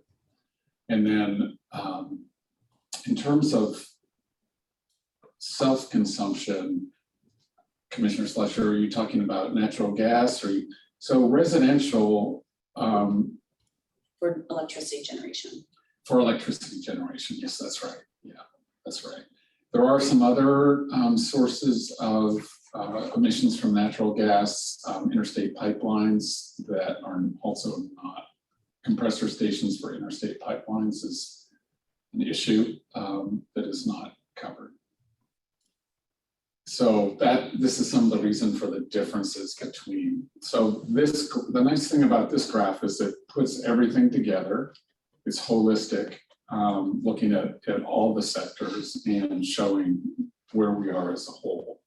And it also illustrates frankly, the importance of two rulemakings that are coming to you later this year in terms of filling that gap, the Clean Fuels Extension and EQC 2, which you heard about this morning. Okay, all right. Commissioner Schlosser. Thank you, Vice Chair. I was just curious if you know if this chart includes just anthropogenic emissions, or does it also include biogenic emissions from natural forces like combustion, natural combustion, like forest fires? Commissioner Slusser, does not include biomass emissions, either anthropogenic combustion of biomass sources like hog fuel used in the boiler, or natural forces like a wildfire. Neither of those are included here. These are anthropogenic emissions, primarily from fossil fuels, but also from sources like agriculture, like Director Whitman mentioned. And if I could, to that point, the Oregon Global Warming Commission is working on a natural working lands strategy addressing some of those biogenic sources. And that's a whole nother area of conversation, looking at opportunities to reduce those emissions as well. And at some point, if the commission is interested, we could provide some information to you on that effort. The strategy that the Global Warming Commission is developing, and I may have to have Colin help me out here. I think they're getting close to release of that. Director Whitman, I believe so. They are also in the process of soliciting interest for a natural working lands subgroup, which is an action I haven't seen the Global Warming Commission do in quite some time. So obviously a major focus of that commission, and particularly the chair, Kathy McDonald. Thank you. Thank you, Colin. Continue. All right. There was one just note I wanted to leave us on this slide here, which is a caution against a reaction that I think many might feel to this otherwise good news, which is that I would caution against reacting that this suggests we've done everything we need to address greenhouse gas emissions in Oregon. I would say on the contrary, these big new programs are really fairly blunt policy instruments. And I believe that for Oregon to efficiently and equitably achieve the requirements shown here, many new and probably novel programs are needed to help Oregonians writ large make that clean energy transition. So just wanted to end there, unless people take away that reaction here to this. And one last slide here, which. One second, Commissioner Kyle. And I'm sorry, I'm going to kind of pick at this a little bit. Is the forecast with the greenhouse gas goals, is this purely the carbon, or does this also incorporate some of the methane reduction that we've talked about and acted into laws? Great question, Commissioner Kyle. Thank you. This includes all greenhouse gases that are anthropogenic sources. So it absolutely includes methane, nitrous oxide, and as well as a variety of fluorinated gases that come from things like air conditioning or manufacture of semiconductors. Thank you. Yeah. Next slide, please, Stephanie. Just wanted to close on this note, really. Given the expected greenhouse gas reductions as that we just saw, I think the results shown here on this slide are particularly exciting. And what we're seeing here are the results of a couple of different studies conducted by DEQ recently to evaluate the reduction of co-pollutants resulting from our greenhouse gas programs, and specifically in this case, our climate protection program and a potential expansion of our clean fuels program. In both rulemakings, we conducted studies of the consequences of reducing greenhouse gases and the knock-on co-benefits, as we often refer to them, as reducing other pollutants that are not greenhouse gases but have localized health implications. So these are many of the same pollutants that Ali was presenting on previously. And the results here are intuitive. We've always known there were these co-benefits, but until recently, we really have not been able to quantify and show them as we do here, particularly with the geographic granularity. And those lead to some especially encouraging results that are intuitive, yes, but wonderful now to be able to quantify. And those are some major benefits to public health, and really when we monetize those benefits, some pretty significant savings for Oregonians from the costs of healthcare. And then finally, what we see, again, intuitive, but great to bear out here in the modeling, is that the communities that most benefit from these reductions in co-pollutants are those communities that have traditionally been most impacted by those pollutants. So what this means is that our low income, our BIPOC communities that have traditionally disproportionately borne the impacts of air pollution will also, we believe, this modeling shows that they will disproportionately benefit from these health improvements. So I'm going to close my presentation, like I say, on that note. I'm happy to take any additional questions. And I believe after that, I'm handing it over to Jennifer Weigel to discuss water quality. Hey, Commissioner Slusher. Thank you.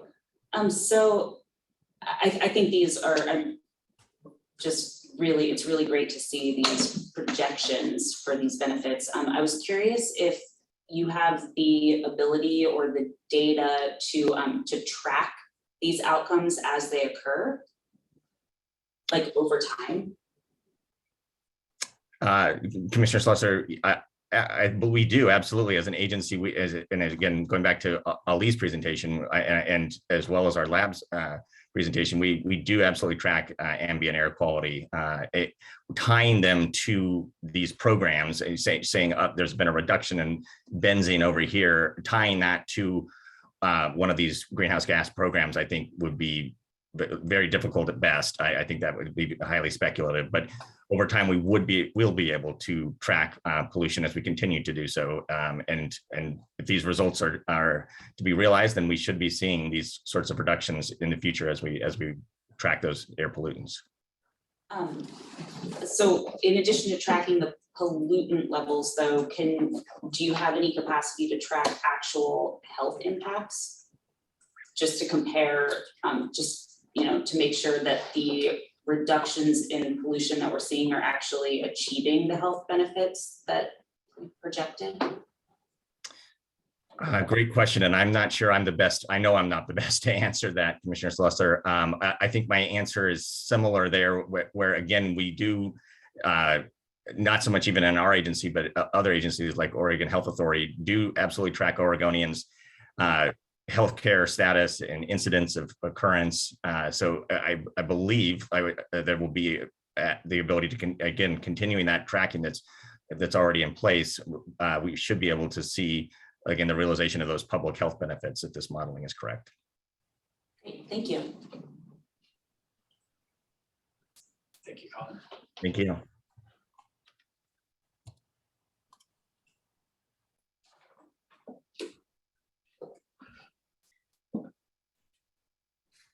Okay, good afternoon, Vice Chair Barrasso and members of the Commission.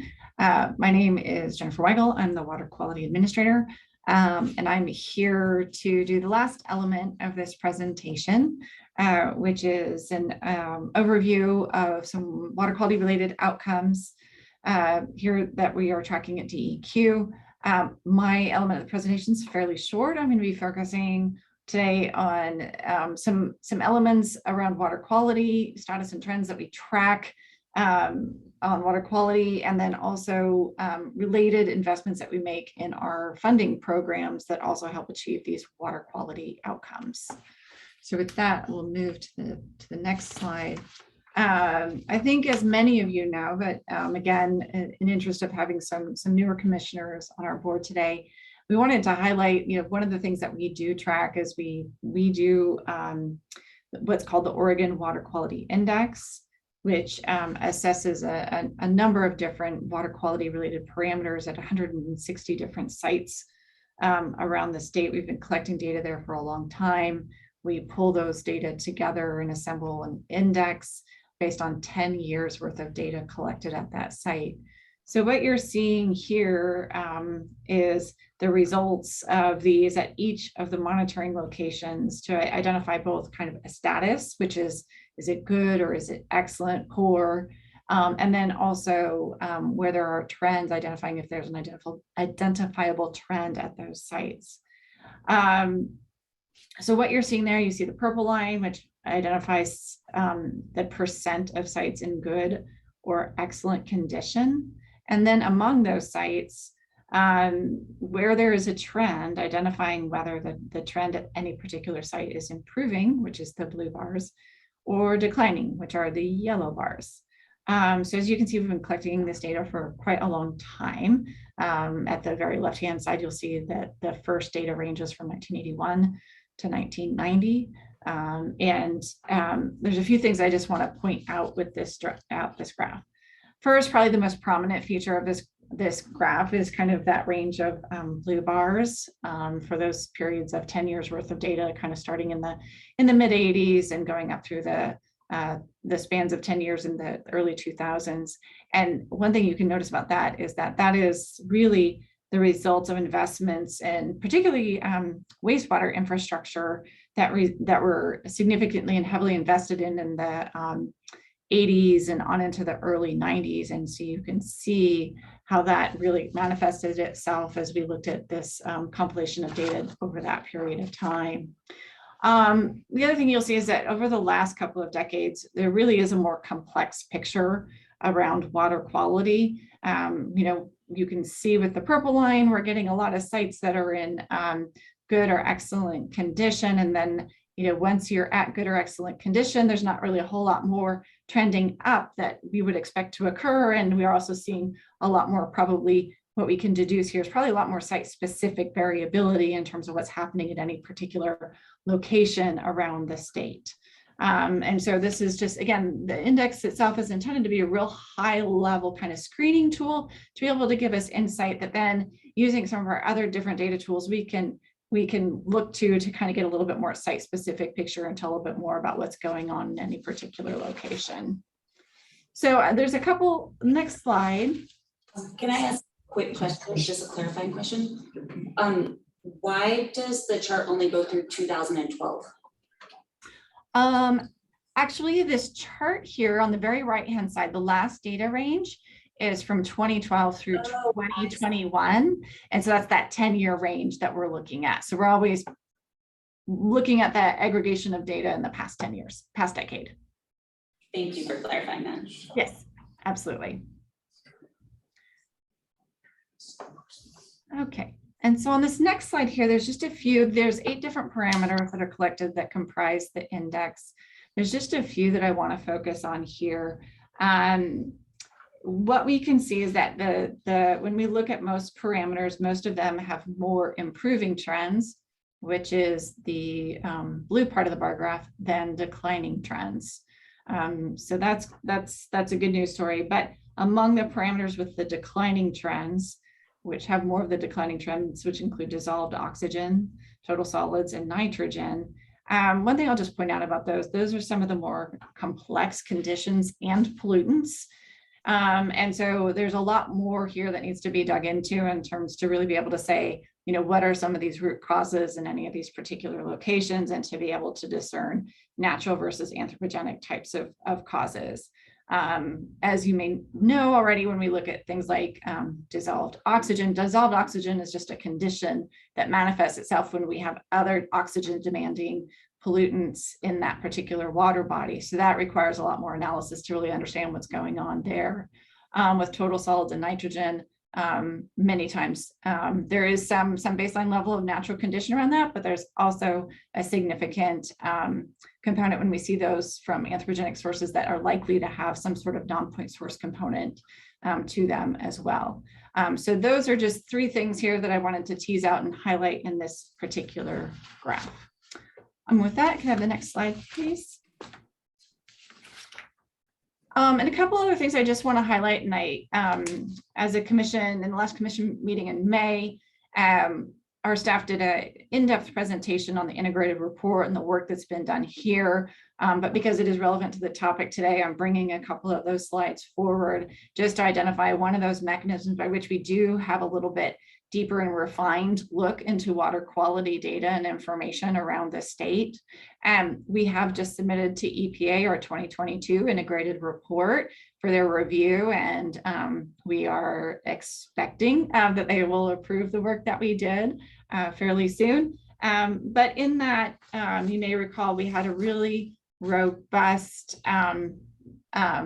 effort to bring in water quality data from multiple different organizations around the state. And so we had 14 organizations that submitted data. That's above and beyond watershed councils and other groups that we already work with to bring in their data on an ongoing basis. So these are organizations that we don't ordinarily work with who submitted their data to us. So that was wonderful, resulted in approaching 8 million different total results in that effort.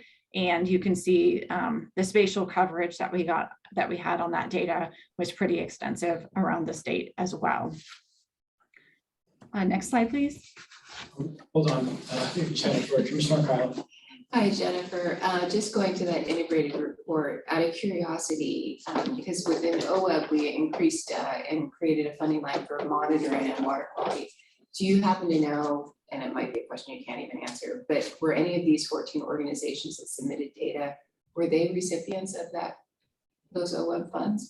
Did that connection actually work? Commissioner Kyle, I would need to follow up. My colleague over in the laboratory may be able to answer that question for me.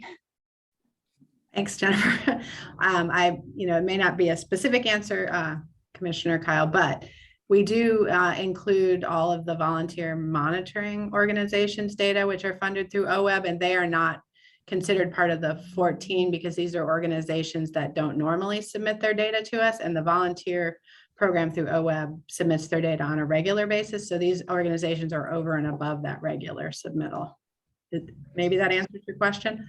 That's close enough. Thanks, Lori. Thanks for the save, Lori. Let's see. Next slide, please. Yes, and so just some of the results here as a refresher on some of the things that we found in this most recent integrated report.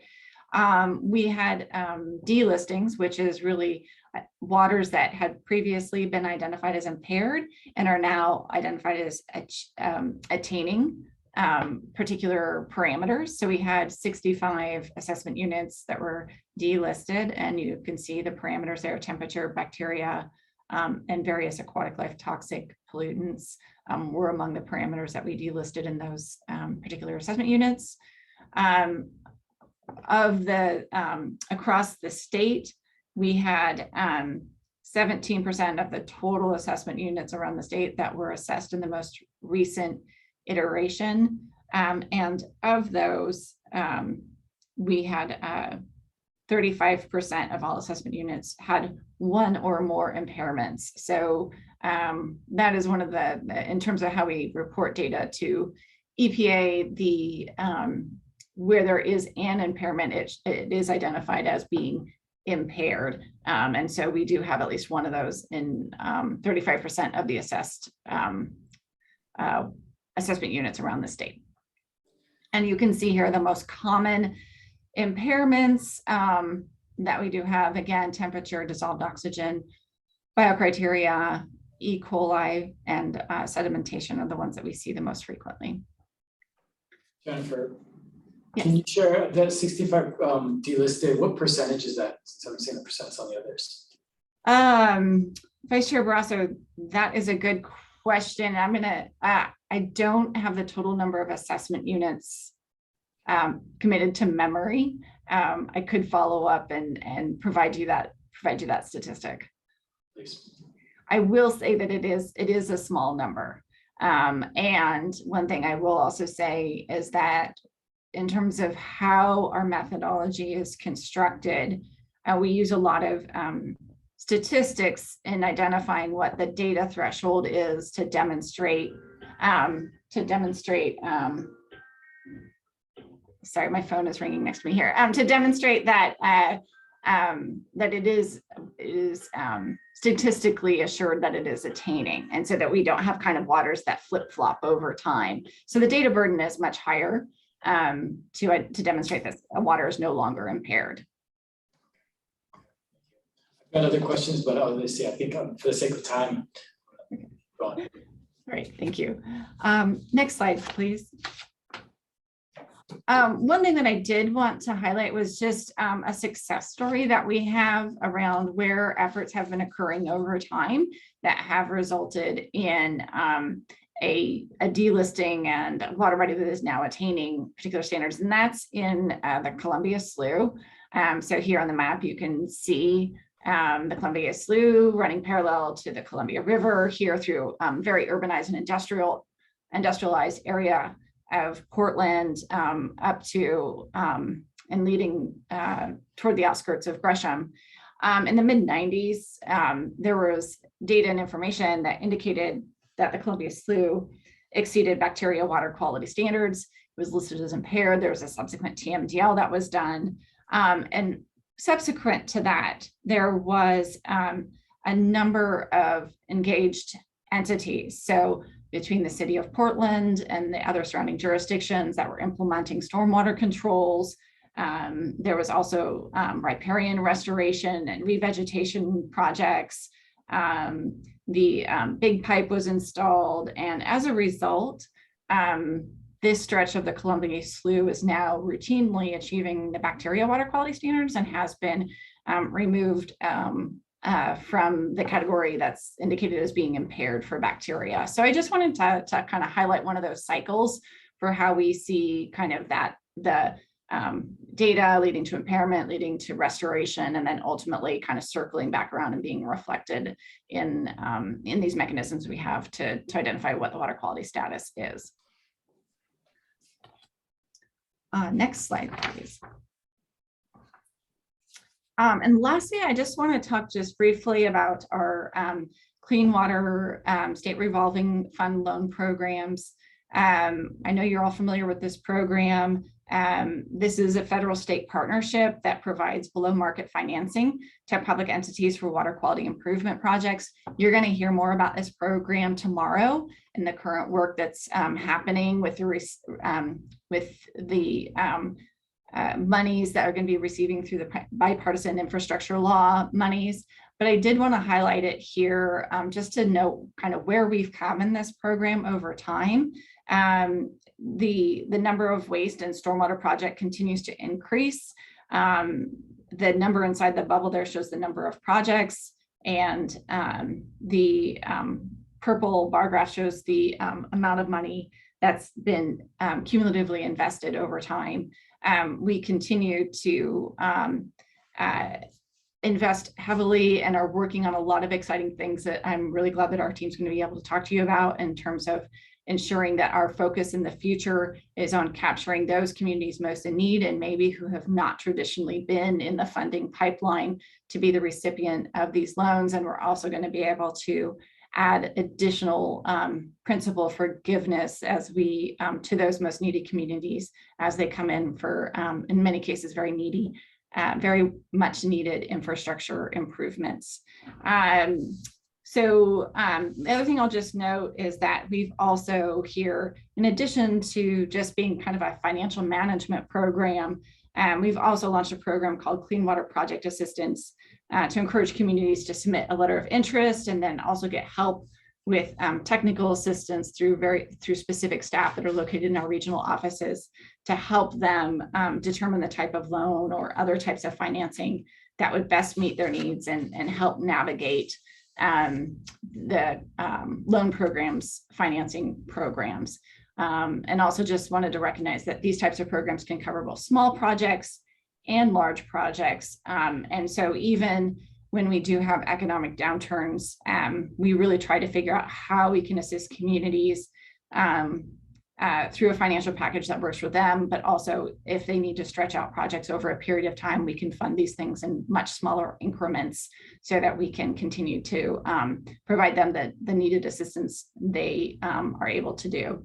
The last thing I'll note is that these loans also, we can also provide loans for disaster preparedness planning and design and construction, as well as climate change adaptation and mitigation. And we can also provide things like bridge loans for communities who anticipate FEMA funding following a disaster. So there's a lot of flexibilities that we have in this program beyond just kind of the traditional loan for gray infrastructure that we're actively and continuing to work on how we can use the program in those types of ways to really get to some of the environmental outcomes that we're here to talk about today. So with that, I'm at the end of my presentation. If there are any other questions, I'm happy to take that. Otherwise, I do know we're a little bit over time. So we'll turn it back to you. Thank you, Jennifer, and just appreciate this and appreciate the work in this area. I know given our focus on water quality, I do appreciate seeing the trend lines. And so it is, we are improving more than we are not. So thank you for that. I do know that we're due for a break and we probably very much need it, but we're also a good bit behind. So I just want to, if there's a singular comment or not, I'll look back, but otherwise I'd like us to move into the break. So just really quick, I just want to say that, I mean, there's a lot of information there, but that's really good. I mean, I kind of want to see it.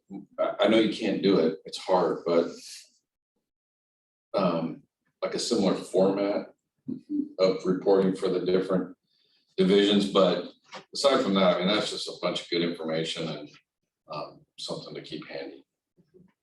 Thank you, Commissioner Addington. Appreciate that. And this is, you know, we've been doing, I think this is the third year that we've done this report now, and it's getting better every year. And as Deputy Director Felden said, you know, we're also tying this to our strategic plan. So looking for some consistency between the media in terms of how we report these things. So I look forward to seeing this continue to improve in coming years. Thank you.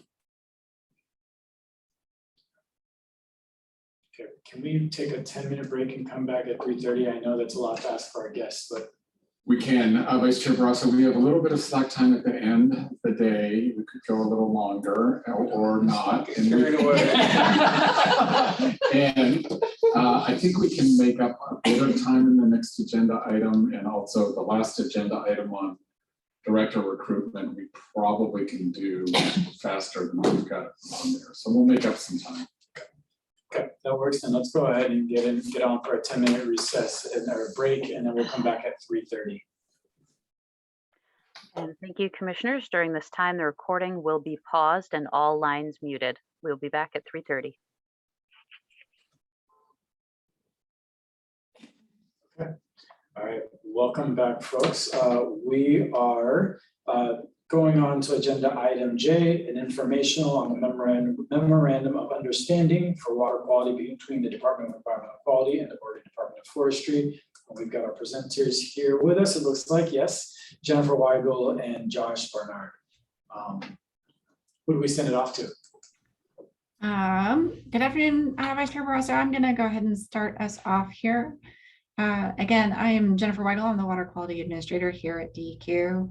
And with me is Josh Barnard, and I'm just going to let him introduce himself briefly, and then I'll take back the reins and get us going here. Thank you, Jennifer. Good afternoon, commissioners. My name is Josh Barnard. I'm serving as the Forest Resources Division Chief for the Oregon Department of Forestry. Forest Resources was formerly known as the Private Forest Division, so we've done a little bit of renaming and restructuring within the agency, but that's my connection, and Thank you for having me with you today. Thanks, Josh. And we are here this afternoon to give you an update on DEQ and ODF's coordination on water quality related efforts, and in particular, the agency's progress in implementing the 2021 Memorandum of Understanding signed late last year. I also wanted to acknowledge that I understand that Board Member Chandra Ferrari is also joining us here as well. So I just want to acknowledge her presence. Josh and I gave a very similar presentation to what we're going to be going over today to the Board of Forestry, which just coincidentally met yesterday. So we wanted to schedule both of these in a way that was as close in proximity as possible to provide both of our policy making entities with an update about the work that we have been doing. So with that, could I have the next slide, please? So I just briefly, I'd like to start off by just providing a recap of the efforts that led to the Memorandum of Understanding late last year.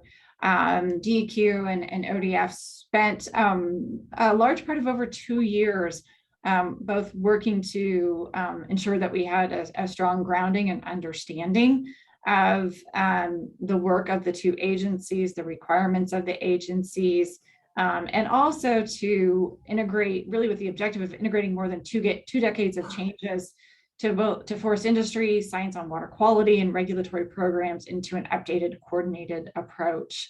Our previous Memorandum of Understanding had dated from the 1990s. And so, as I'm sure everybody can imagine, there was a lot of things that had just changed, fundamentally changed for the agencies and how we approached our respective work. And after considering input from the Commission, the Board of Forestry, and also the public, DEQ's director and at that time, the newly appointed state forester signed the agreement in December of 2021.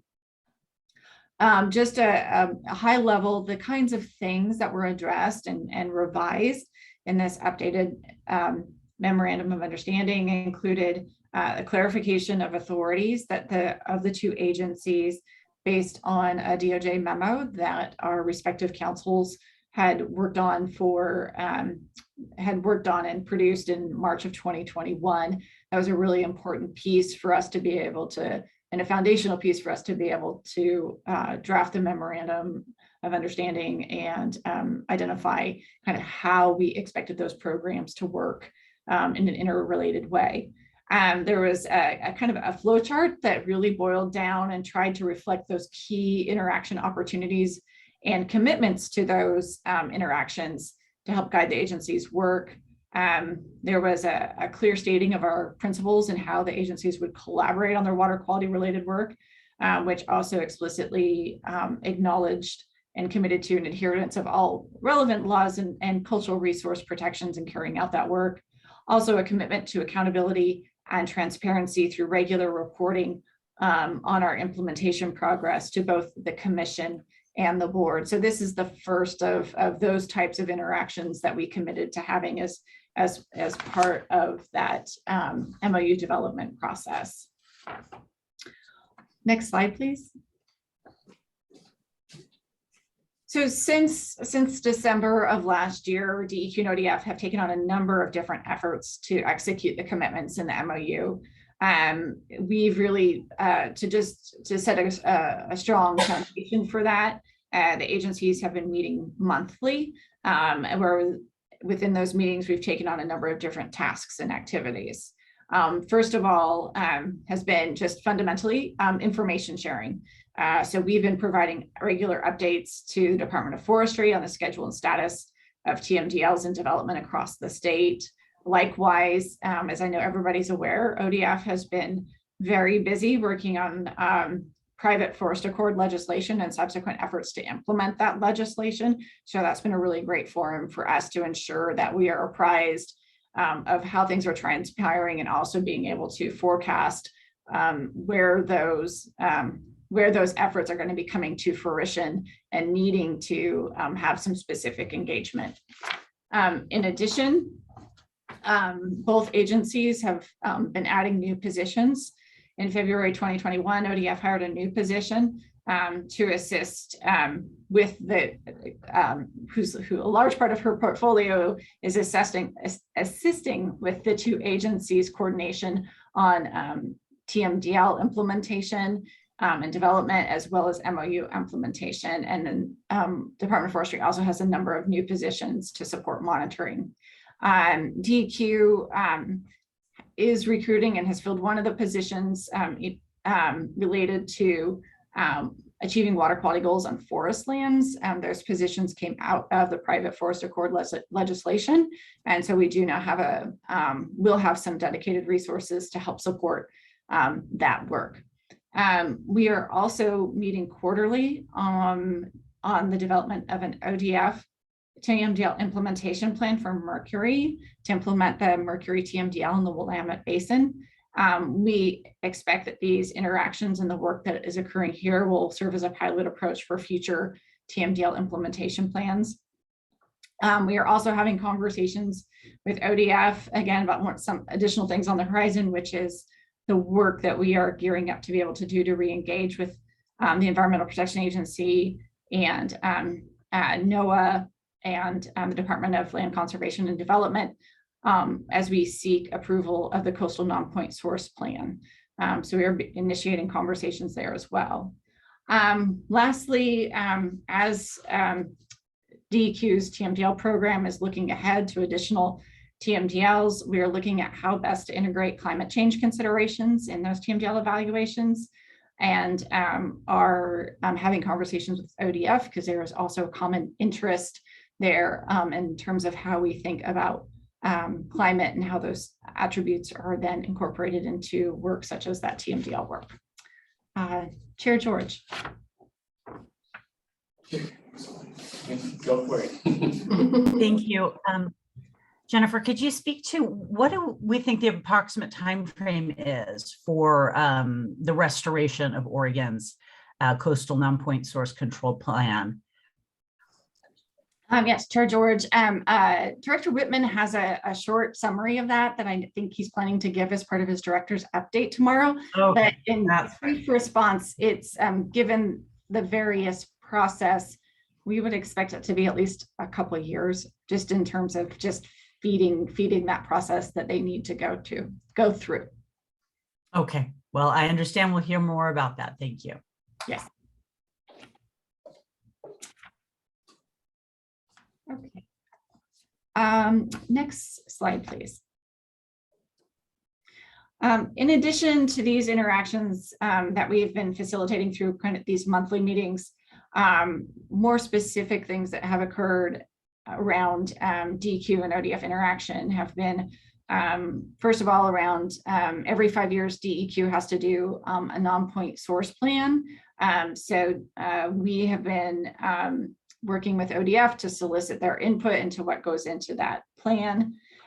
We also, on that overall plan, we also have to annually report on what's the actions and activities that have occurred under that plan. So we have been connecting with ODF as we prepare that annual report as well. We have reached out to ODF as we've been developing the integrated report and identifying TMDL priorities to ensure they have an opportunity to provide input into that process. We've provided briefing overviews on the aquatic life beneficial use map update process. And most recently, as we have been working to stand up a reconvening of the local stakeholder advisory committee for the Upper Yaquina bacteria and dissolved oxygen TMDL, we have been working with ODF to ensure that they have a place on the rulemaking advisory committee for that particular TMDL development. And so with that, if we go to the next slide, and then I'll turn it over to Josh to talk about some of the activities that ODF has been leading that DEQ has been engaged in. All right, thank you, Jennifer. And again, for the record, Josh Bernard, Forest Resources Division Chief, and good afternoon again, Commissioners. As some of you may know, I want to give a little context here to some of the bullets that I'll walk through on the slide. So some of you may know in early 2020, conservation and timber groups agreed to work with the governor's office to suggest changes to the Oregon Forest Practices Act. And there was a couple of legislative steps that followed. And so June of 2020, the legislature passed a bill which required mediated discussions between the groups. And those discussions happened. And those negotiations did lead to 3 bills that came out of this last 2022 session. And these bills will update the Forest Practices Act to include creating a small woodland owner's office. It includes applying for a habitat conservation plan. It includes provisions for tax credits, setting regulatory certainty, adding more natural resource protections, and it establishes a new adaptive management program, which is the connection here to this slide. So after that legislation passed, it sets forth a significant rulemaking effort for us. By reference of a report they developed that's incorporated in the legislation, it's a 184-page report with different chapters for rulemaking, and one of those is adaptive management program. So with that, we're currently in rulemaking to implement the bill. DEQ has engaged in the rulemaking to amend the Forest Practices Act, specifically with the development of the adaptive management program rules.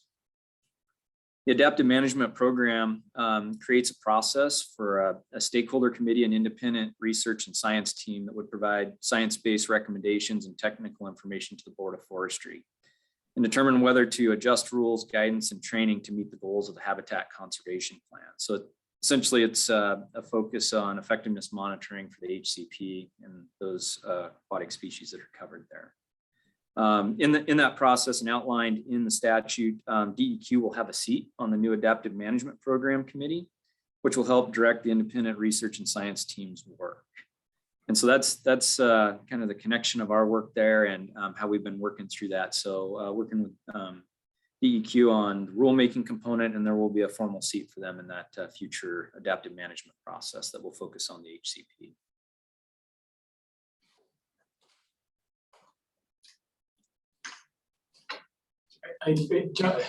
Josh, thank you. I feel like I have a question. I'm trying to figure it out. I think the Adaptive Management Committee, so that body is there to over time monitor the progress of what, I guess, is it of the rulemaking, of the implementation, of the subsequent once the rules get into place? Yeah, just give me a sense for that. Yes, excellent question. Their focus will be on evaluating the strategies that are supporting the HCP. So most of that focus will be on the aquatic portions. So through this process, we are developing new road rules, new riparian rules, rules like that for steep slopes. And they will be assessing those strategies to see if they're accomplishing the desired objectives for the HCP. So the Adaptive Management Committee will basically help establish the questions that the independent science review team will answer. The independent science review team will be independent of, or most likely will be external to ODF. That's part of the rulemaking process right now that we're working through. And if you can you just share what the rulemaking timeline is? Yes, I can do that. I'll focus on the near-term ones. So the significant report that I mentioned, we need to adopt rules to implement that package by November 30th of this year. So we've been working feverishly. Obviously, there's steps along the lines for public comment period and other things. So we're actually targeting to have our draft rules to our Board of Forestry here in late August so that they can get those draft rules out there and we can open the public comment period. And so there'll be a couple steps there, and then we hope to have those approved by November 30th. We'll likely hold a late October board meeting following that public comment period with the hopes that we will adopt those rules at that point. So end of October is what we'd ideally like to have, but no later than November 30th, we got to have those adopted for the process to continue. It's structured in the Senate bill that that's one of the first milestones. The next milestone is we actually need to submit a proposed or an administrative draft of a habitat conservation plan. So that's not the full draft that initiates the normal processes one thinks of an HCP, but it gets conversations started with the services. So there's two steps up front that are significant milestones With each of these milestones, as the bill is written, if we don't achieve these, then a lot of the stuff in the Senate bill would roll back to current day standards. And the final milestone in this process that's significant is we have till the end of December 2027 to complete the process and achieve an incidental take permit with the services. Thank you for that, Josh. Oh, Commissioner Schultz, sorry. Thank you, Vice Chair. Thank you so much for that overview to both of you. I really appreciate it. I know we're running late, and so in the interest of time, I don't want to ask either of you to go into more detail on this now, but at some point I would really appreciate an update and a briefing on your discussions around integrating climate change considerations into TMDLs. So just to put that on your radar. Yes, Commissioner Schlesser, we'd be happy to do that. And it's also appropriate because we are not done with that effort yet. We are in the formative stages. So I think a future update would be absolutely, we'd welcome that and would be great. We did have just one more slide just to forecast kind of what's ahead of us. So just a few things here. We're going to continue doing what we've been doing. It's been working well in terms of regularly meeting with ODF. And we're going to continue to be working on working with ODF on their Willamette Basin implementation plan. And so we have a due date of August 2023 for that. Like we said, we're also continuing to work on how do we integrate climate change considerations. Couple other things that, we've already talked about other things on the horizon, which is that just continued work on the private forest accord implementation. And as we, again, initiate work on the coastal zone non-point source management reapproval with the federal agencies. So those are additional bodies of work on the horizon where we'll be continuing to have frequent opportunities to collaborate and coordinate with ODF. And so with that, that concludes what we wanted to share with you today. If there's any last questions, we're happy to answer those. Otherwise, really appreciate your time today.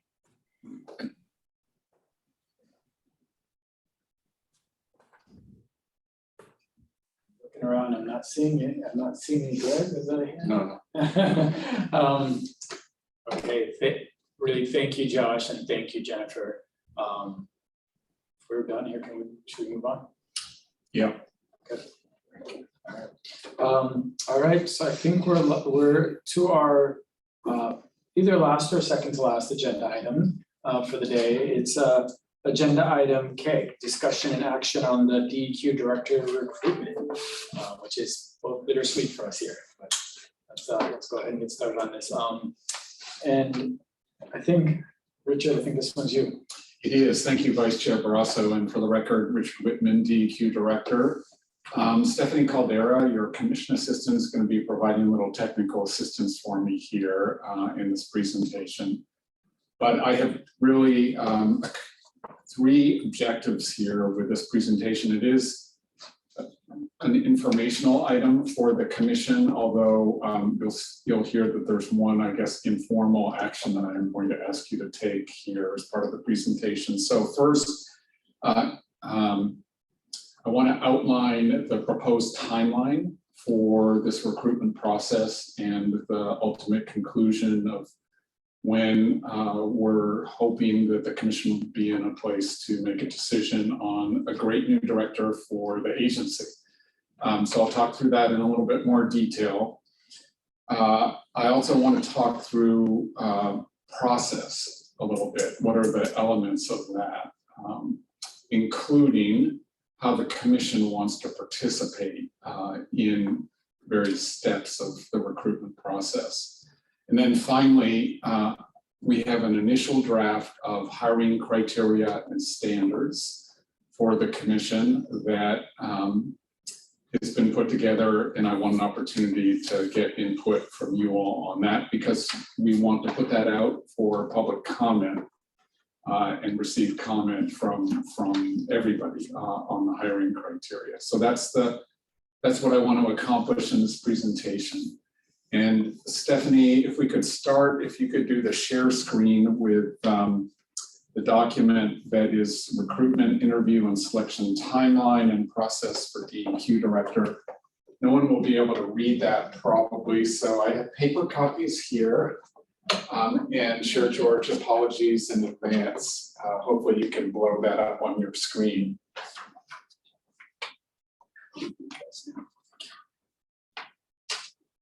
So I'm going to talk through this document and hit the high points of it, just to give you, again, an overview of the proposed timeline. And so timeline.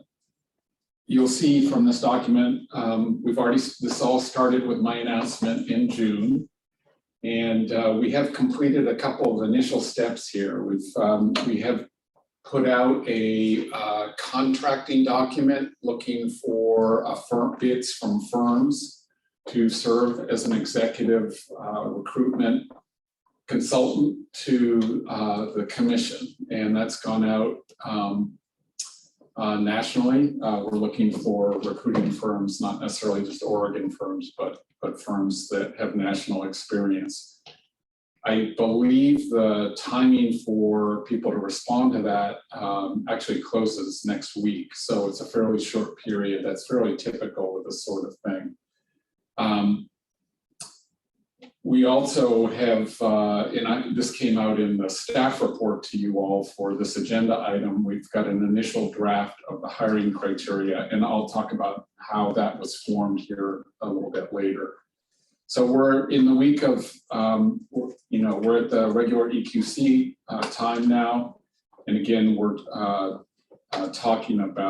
we'll talk about the criteria, process, and timeline. So next week,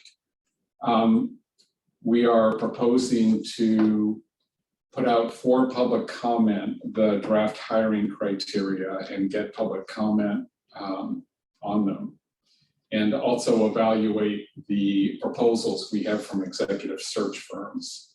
In early August, we'll start to work with the recruiting firm on the final recruiting plan. We'll also, following receipt of public comment by a proposed deadline of August 8, provide that public comment to the commission along with any recommended changes to the draft hiring criteria.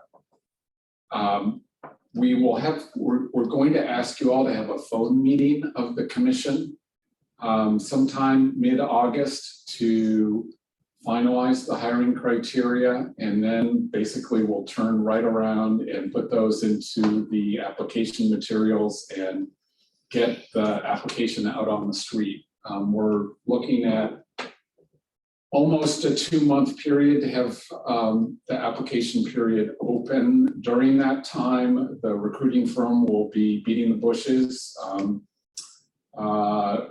Probably will be some other efforts to beat the bushes, including by the department, and some of the commissioners may have some interest also in doing that.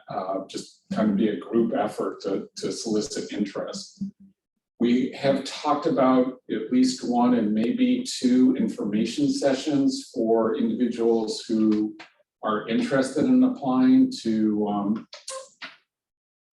and again, we'll talk about this in more detail, but maybe hear from a commissioner or 2 about the position, maybe hear from me a little bit about the agency and what it's like to be director of DEQ, and just have a kind of informal opportunity to put information out there for folks who are interested. We'll try to do that in a way where people do not have to identify if they're interested in the position in order to get as broad interest as possible in that sort of effort. So early October, we're looking at the application period to end. The recruiting firm will then look at applications and determine initially who meets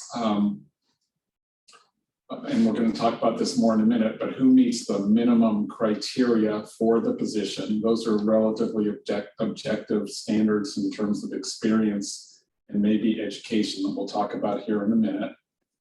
They'll also evaluate required skills and desired skills or attributes also, and make some recommendations for who to interview through screening interviews.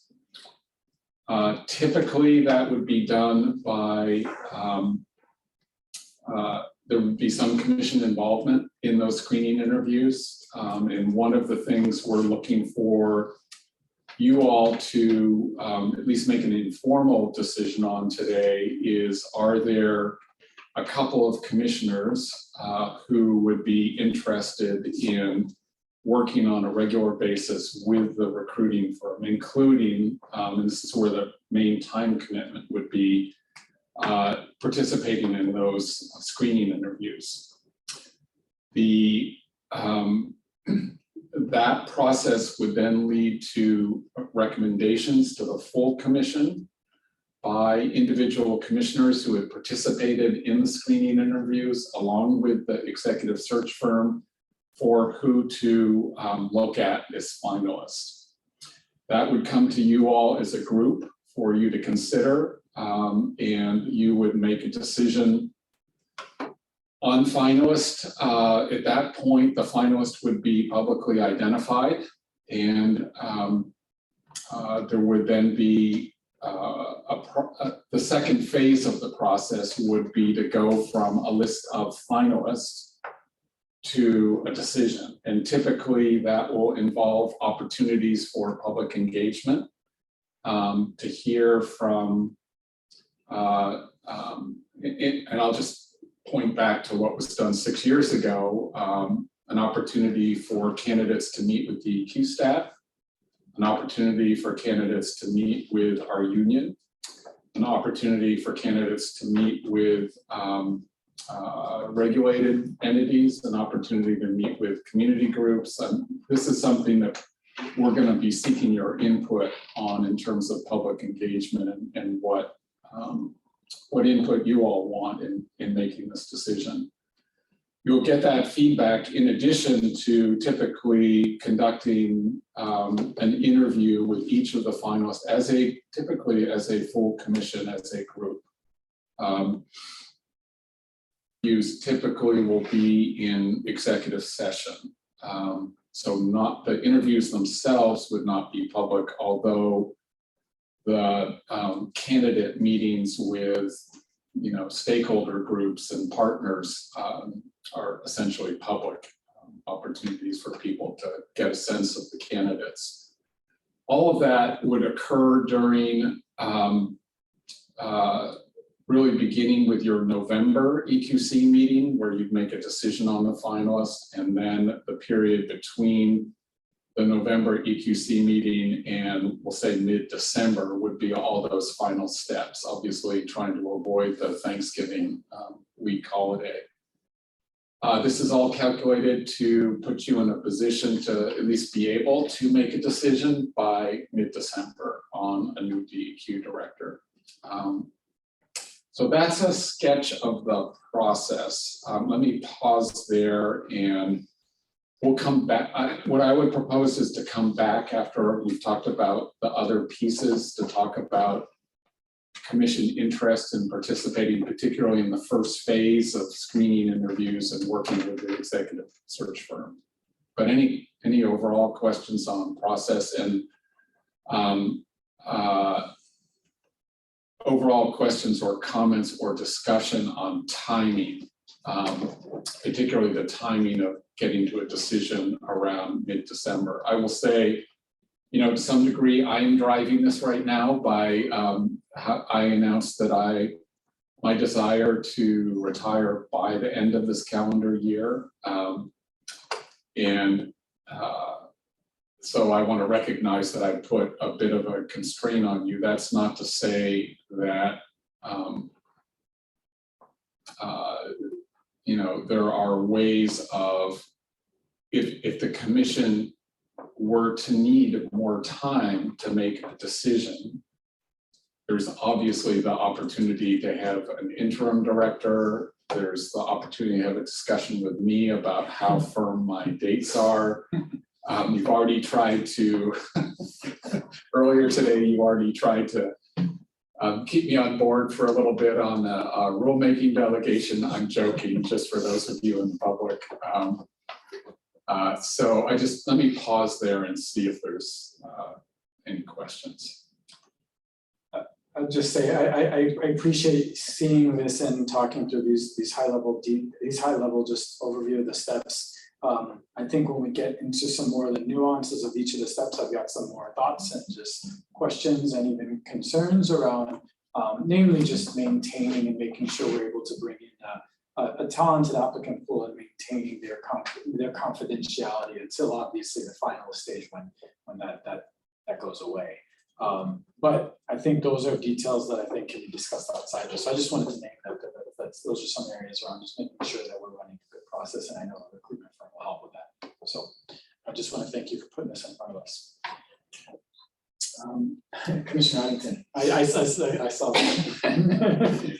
Well, yeah, and I appreciate this too. And I talked to Richard a little bit about this, but I guess I just wanted to throw it out to other commissioners, or at least ask the question if people have thought of alternatives about this. And I think what I'm getting at, and I'm not necessarily advocating this, but I feel like it should be discussed, which is, I mean, there is going to be a new governor in place. We'll know that after November.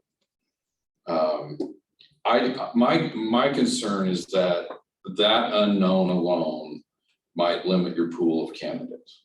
And so my question is another alternative, or have any of you thought about the idea of an interim director until, I don't know, early next year? So if I could, Vice Chair Barrasso, I have put this, I'm going to share some of my personal thoughts. This schedule was fairly carefully thought through by me. I'm not saying you're anyway bound by that, but part of the thinking on timing here was to have this occur in a way that the final candidates do have an opportunity to, number one, know who the governor will be, the next governor of Oregon. And, you know, traditionally, I don't think there's any secret here. There's often in these recruitment processes an opportunity for the finalists to speak directly with the governor, and in this situation, the governor-elect, and to have a conversation and have some input from those individuals. Not trying to avoid that in any way with this process. In fact, it's actually designed to assure that would occur. I agree with Commissioner Addington. I think if you were to try to make a decision before it was known who the next governor would be, and without an opportunity for that engagement to occur, that would be a barrier to people being interested in this position. And so at the same time, another consideration is you are headed into, the agency is headed into a full legislative session, and not only that, but a full legislative session with a new governor. And that is a time of pretty significant transition, regardless of who the next governor is. And so I'm also, part of the calculation here was to try to get to a decision soon enough so that whomever the new director is, he or she has an opportunity to get their feet on the ground and really start to be ready in some way for the legislative session. And so once I've worked through several more governor transitions than I care to name, but it's a whirlwind from the governor and governor's office perspective. And they're going to have a lot on their plate, again, regardless of who it is. So I think the more you you can get to a decision that both meets the objective of knowledge and consultation about who the next governor is and gives that individual a little bit of time, is a sweet spot that at least I was trying to hit. I see Chair George has had her hand up for a bit, so I acknowledge Chair George, and I'll just say that's an important point to note in the recruitment, potentially figure out how to note that, Richard. Chair George. Yeah, I agree. And Richard made several of the points that I had in mind, so I won't reiterate them. But I too want to acknowledge Commissioner Addington's very, realistic and practical question to the group. And I guess, my answer to that is yes. I think we have thought a lot about it. Richard and I have done a fair amount of talking about it, and I've thought about it a lot too. And again, I do think I will reiterate the point that Richard said, that this is by no means, and in fact, it's designed to be sure that the new governor, whoever that is, does have an opportunity to consult and speak with that person, potentially speak with us. They're having somebody that they can work with is key, as is the candidates knowing who it is, whose administration they'll be working for. And there are a few things that I didn't want the process to be caught up in, because ultimately, while the consultation with the governor is critically important, ultimately it is the EQC's job and not anybody else's to hire this position. And what I didn't want is us trying to guess what a new, potentially, well, whoever it is, it's going to be a new governor, right? A new governor's preferred timeline would be. As Richard said, any new administration coming in is going to have a wide number of priorities, and they're going to be getting ready for the upcoming session.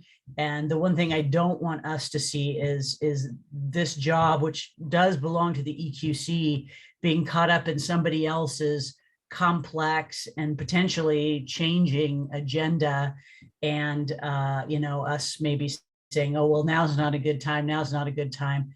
And I would really prefer DEQ not go into the next session without a director in place. So guess a couple of points. Number one, we really do appreciate your thoughtful consideration on that issue.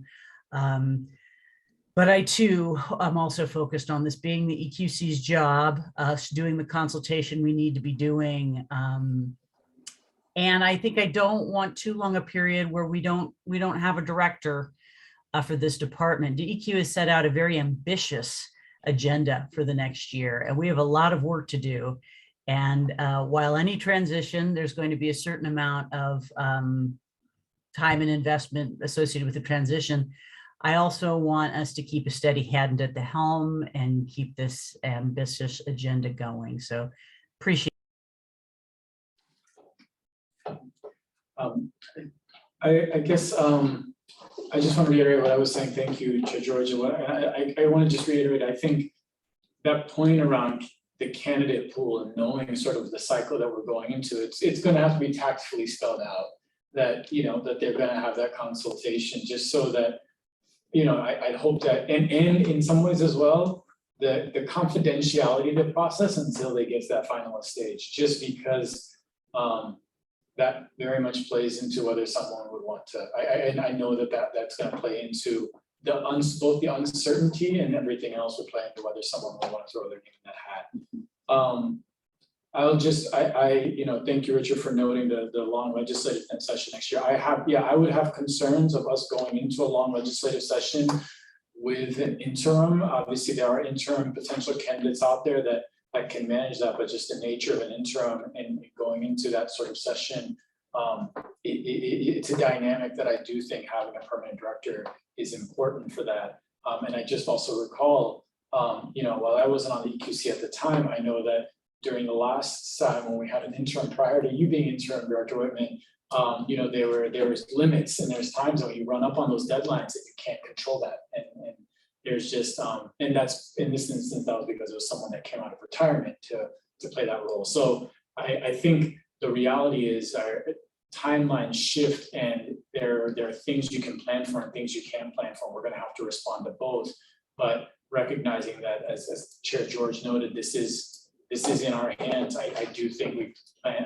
plan for what we know, which is, Richard, the desire for your desire for retirement. So I'll name that and turn it to Commissioner Kyle. I appreciate this discussion. To me, Greg, interims are like a backstop if the search fails. So I think we do have enough time here to execute Plan A. And so I would not want to delay this to put an interim in place and then take another 6 months to find a search. So I think we have enough time and enough thought in this to conduct a search. If we find that we don't really pool our qualified candidates, then I think we revisit the notion of what to do as a plan B. That's my feeling at this point. Yeah, I agree with Commissioner Kyle. I think we start with Plan A and we adjust and adapt if necessary. And then So we can keep naming Richard Whitman in all of the roles. And I'll remind, I mean, this happened with the last recruitment. There was one recruitment and it did not turn out as folks wanted, and and I know the commission had to go back out again. So, and there's 2 interims, so those things do happen, and so I think there's I'll agree, there's what we can plan for and then things we can't plan for, and so I do appreciate the timeline and process that's been laid out here. Okay. I don't want to interrupt any other conversation from the commission, but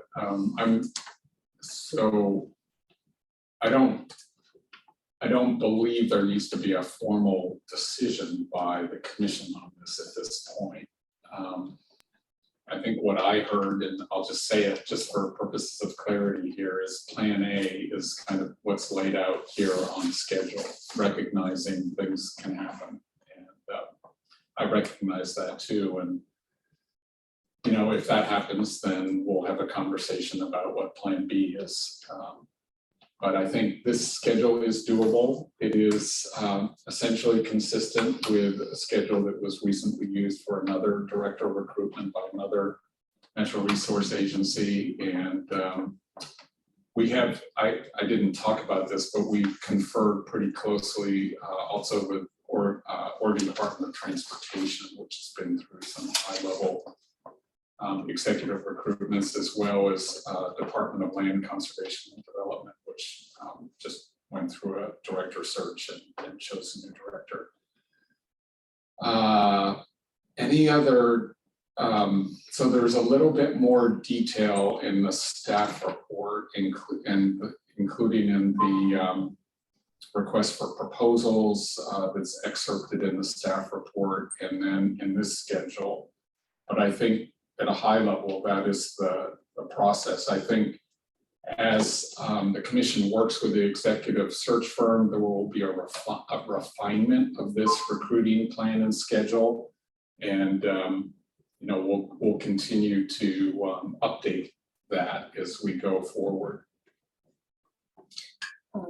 So going through the staff report, it's just a clarification question at this point in time, but has the larger leadership at DEQ been able to provide input on these kind of draft minimum qualifications and the required and the desired attributes that are here?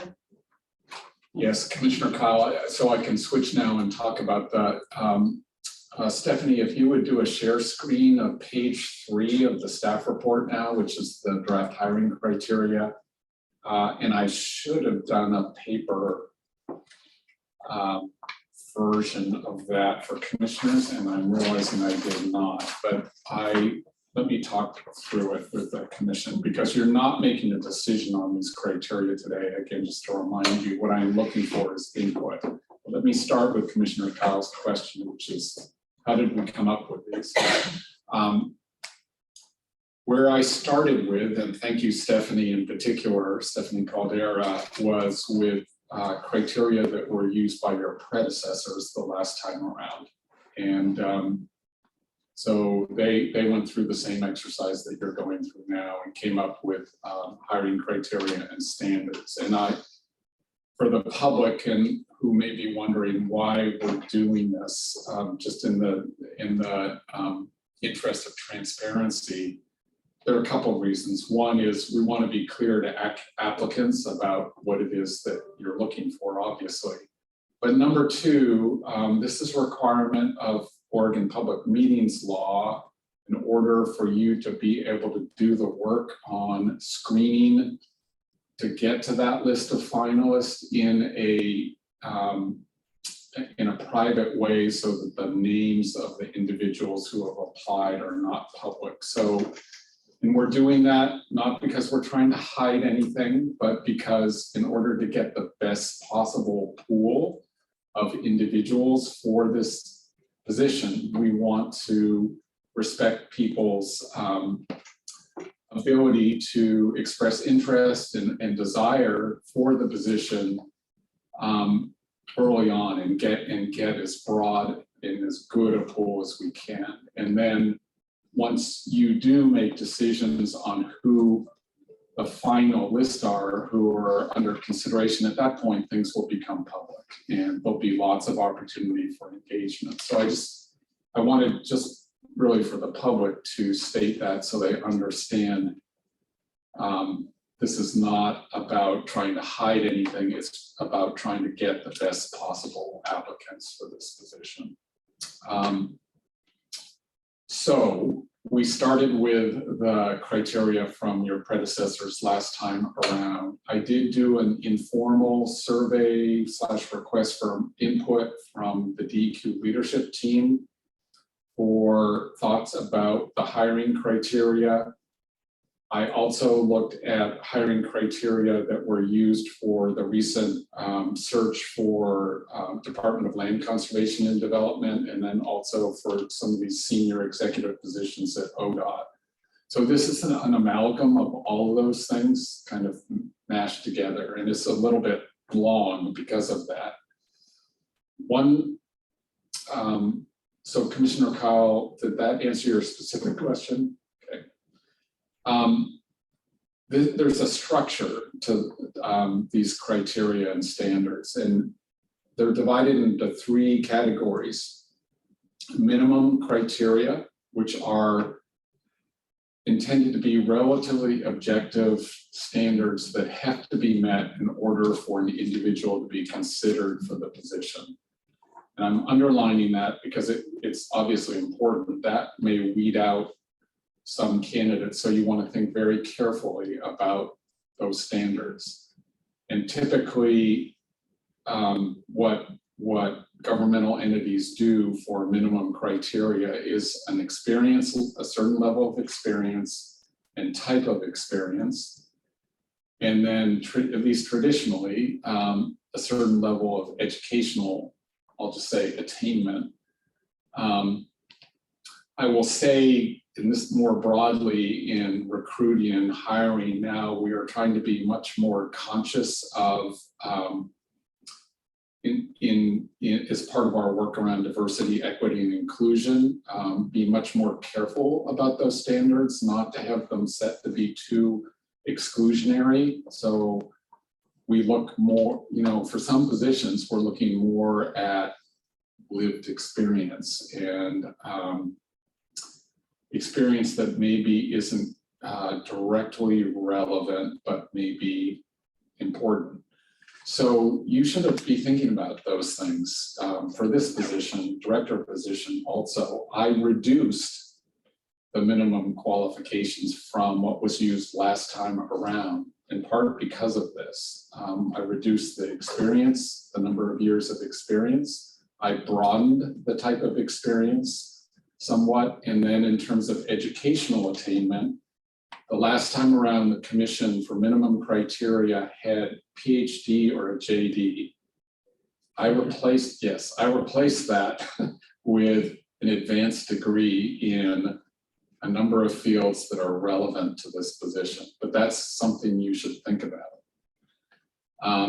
Again, we're not looking for a decision on this today. I'm just trying to get some input. So minimum criteria are the first of 3 types of criteria. The second group of criteria are required skills. These are, yeah, thank you, Stephanie. And there's no way I can read that, so I got to get to my materials. Give me just a sec. Okay, these are things like, so I'm actually start with the bottom here, general familiarity with preparation and execution of public agency budgets. That I kept it fairly general, not too specific, because again, I don't think these are typically things that people are going to have to show in their application materials. So they are going to weed people out.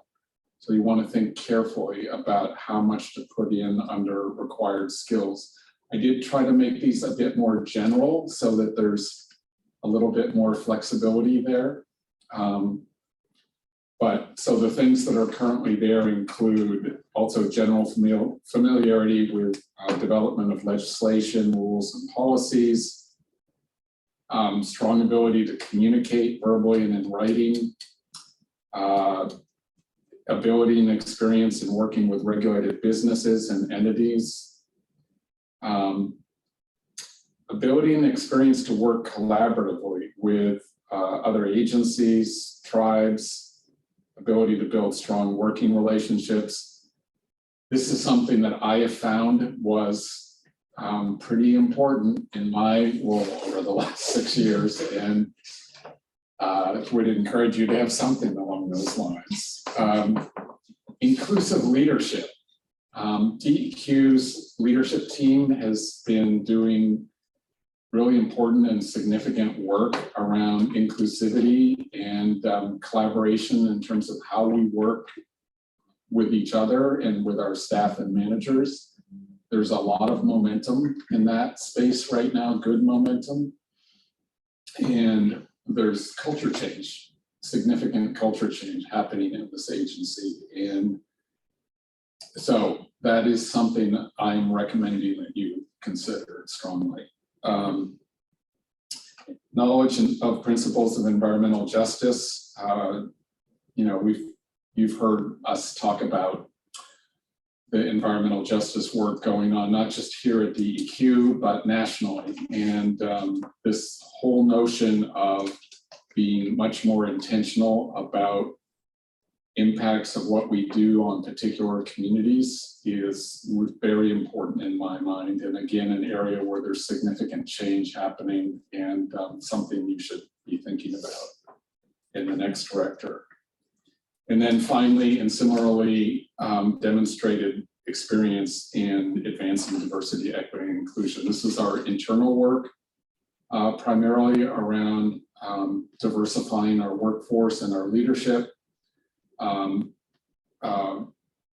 inclusivity in leadership, which I've already talked about, and equity in terms of how we work together. And again, significant momentum within the agency and change in our culture going on right now that, again, personal recommendation, you should be thinking about that with regard to your next director. So those are required skills. Exactly how you word it and the specificity of the wording will determine how much it screens people out. So think carefully about that. Desired attributes, this is the category where really you can think about it this way. Hopefully the individuals who were selected by the commission as finalists, they will have met minimum qualifications and they'll have, to some degree at least, the required skills. The desired attributes is where you're going to separate out the finalist and really decide which of those finalists is in your minds best for this position. So that's kind of how the 3 categories are intended to work with each other. And again, process-wise, this is a discussion draft. It reflects it came from where I told you You need to get public input on it. I'm expecting you're going to get some input from our staff also on this. Some of them I think are probably watching or will look at the recording of this, which is great. But I think there'll be external parties who are interested in this also. So we'll receive that in, we'll put this out for comment next week. We'll have a fairly short comment period. We'll assemble that comment, bring it back to you at a special meeting for you to make final decisions about the criteria in mid-August. Commissioner Howard.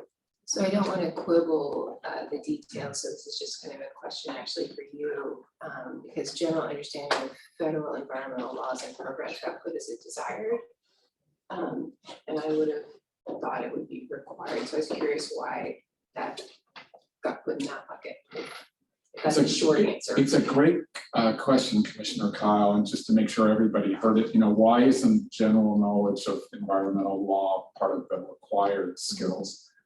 This gets again to the diversity, equity, and inclusion piece. And let me give you an example. I'm going to give you a specific example. I spent almost 3 hours yesterday with the new EPA Region 10 administrator, Casey Sixkiller, who has been deputy mayor for the city of Seattle for some time, and had the experience of running a pretty large local government organization. Does he have knowledge of all the, and I don't know all the specifics of Casey's background, but his skills in terms of relationships and how to run a large organization in a collaborative way, in my mind, are more important, and this is my personal opinion, are more important than knowledge of environmental laws. What? I see Chair George's hand, and then I'll come to you. Sorry, I didn't mean to Commissioner interrupt. Fletcher. Chair George. Thank you. One thing that we had discussed as we were, thinking forward to this recruitment was that we, of course, get a lot of input from the public, and of course, we want that. That's a critical, important part of our work. But we discussed that maybe because this is going to be such an issue of importance to our work over the next couple of months, maybe there was a way that we should funnel that. Maybe there was a particular email address, or maybe our assistant Stephanie could assist us in kind of, having that in one area, so that, rather than just getting, dozens of emails that would be in our regular email chain, we'd have one place to go to.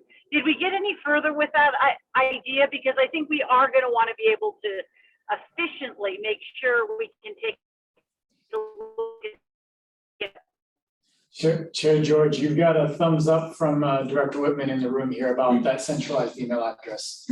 Yes, Chair George, there is, if individuals go to the commission webpage where the commission meetings are listed, there is a email address for a box essentially where actually there are two things. There's a link to where people can get information about the whole recruitment effort.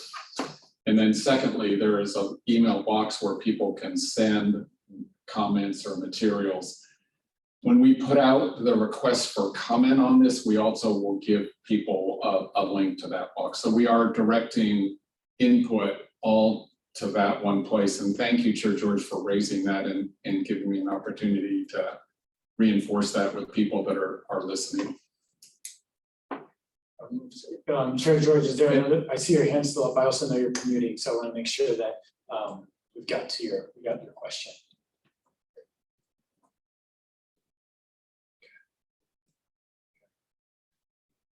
If I could, Vice Chair Barrasso, one more thing. So finally, to Commissioner Kyle's question, if you believe that that's important, more important, you can put that into required skills. That should be part of your conversation. I see it as part of the conversation. I was curious why you put it that way, and you explained it very well.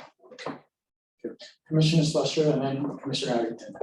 Thank you. I just had a suggestion. I appreciate your explanation of why you, why having that as a requirement might prevent getting diverse candidates. What about including a requirement that candidates at least like have a demonstrated commitment to environmental protection? Great. Like, it just seems like that there needs to be some criteria that shows that candidates actually care about protecting environmental quality. So this is exactly the sort of input that I appreciate getting now. If there's a general sense among the commission that you want public comment on that, we can put that into this draft before we put it out for public comment. Commissioner Addington? Yeah, thank you. A couple things. And just, Richard, so I make sure I understand the process. So basically, whatever we do here goes out for public comment. We get that back, do what we want with it as a commission, and then that becomes take the comment. That's correct. Okay, so I guess I'm sort of, to me, it's what bucket do things go in as well. And I'll give you, so for example, and I know people take my comments as they're intended. The first two bullets under required skills, I would either want to change the wording of that, or I'd want to put those under desired attributes, and I'll tell you why. I think you can have, if I look at the first bullet, I think a qualified candidate can have a commitment in advancing diversity, equity, and inclusion, but may not have demonstrated leadership in those areas. You know, they just might not have had that opportunity to show that kind of a leadership. And I don't think that means they could not be a good director of the DEQ. And then same with number two, I like knowledge of the principles of environmental justice, but then when we say experience working, and I guess that's just, I just think you potentially, again, limit the candidate of good, eliminate the pool of good candidates. It doesn't mean that those two things aren't very important and that that's not something you would want to tease out in an interview process. But I wouldn't want to eliminate somebody because they don't have a lot of experience working with rural communities or tribal communities. And then you kind of touched on this at the beginning, but under the minimum qualifications, I understand you gotta have some way to filter and decide on candidates, but wouldn't you just want to say equivalent experience in there somewhere? You know what I mean? Instead of like, okay, 11 years, that seems a pretty specific number, but or equivalent experience, advanced degree or equivalent experience. Or do you think that just opens it up to way too much? Commissioner Addington, I don't quite know how to answer that. I think it comes down to how much judgment and discretion do you want to leave to the, if there are going to be, let's just say, a couple of commissioners who are doing the screening along with the executive search firm, how much do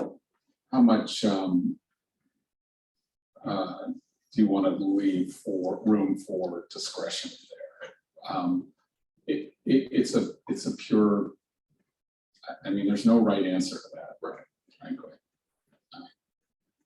That's just a call you should all make together. I think, obviously we'll work with whatever direction you give us. I don't have a great answer to that. I think I will say, going back in retrospect and looking at what the commission did 6 years ago, times have changed. So this is not critical of the old commission in any way, but it was a much more traditional kind of job announcement and criteria. And so I knocked it down without completely getting rid of some of that objectivity. So I think that's what you're picking up on a little bit, is some of that approach that was used before. So one, it sounds like both based on what Commissioner Addington is saying, and you're saying, Richard, that we need to be, we need to be really, the wording, we're gonna need to be careful about the wording between saying demonstrated experience versus, a commitment to, so that we're gonna do really, just really paying attention to the wording that we're using there, particularly around required skills. I hear the points around, equivalent experience, and I think, in a way, I know that we're going to eventually have a conversation around narrowing the list from the applicant pool to sort of the short list and then the finalist candidate pool. So I know that the commission is going to be involved in that. So but I guess I want to also make, this is a really big job, and so I don't want to also kid ourselves in terms of what it takes to do this work. So I just wanted to say that because it's important we get a candidate that can do that, and I think it's important also we're aware of where our biases can filter folks out.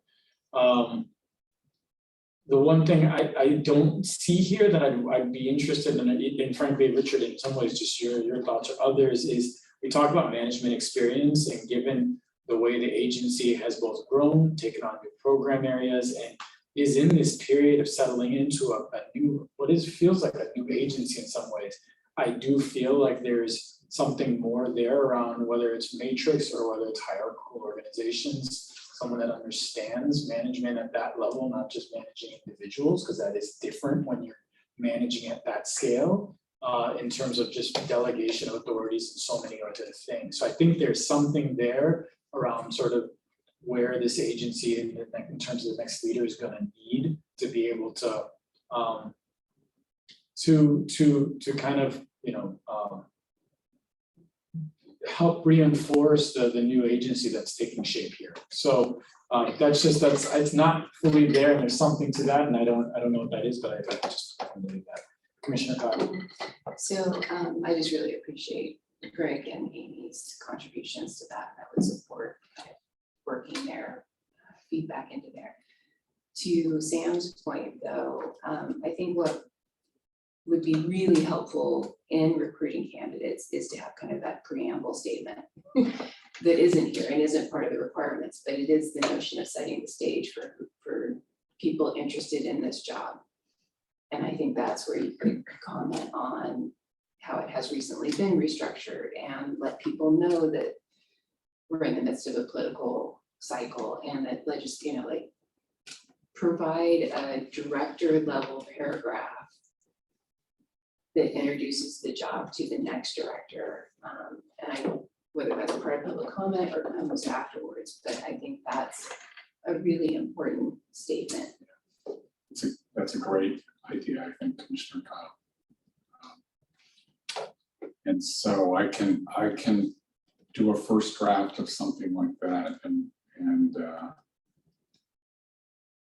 that's something we can bring back to the special meeting also, perhaps for the full commission to then reflect on in a public meeting, and have everybody be comfortable with that as part of the materials that go out in the recruitment. I think that's a great idea. Because the more probing aspects comes with the questions, and so that would be another step in the process, is developing interview questions and getting everybody comfortable with the interview questions, and then executing. And Commissioner Kyle, I did not get into that, but I am anticipating that at your September meeting, there will be conversation and discussion around interview questions for screening interviews. Mm-hmm. And then in the November commission meeting, there will be conversation around questions for finalists as part of the work. And I know we are running short on time, so I just want to put it out there that I really enjoy this kind of stuff. I don't know if I want to admit that on the phone record, but I do, so I'm happy. I would be happy to be one of the commissioners that's involved in all of these stages, time commitments aside. Also to thank Greg for taking over the OLED. I have more free time now. So I'm not, do we still have Chair George? Chair George is on. Okay. So I do have her pinned on my screen. Okay. Thank you, Commissioner Kyle. I just want to agree, and I think trying to find a place for the different bits of feedback, and I think what you just shared there and kind of reminding that there's the interview itself where we broke into these is helpful, and just for that, and if you're looking for comments, I gather, Richard, in order to kind of put a public comment version out, and yeah, Vice Chair Barrasso, I'm looking for two things specifically right now, just to try to bring us to a conclusion here. I'm looking for if there's consensus that you want two commissioners to work with a recruiting firm. I'm looking for names. That's the first thing I'm looking for. And then I got specific comments from Commissioner Addington already, a bit on some tweaks. And I also heard from Commissioner Schlescher a specific suggestion for an addition. So I got both of those. And I heard Commissioner Kyle agree. So I'm just looking for affirmation on those, and then what else you want. So I think I'll just name that I wanted to also agree with both Commissioner Addington and Commissioner Kyle's suggestions, and I see that Chair George just got off mute. So Kathleen, it sounds like you're ready. Thank you. Well, yes, I just wanted to share that if the commission does decide to go with assigning a couple of commissioners to work closely on the initial stages, of course, bringing all the important points back to the table. That's something I'm very interested in. And if it's the wish of the group, I would be happy to serve in that capacity. Thank you. Commissioner Kyle. Oh, sorry. I'm looking for the name tag. My sister named Amy, so for me, it's like, oh, of course you call me. Thank you. Yeah. Thank you, Vice Chair. I just wanted to say that I'm fully supportive of Chair George and Commissioner Kyle taking the lead on this initially, if the other commissioners are supportive of that as well. I'm echoing my support here as well. Ditto. I'm just looking at legal counsel. I don't think we need a formal motion on this. Yeah, okay. That's what so that's that. Thank you all very much. Appreciate that, and appreciate the people stepping up also to spend some significant time on this. Thank you. So in the meantime, Director Whitman and all of the rules. Named must be signed on in blood. Yeah. And so we'll go ahead and make those changes, and again, you all will have another opportunity to look at these criteria before they get finalized, and you'll see more input from probably a variety of sources on this. So just looking to see if that looks like. So I guess I wanted to just check in. I know that we had Commissioner Schlescher, you're not going to be with us tomorrow. So we had talked about potentially doing commissioner reports today, but I don't know if the commissioners want to do that or want to hold that off to tomorrow. Yeah, I'm actually like, I have a pretty hard deadline that I have to leave. So well, unfortunately, I'm going to have to skip that this meeting. With Director Whitman. So Vice Chair Barrasso, so I think that concludes the agenda for today. I do want to note one thing. I want to note two things real quickly. The first is we're going to have an opportunity this evening. The commission's having dinner together, and we're recognizing the service of Commissioner Wade Mosby, who worked on this commission for a number of years, did very important work, particularly with Oregon Department of Forestry on forest practice rules. And so just for folks to know that we're recognizing him and his service. The second thing I want to say is the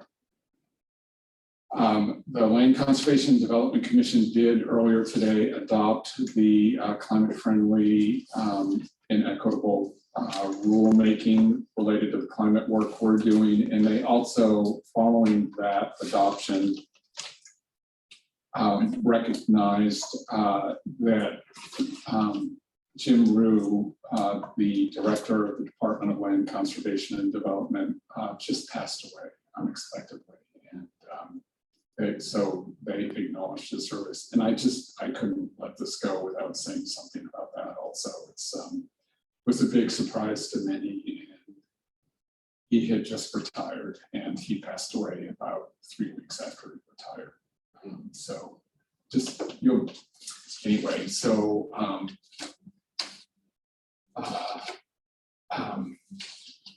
I personally want to thank Jim for all the work that he did on climate over the years, and he was a real partner to me and to all of us in this work.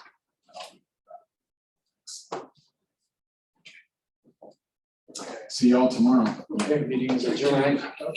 Can I just note that I think you all know, but I will be flying early in the morning back to Klamath or back to Medford and driving to Klamath, and hopefully joining you for the right after the break tomorrow. So I missed the first few items, but. Okay, thank you for that, Safe travels. Commissioner I am Atkins. And Commissioner Slusser, thank you. Meeting is adjourned. We gotta do the fun part. Thank you. Kathleen, safe driving. Sorry, I hate having to. Bye, safe